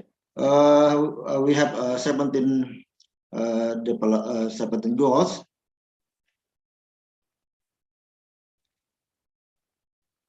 Health has a central place in SDGs 3. Number 3, good health and well-being. Ensure healthy life and promote well-being for all age, and clearly nursing has a major role to play in relation to SDGs 3. But the work of nurses also has a major impact on the delivery of other SDGs, such as education and poverty. These are often referred to as the social determination of health, SDH. The SDH are the conditions in which people are born, grow, work, life, and impact on the condition of health and daily life. While nurses seek to help people achieve their optimal health, our work frequently include addressing the SDH, and nurses understand the link between weather condition and individual and population health. Before we continue with the explanation on the next slide, let's take a look at the following video. Just a minute.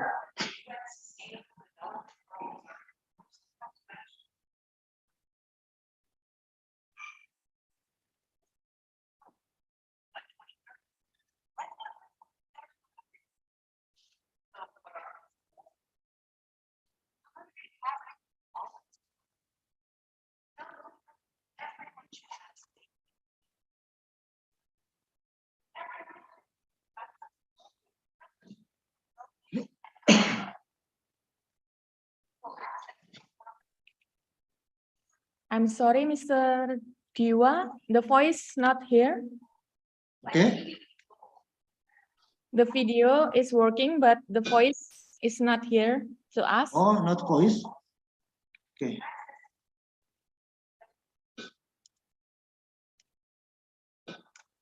How about voice? Can you? Not yet. Can you voice? Not Can yet. you hear? Not yet. Not yet. Oh. Yeah. Maybe the speaker Why?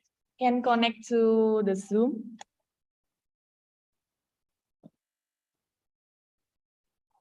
I'll try again.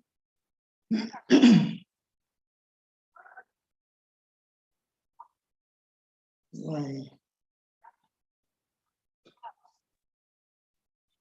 Maybe you can share, Sean. Mister? Repeat again. Yes, please.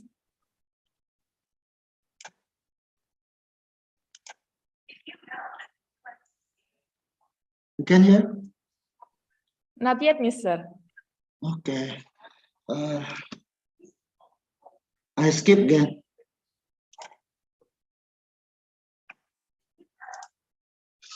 Okay, the next slide. The next slide.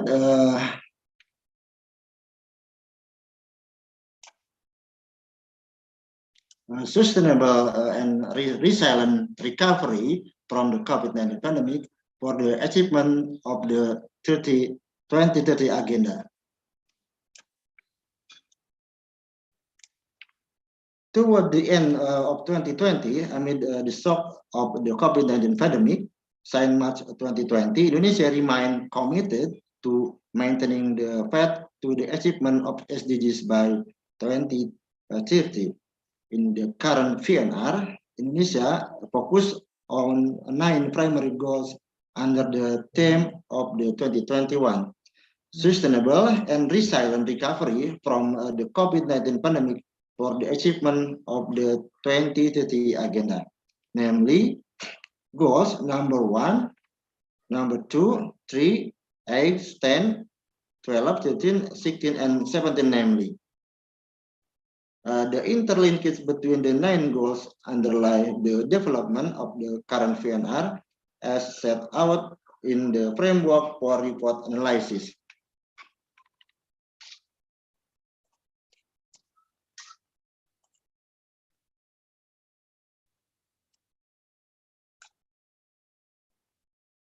Integration of economic, social, and environmental dimension is the key of achieving sustainable development. In order to carry out sustainable recovery and resilience from the COVID-19 pandemic,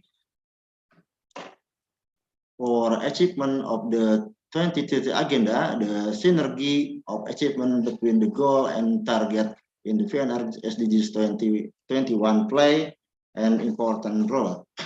The National Development Agenda has focused on 4 priority policies carrying out sustainable development recovery and resilience from the COVID-19 pandemic, namely 1. Recovery the industry, tourism, and investment toward a green economy. 2. Strengthen the disaster resilient system. 3. Strengthen the national health system.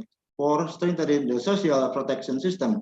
The 4 policies are expected to leverage the acceleration of sustainable recovery and resilience from the COVID-19 pandemic. Each policy contributed to the achievement of the SDGs goal and target in the VNR, which focus on 9 goals according to the VNR 21. Sustainable Development Goals 3 aim to ensure healthy life and promote well-being for all age. This goal is achieved if the health system run properly, including quality and equitable health service, the fulfillment of health worker, pharmaceutical and medical equipment, strengthening governance, financing community empowerment, and health information system. The COVID-19 pandemic has been disrupting the health system. Prior the COVID-19 pandemic, the achievement of health development target had shown progress in improving maternal, child, family planning, reproductive health service, and the fulfillment of health workers, pharmaceutical and medical equipment. The COVID-19 pandemic restrict health workers from providing health service and hinder and supply chain for the availability of pharmaceutical and medical equipment. Thus, it impact the achievement of health development target.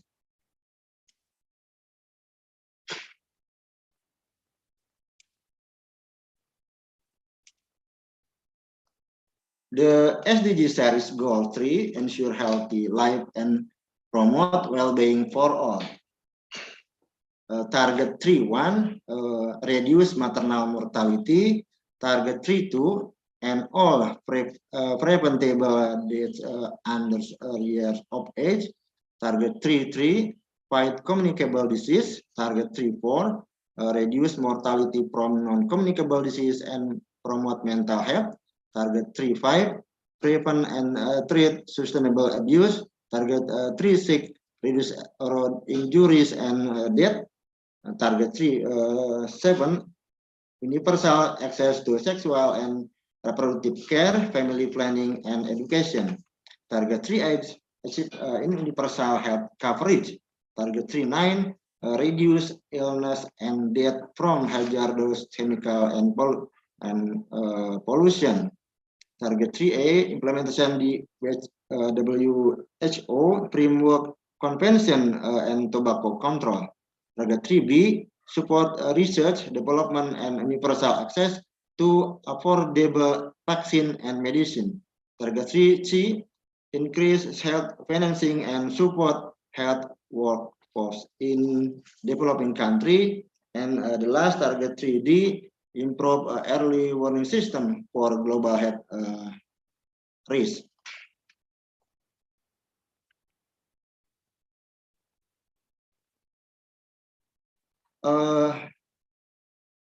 Clean environment essential for human health and well-being. On the other hand, air and water pollution as well as poor management of hazardous chemical and waste contribute to undermining health. Natural disaster and environmental shock can have a substantial impact on health, including death, injuries, disease, disabilities, psychosocial problem, and other indirect effects with damage to health facilities and disruption to the delivery of health service over extended period of time.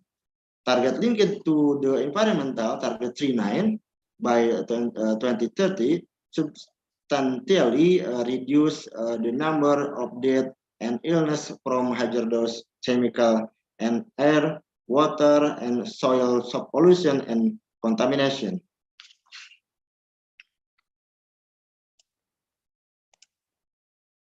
Okay, how about nurses in SDGs? Nurses respond to the health need of people in all settings and throughout our lifespan. Their roles are critical in achieving global mandates such as universal health coverage and the Sustainable Development Goals by Dr. Margaret Chan. Okay, why should nurses care about the SDGs? 1. Nurses care for others. 2. It is the right thing to do. 3. Change is possible. And 4. It is our health. Nurse cares for others. Nurse go into the profession to improve the health of individual and population. This is fundamental to the core of nursing. As the IVCN definition of nursing states, nursing encompasses the promotion of health, prevention of illness, and care physically ill, mentally ill, and disabled people of all age, and all healthcare and other community settings within this broad spectrum of healthcare. The phenomena of particular concern to nurse are individual, family, and group respond to actual or potential health problem. As nurse, we are therefore greatly concerned about where children are born, where people grow, and where they live, work, and age. 2. It is the right thing to do. The underlying dynamic in all of this is one of social justice. We should learn about and contribute to the SDGs because it is the right thing to do. We can prevent child and maternal death. We can end extreme poverty. We can improve quality of life. We can ensure children attend school. We can end violence and oppression. We can have justice. The SDGs present us with an opportunity to apply the knowledge we have nurse to create a healthier and better world. Change is possible. 3. Under the Millennium Development Goals, the world saw incredible improvement in increased life expectancy, reduced child mortality, getting more children into school, reduce extreme poverty, and improving access to safe water and sanitation. Well, there might be skepticism about the ambitious target set in SDGs.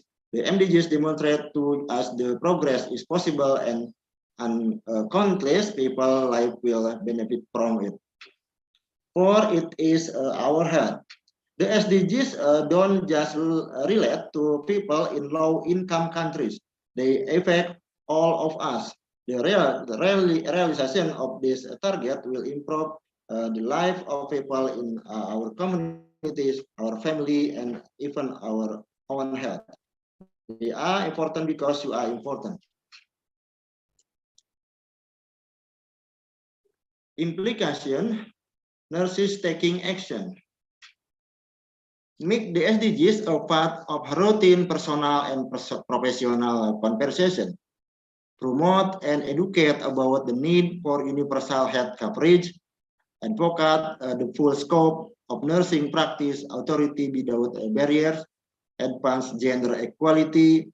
Expand nursing role to provide greater emphasis on public health, disease prevention, and the promotion of wellness. Partner with communities to leverage nurses' voice in influencing healthy eating, exercise, clean air, safe water supply, and the eradication of hunger and poverty. Participate in the Nursing Now campaign. Seek leadership position to drive health-related decisions, and last will and promote this diverse workforce. Okay, the figure show this action are connected and interrelated, and it is for this reason that nurse must be involved and have a voice at every level of decision making. Framework of action in promoting health. Action: improve episodic outcome of health intervention. Example, endoscopy performed by nurses. More that improve access, quality, and efficiency of care. Improve episodic outcome of health intervention. Self-managed team. More that take into consideration a holistic approach to the need of individual, families, and communities. Collaborative partnership health is considered in all policies. Example, trade, reduce inequitable distribution of power, money, and resources. Example, universal health coverage. Okay, how can a nurse be poised to lead, to contribute in SDGs?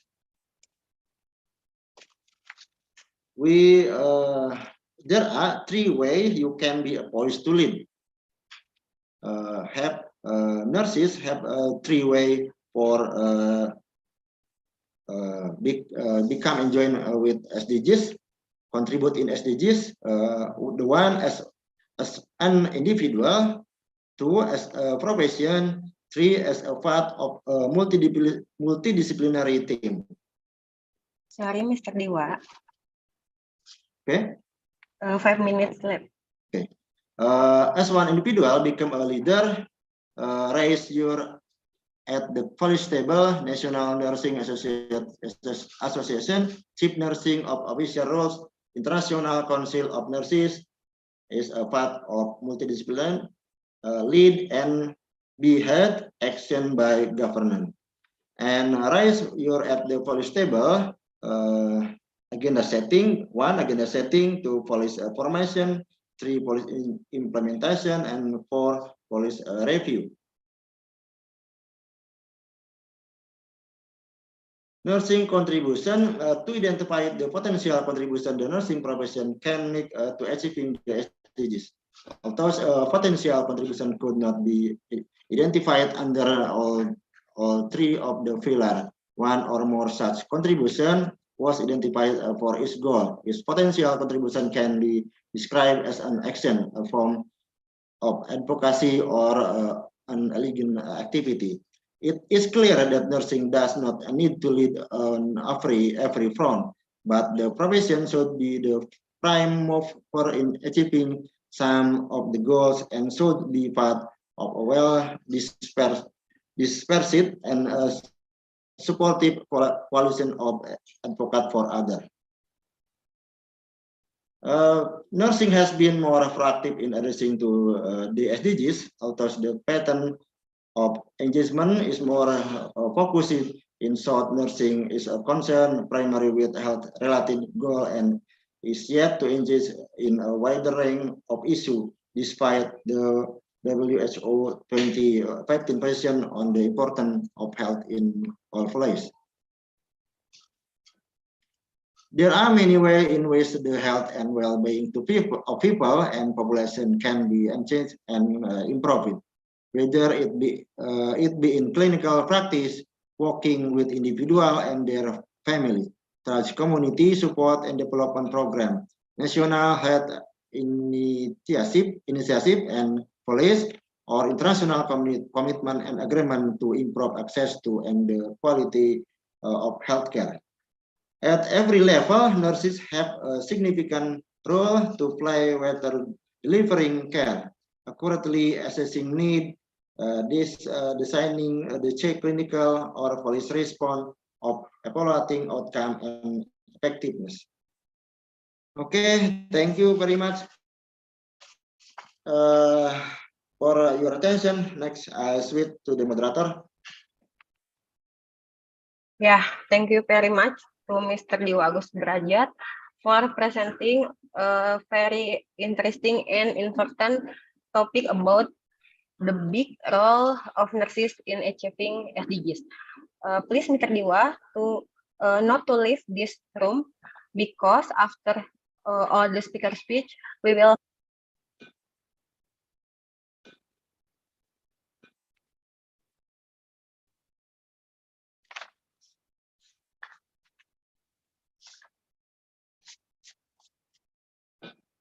Hello, Mrs. Nina, your voice. Miss Nina, your voice is not.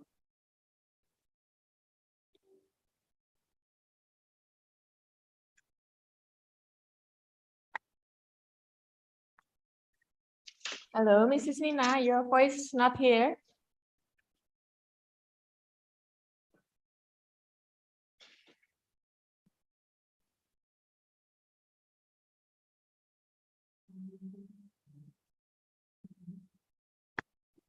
Hello, can you? Okay, yeah. Yeah. Hello. Yeah, hello. We can hear. Hello. Hello. Can you hear me? Yes, yes. Now we can hear you. Yeah. Okay. Then we will continue to our third speaker. As the COVID-19 hit many countries in the world and become a global pandemic, the utilization of technology in healthcare are growing significantly, and we are very honored and glad to have very important speaker from the Australia, Professor Patricia M. Davidson, PhD, MEDRN. Hello, Professor Davidson.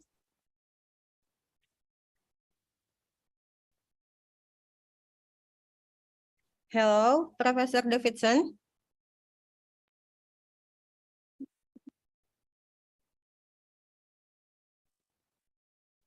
Hello, Professor Davidson.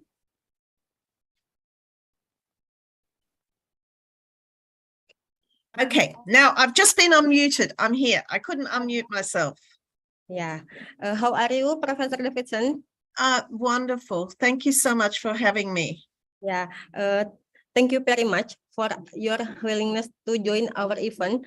It is our big honor to have you here. And we are sorry to delay about 7 minutes because the first speaker opened discussion after the speech directly. No problem. Yeah, I will read your CV. Professor Patricia M. Davidson, PhD, MED, RN. She is a Vice Chancellor in University of Wollongong, Australia, and also former Dean of the Johns Hopkins School of Nursing in Baltimore, in the United States.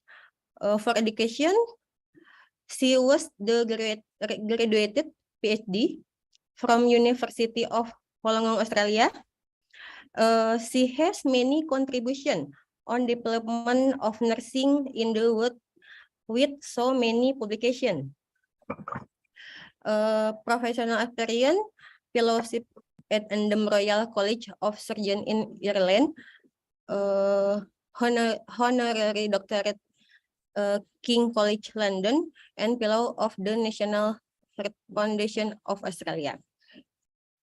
I'm pleased, Professor Davidson, to start your presentation. Your presentation time is about 30 minutes. Time is yours.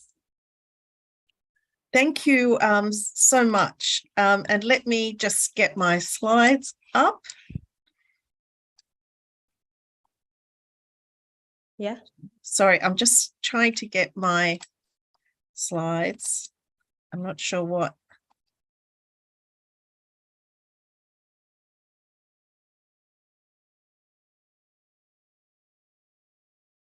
Okay, I think I'm set. Yeah. I'll just go. Thank you so much for the invitation, and I can't believe you've got so many people that on the call. It's so amazing, and it's wonderful to be with you. Greetings from Wollongong in Australia, and I can see the Sydney Opera House on the slides behind me. So welcome. So what I've been asked to speak to is about the impact of COVID-19 on nursing technology. So what I want to do over the next 20 minutes or so is talk about the impact of COVID-19 on the health outcomes of patients, their families and communities, discuss the role of social, political and economic factors influencing healthcare, and also identify opportunities for future-proofing our health systems through innovation, technology and discovery. I know in the previous presentations that you've heard a lot about the impact of COVID-19, but hopefully I will be able to develop your thoughts in moving forward. I will send my slides to the conference organizer, and I'm very happy for them to share any of the slides. So I think the impact of COVID-19 on the world has been catastrophic. But what we have to remember, prior to COVID-19, there were many factors in play that created a situation which was a very useful substrate for the launch of a global pandemic. All around the world, we've seen moves towards nationalism, populism, skepticism of science, and also more barriers put up for communication and exchange between countries. I also, in this presentation, want to pay tribute to our nurse and clinician colleagues all around the world. Sadly, many hundreds of thousands of nurses have lost their lives during COVID-19, the pandemic. And I'm sure it's the same in Indonesia. So I also want to offer my thoughts to their families, to thank you for all you've done to take care of people in Indonesia, and to also make sure that we as a profession think about how we can future-proof our societies. And much of this will be through technology and information sharing. I know in Indonesia, I've been reading about how you've been dealing with the COVID-19 pandemic. Your response has been excellent. I've seen the drive-through testing and also the move towards vaccination. What COVID-19 has really demonstrates the strength of nursing, and not only how we need to use technology to advance access to healthcare, but also fundamentally how our nursing care skills make the difference between life and death for patients and their families. And I think, as the previous speaker identified, that nurses play a critical role in delivering healthcare to many people around the globe. And also nurses are central, and effective healthcare systems are central to achieving universal healthcare coverage and the Sustainable Development Goals.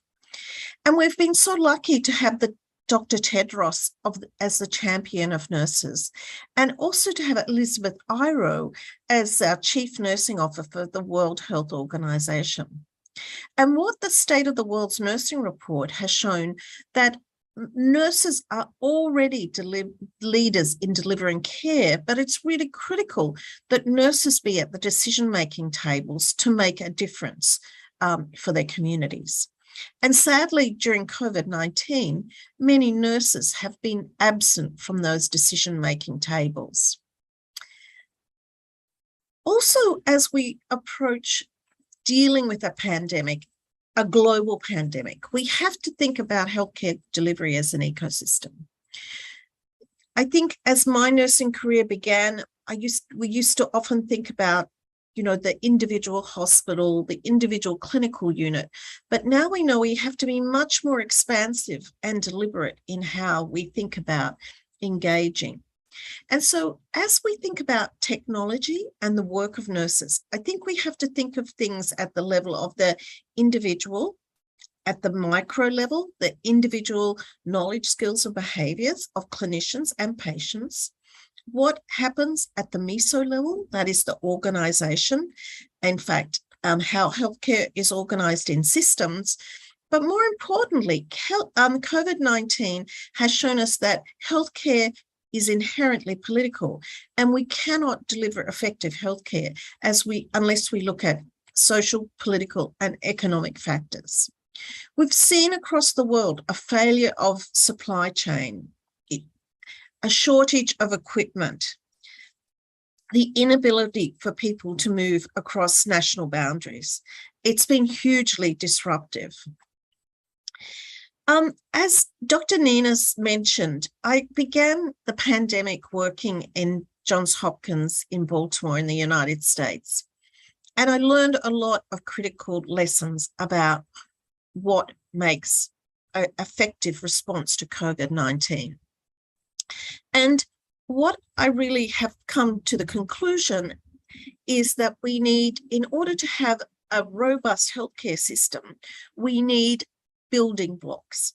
So we can't just have medical products and technologies unless they're supported by a healthcare system that is well-financed, well-governed, has effective leadership. And also, as well, to support the use of technologies, we need good information systems and research indicators. And we've seen the importance of contact tracing and monitoring the spread of COVID during the pandemic. But also at the platform of all healthcare systems is a robust healthcare workforce. We've seen across the world an increasing shortage in nurses. This was always a problem before the pandemic started, but now the International Council of Nursing is estimating an even more acute shortage of nurses, up to over 13 million over the next several decades. Pardon me. And then the other thing is, in spite of the importance of nurses and healthcare workers, we know that healthcare workers are often working in challenging circumstances where they're undervalued, under-resourced, and overworked. Pardon me. We also know that across many generations We have had many nursing discoveries and technologies that have contributed to the improvement of healthcare delivery. We've seen during COVID-19 the importance of the initial observations of Florence Nightingale coming front and centre. Who would have thought the importance of ventilation would be a critical aspect of managing the COVID pandemic? But as you can see on this slide, there have been many technological innovations that many nurses have developed. And during the pandemic, this has become even more pronounced. And I'm going to give you some examples as we go on. What we've seen across the world is a huge acceleration of telehealth. Telehealth has actually accelerated and probably achieved 20 years of progress over the last 2 years of the pandemic. And so as nurses, we have to embrace technology and make it work for us and not, in fact, let technology guide and take over nursing care. There have been many innovations during the pandemic, and also demonstrated to us in many ways that much of the technology that we've had and the ability to manage the supply chain has in fact not been as mature as it could be. I wanted to give you an example of nursing innovation and technology. This is one of my colleagues, Professor Jason Farley, who's a professor at Johns Hopkins University, a nurse epidemiologist and an infection control expert. And he, in 2020, received a COVID-19 Courage Award from the American Association of Nurses for his design and innovation of actually a Perspex hood to protect healthcare workers intubating patients. It is this innovation of many nurses that goes unheralded and unrecognized. And I think particularly the complexity of donning and doffing equipment for PPE has made us think that we have to look at more effective ways of infection control and infection delivery. Also, there's been much discussion and debate about technology, but basically we cannot deny that nurses actually are technology. They deliver care. And this is a study that I just wanted to give you an example of the importance of adequate numbers of nursing. This is a study from the Lancet, undertaken by Matthew McHugh from Linda Aiken's group, and Patsy Yates was the lead investigator in Queensland in Australia, where they did a study looking at nurse to patient ratios on patient mortality, readmission, and length of stay. Lo and behold, where there were more nurses who were competent, confident, and credentialed, patients had better outcomes. And with Professor Ullman, I wrote this editorial on to accompany this, and it really talks about the value of the nurse. So even though nurses are revered and praised, and often they're not valued, often they're considered as just a line on the budget item without thinking about how nurses contribute to the quality and value of care. So we can't think about technology without thinking about the nursing workforce. I also want to, as we think about the Sustainable Development Goals and the huge imperative that we experienced before the pandemic, what it is critical to know is that COVID-19 has underscored the importance of us thinking about social determinants of health. Here is a model that is looking at coronavirus and health disparities and where there are solutions. So as you can see that poor socioeconomic status, poor access to care, high rates of comorbidity, racism, alienation, marginalization, and discrimination have contributed to adverse health outcomes. In addition, there are factors that are sociocultural, including unemployment. And although biological mechanisms are very important, they don't necessarily always adequately describe the contribution to health disparities. But even though this is very challenging, what we can see on the other side is that if we expand housing, if we provide food, if we improve communications and internet, protect healthcare workers, expand transportation, patients are going to have better health outcomes. I think we have all learned, and I'll be interested to hear if it's the case in Indonesia, that now access to the internet, access to digital resources is just as much a determinant of health. And not just health, but education, because so much of healthcare has been delivered over the internet during the pandemic. And also, as I mentioned, the reforms and the improved systems mean that this may be a valuable tool to improve access. So I also want to commend to you this report, The Future of Nursing 2020 to 2030, Charting a Path to Achieve Health Equity. This is a consensus study from the National Academy of Medicine in the United States. Many of you will remember the first Future of Nursing report, 2010 to 2020, that was hugely influential in terms of driving nursing, not just in the United States, around the world. But I think this report is really timely and appropriate as we look at a health equity agenda. So COVID has made changes all around the world, and many of these changes are likely to be permanent. There is a whole different way in terms of how people want to access healthcare, how they want to access education. We know that there's going to be a greater emphasis on data analytics, particularly AI, and we know that there will be a major disruption in business models and supply chain. And when I talk about business models, I also mean models of healthcare.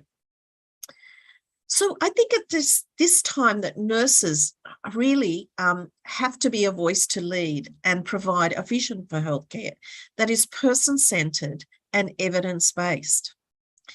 And I think this last theme of last year's International Nurses Day, I thought was so profound in the time of the pandemic. I also wanted to just tell you about a course that I developed during the pandemic, and you can still go online to FutureLearn, and you can do this course free of charge. And it's about effective nursing in times of crisis. But what this course does over 2 weeks is it really encourages people to think about health system strengthening and the role of technology and nursing within that health system strengthening work framework. This also is the latest WHO model for quality and safety in healthcare. And as you can see, there is a vision that where there is a world where no one is harmed and every patient receives safe and respectful care. And as you can see, this actually, again, draws upon this notion of having firm building blocks.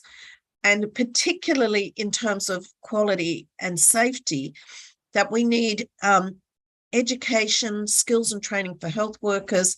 We need patient-level engagement, but also we need high reliability systems. So when we think of technology, we need to think about data and how we engage in data-driven decision-making. And this is increasingly becoming apparent in healthcare. Many of us as nurses have thought about data-driven decision-making a lot in our research, but more and more it's becoming an important currency in clinical care. So technology is changing. Often I will say a picture says 1,000 words. So this is a storeroom in an intensive care unit. I mean, many of you would go into an intensive care unit, and what you would expect to see would be a lot of IV poles, equipments, as you can see, weigh chairs. But as you can see, this is an intensive care unit full of iPads.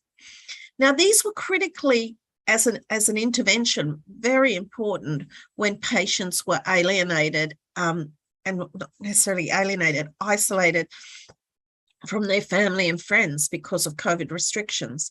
But many nurses are leveraging the use of iPads and technology to be able to facilitate communication, particularly for those who are intubated, but also to communicate with their relatives in the intensive care. As an intensive care unit, I think how many times that I've taken care of patients who would have loved to been able to see their grandchildren or talk to their family via an iPad.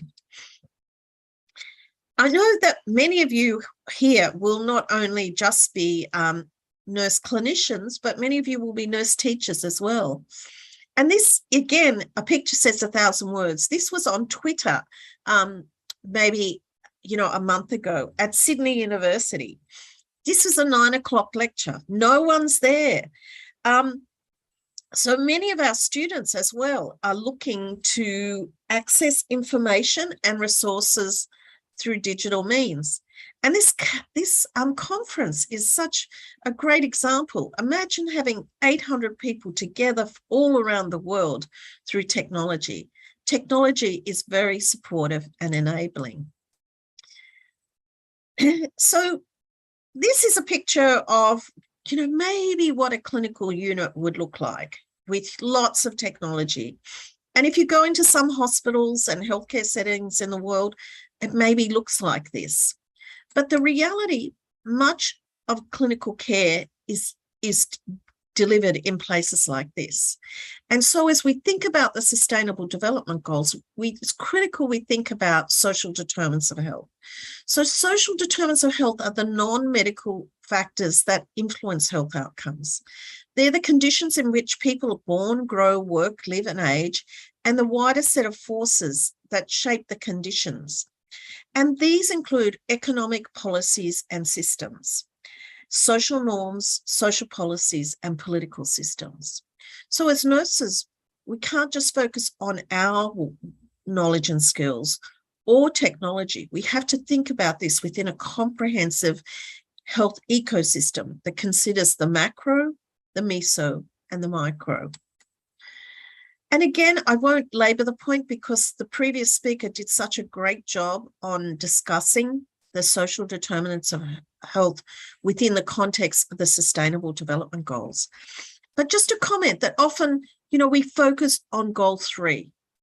But we know without gender equality, without good jobs and economic security, without looking at improving lifestyle and having a safe environment and climate, we are not going to achieve health.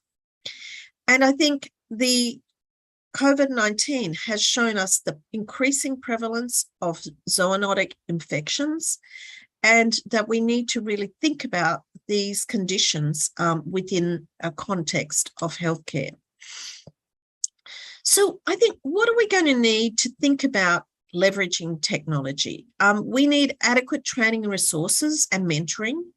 We need to be digitally literate. And I think that's one thing that COVID-19 has forced all of us to be more digitally literate. Today is just an example. Imagine if someone said to you 3 years ago, you will have a conference with 800 people and you will be able to do it by yourself. We would never think that was impossible online. We need to make sure that for nursing innovation and enterprise that we have access to funding and support. We need dissemination and implementation strategies. And more importantly, we need belief in the power of nursing and science, but this needs to be supported by political will and engagement. Just as I conclude, I think over this meeting and over the last few hours, you've talked a lot about COVID-19 and the impact of society. This is an image from the last COVID-19, not the last COVID-19, the last big global pandemic the influenza in 1919. And I just really wanted to commend this book to you. It's called The Great Influenza, written by John Barry. And he tells the story of the deadliest, at that time, the deadliest pandemic in history. If you read that book, many of the lessons learned we have ignored. We've approached this pandemic with many fragmented healthcare systems. We have not had effective global supply chains. We have not had robust public health systems to carry us forward. And I also love this quote from the book, which was written in 2005. And it says, nursing could give the victim of the disease the best possible chance to survive. Nursing could save lives. And we've seen this in the pandemic. And I also want to share with you a quote from Nadia Andrade, who was one of my colleagues from Johns Hopkins, MSF nurse who went to New York to work at the height of the pandemic in March 2020. And even though at that time there was much discussion, as you can remember, about sourcing ventilators, sourcing oxygen, sourcing intensive care beds. And at that terrible time in New York, in some settings, nurses were working in intensive care units 4-1, 6-1. And when she came back, Nadia said to me, you know, an intensive care bed without a nurse is just another place of suffering. So even though we work in an increasingly digital world and a world where there is an increasing emphasis on technology, as we discuss the metaverse, as we discuss robotics in nursing, as we discuss many of those technological innovations, it's really important that we think and consider the essence of what our profession is. We know that in the United States, which is the richest country in the world and spends the most on healthcare, that now over 1 million people have died. So we cannot look at a world where there is not a focus on equity, where we recognize that it's not just equipment, that technology is much more than that, and that the nurse's role in technology is to foster dignity and meet the needs of patients and their families. Thank you so much for the opportunity. Yeah, thank you very much to Professor Davidson for presenting very useful topic. Next, we will get into discussion session. We will open for 3 questions. First, please welcome participant to ask the question by raising hand or writing on the Zoom chat. Yeah, and we have some question for speakers, but to limit time, I only will choose 1 question. Due to limit time, we are really sorry for question we didn't get to today. The question will be answered on the chat later.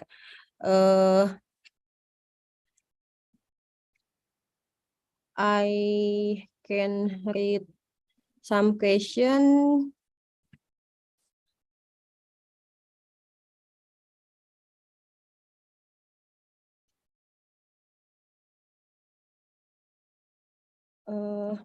To Professor Davidson, what nurses are needed and prepared in terms of the massive use of technology nowadays after global COVID-19 pandemic? Well, you know, I think particularly nurses, you know, your age, Dina, the current generation are much more digitally literate than of my generation. So I think you have to help, nurses to come along. I think we need to think about digital literacy, and more importantly, there's been so much technological innovation. Many of the machines that we use are much more intuitive to use. But I think what is really important in the use of technology is that we need to treat technology just as we would a drug. We have to make sure there's evidence to support its use, but also we have to make sure that we still make sure that we have the patient and their family at the center of care. And it's often the humanity that nurses bring to the clinical encounter that is the most important. Yeah. Thank you for your wonderful response to participant question. And to Mr. Diwa, the question is, have we specific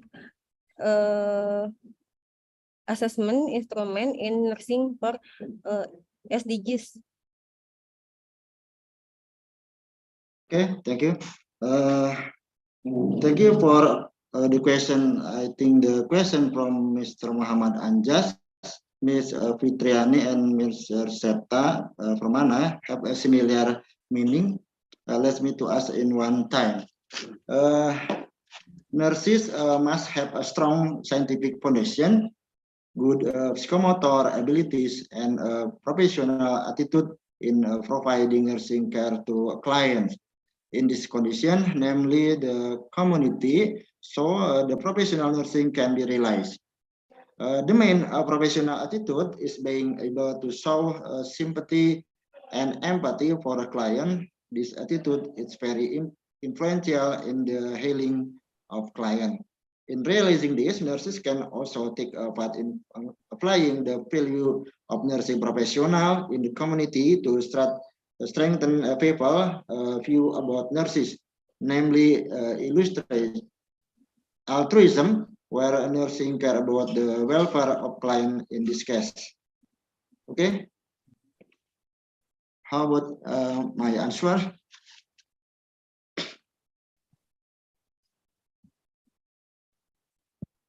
Okay, Mr. Diwa. Thank you, Mr. Diwa. One question for Professor Davidson. Yes. Okay. Yeah. Mrs. Okay, Prof. Patricia. Yes. We have one question for you from Mrs. Emilia Ratnawati. Yes. Did we have specific assessment instrument in nursing for SDGs? Yeah, look, that's a great question. And there are instruments for measuring health system strengthening. I think it's and a whole range of workforce, and you can find many of them on the WHO website. I think it's really important, as Professor Diwa sort of articulated, that, the specific goals and targets, that you make sure that you're measuring the construct you're wanting to measure. But getting the right measurement is often right, but it's also, unpacking that. Having said that, if you look at the Times Higher Education, they're actually now ranking universities on their ability to adhere to the Sustainable Development Goals. Okay, thank you, Prof. Patrice, for the great answer. Okay, Mrs. Nina. Yeah, thank you very much, all distinguished speaker from Australia, Professor Davidson and Mr. Diwa from STIkep PPNI West Java. It's really great honor for us to have all of you here joining our event and sharing very important topics. Now we have certificate that will be delivered by Dr. Linda Yani. She is Vice Chairperson of Academic and Student Affairs. Hi, Dr. Davidson, Professor. How are you? Yeah, thank you so much for your contribution in our event. And we are very lucky to have you. And also it is very nice for me to see you again, even through the online. I think the first time we met is 2018, probably in Taiwan. So I'm very happy to see you again. And we are looking forward for our future collaboration with you. And thank you. May Lord bless you and your family and stay healthy. This is our appreciation for you and for Mr. Diwa. Thank you so much. Thank so you. much. It's my honor. Thank you. Thank you. Okay. For the next, maybe we can photo together, Prof. Patricia and Mr. Diwa. That would be great. Yeah. Okay. Maybe we can include the audience for the photo.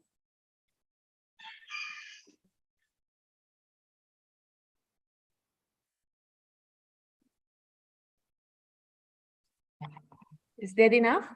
Audience, maybe?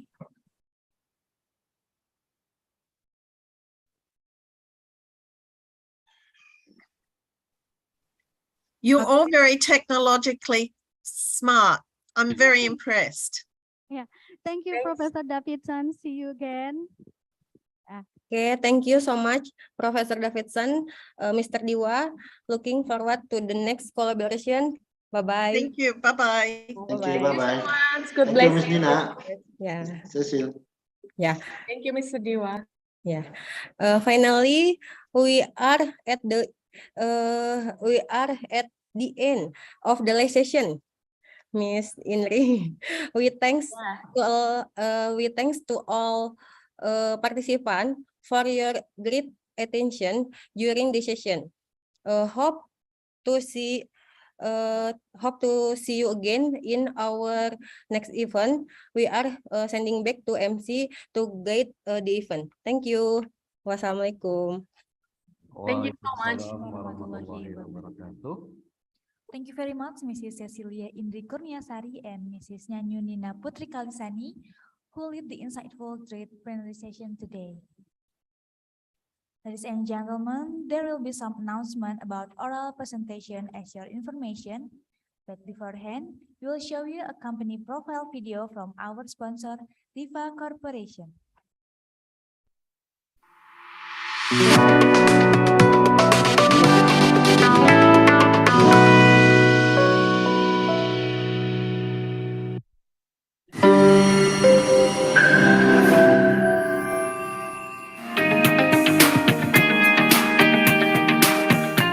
Assalamualaikum warahmatullahi wabarakatuh.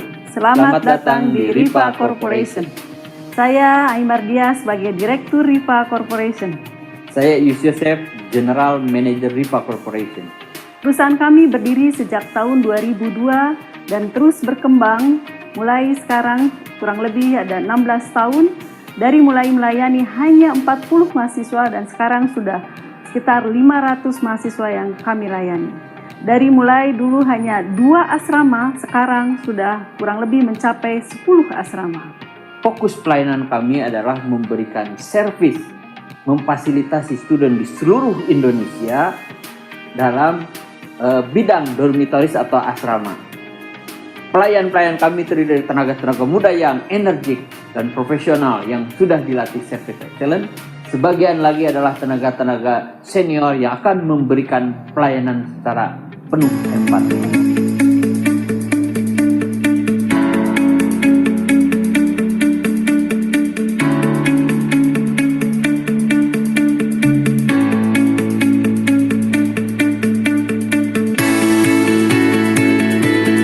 Tiga pilar dalam pembelajaran klinik.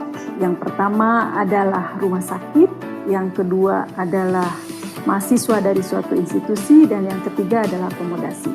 Tiga hal ini penting dalam pembelajaran.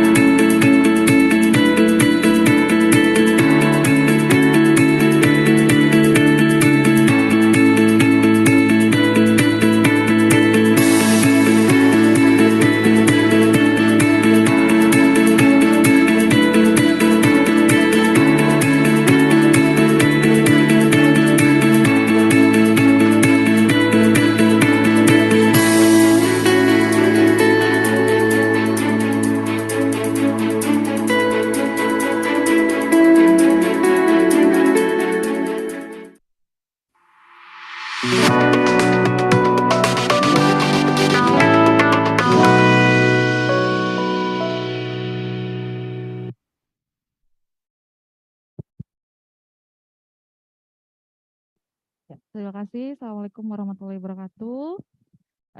Selamat siang peserta International Conference. Saya Rena dan ada Bu Linlin sebagai kami dari tim ilmiah. Untuk pelaksanaan oral presentasi akan dilaksanakan pada hari Kamis pada tanggal 25 Agustus.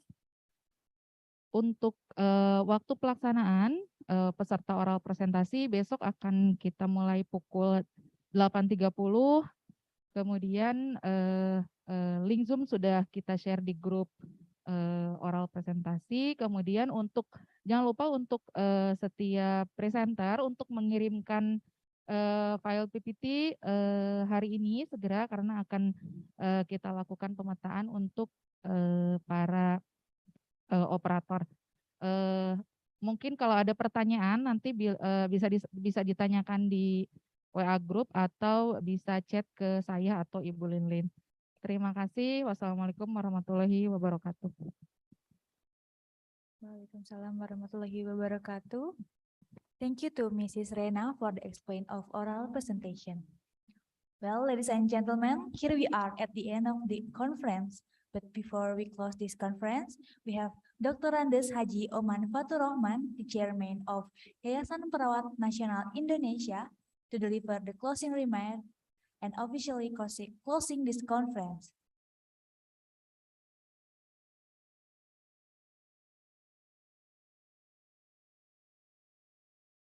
Sorry, Mr. Oman Fatur Rahman. Ya, Bismillahirrahmanirrahim. Assalamualaikum warahmatullahi wabarakatuh. Waalaikumsalam warahmatullahi wabarakatuh. Yang saya hormati seluruh panitia pelaksana International Conference pada hari ini.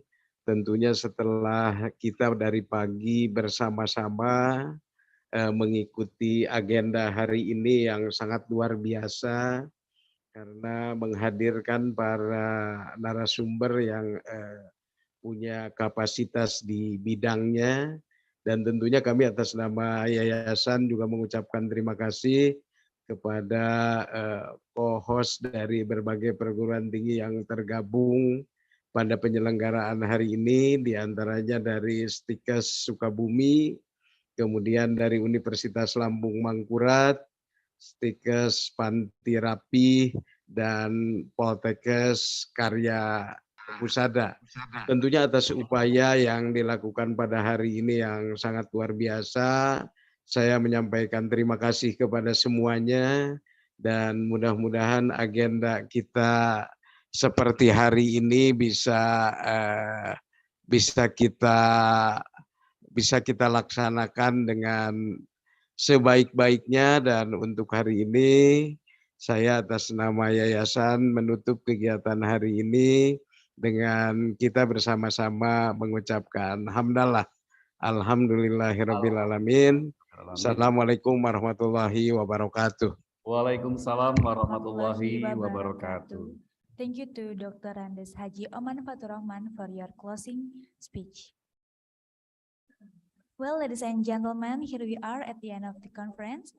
We would like to thank to all of you in joining the 6th International Virtual Conference Nursing held by STIkep PPNI Jawa Barat 2022 in collaboration with STIkep Sukabumi, STIkep Pantirapi Yogyakarta, Politeknik Kesehatan Karya Husada Yogyakarta, Universitas Lambung Mangkurat Banjarmasin, and our sponsor by RIFA Corporation. Last but not least, we would like extend once again our deep appreciation to distinguished guests, all speakers, moderators, and audience for your support in participating the 6th International Conference in Nursing, STIkep PPNI Jawa Barat. On behalf of the committee, I am Anandita. And I am Masdum Ibrahim. We wish you have a wonderful day. See you at next event. Once again, thank you very much. Stay safe and healthy. Wassalamualaikum warahmatullahi wabarakatuh. See you.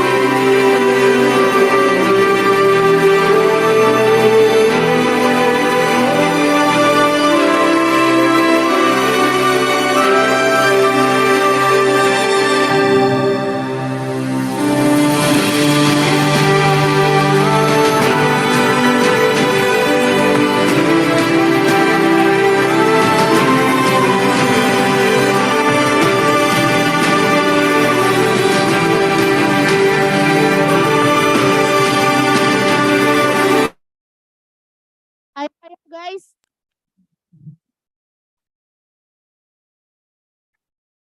Guys.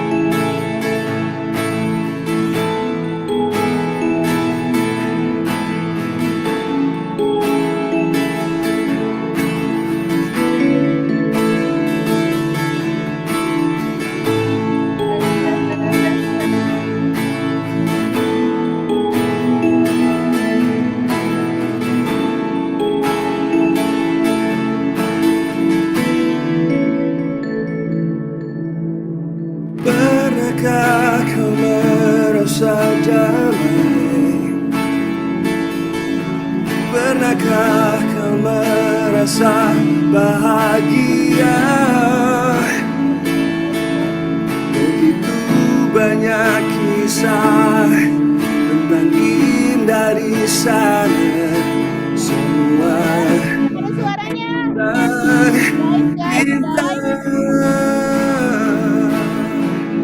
Hey, itu bawa kau pergi tinggi untuk terbang jauh. Tutup mata, buka hati agar kau bisa tahu. Di sini kau bisa jadi apapun yang kau mau. Lupakan masalahmu, tinggalkanlah yang lalu.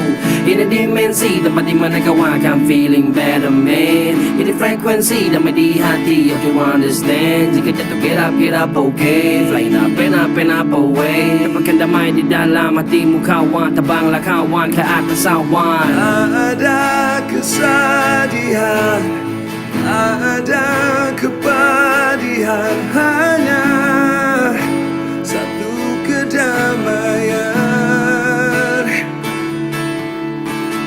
Tak ada air mata, takkan pernah terluka, hanya kebahagiaan. Let me tell you something, making you do the right thing. One dream, one love, one hope, one place of a good thing. No more lie, no more cry, no more racism. Away from prejudice, make a liberate. Let's all dedicate, motivate, don't hesitate. Cause it's never too late to make a dream come true. So let it flow with love. Begitu banyak kisah tentang indah di sana. Semua tentang cinta.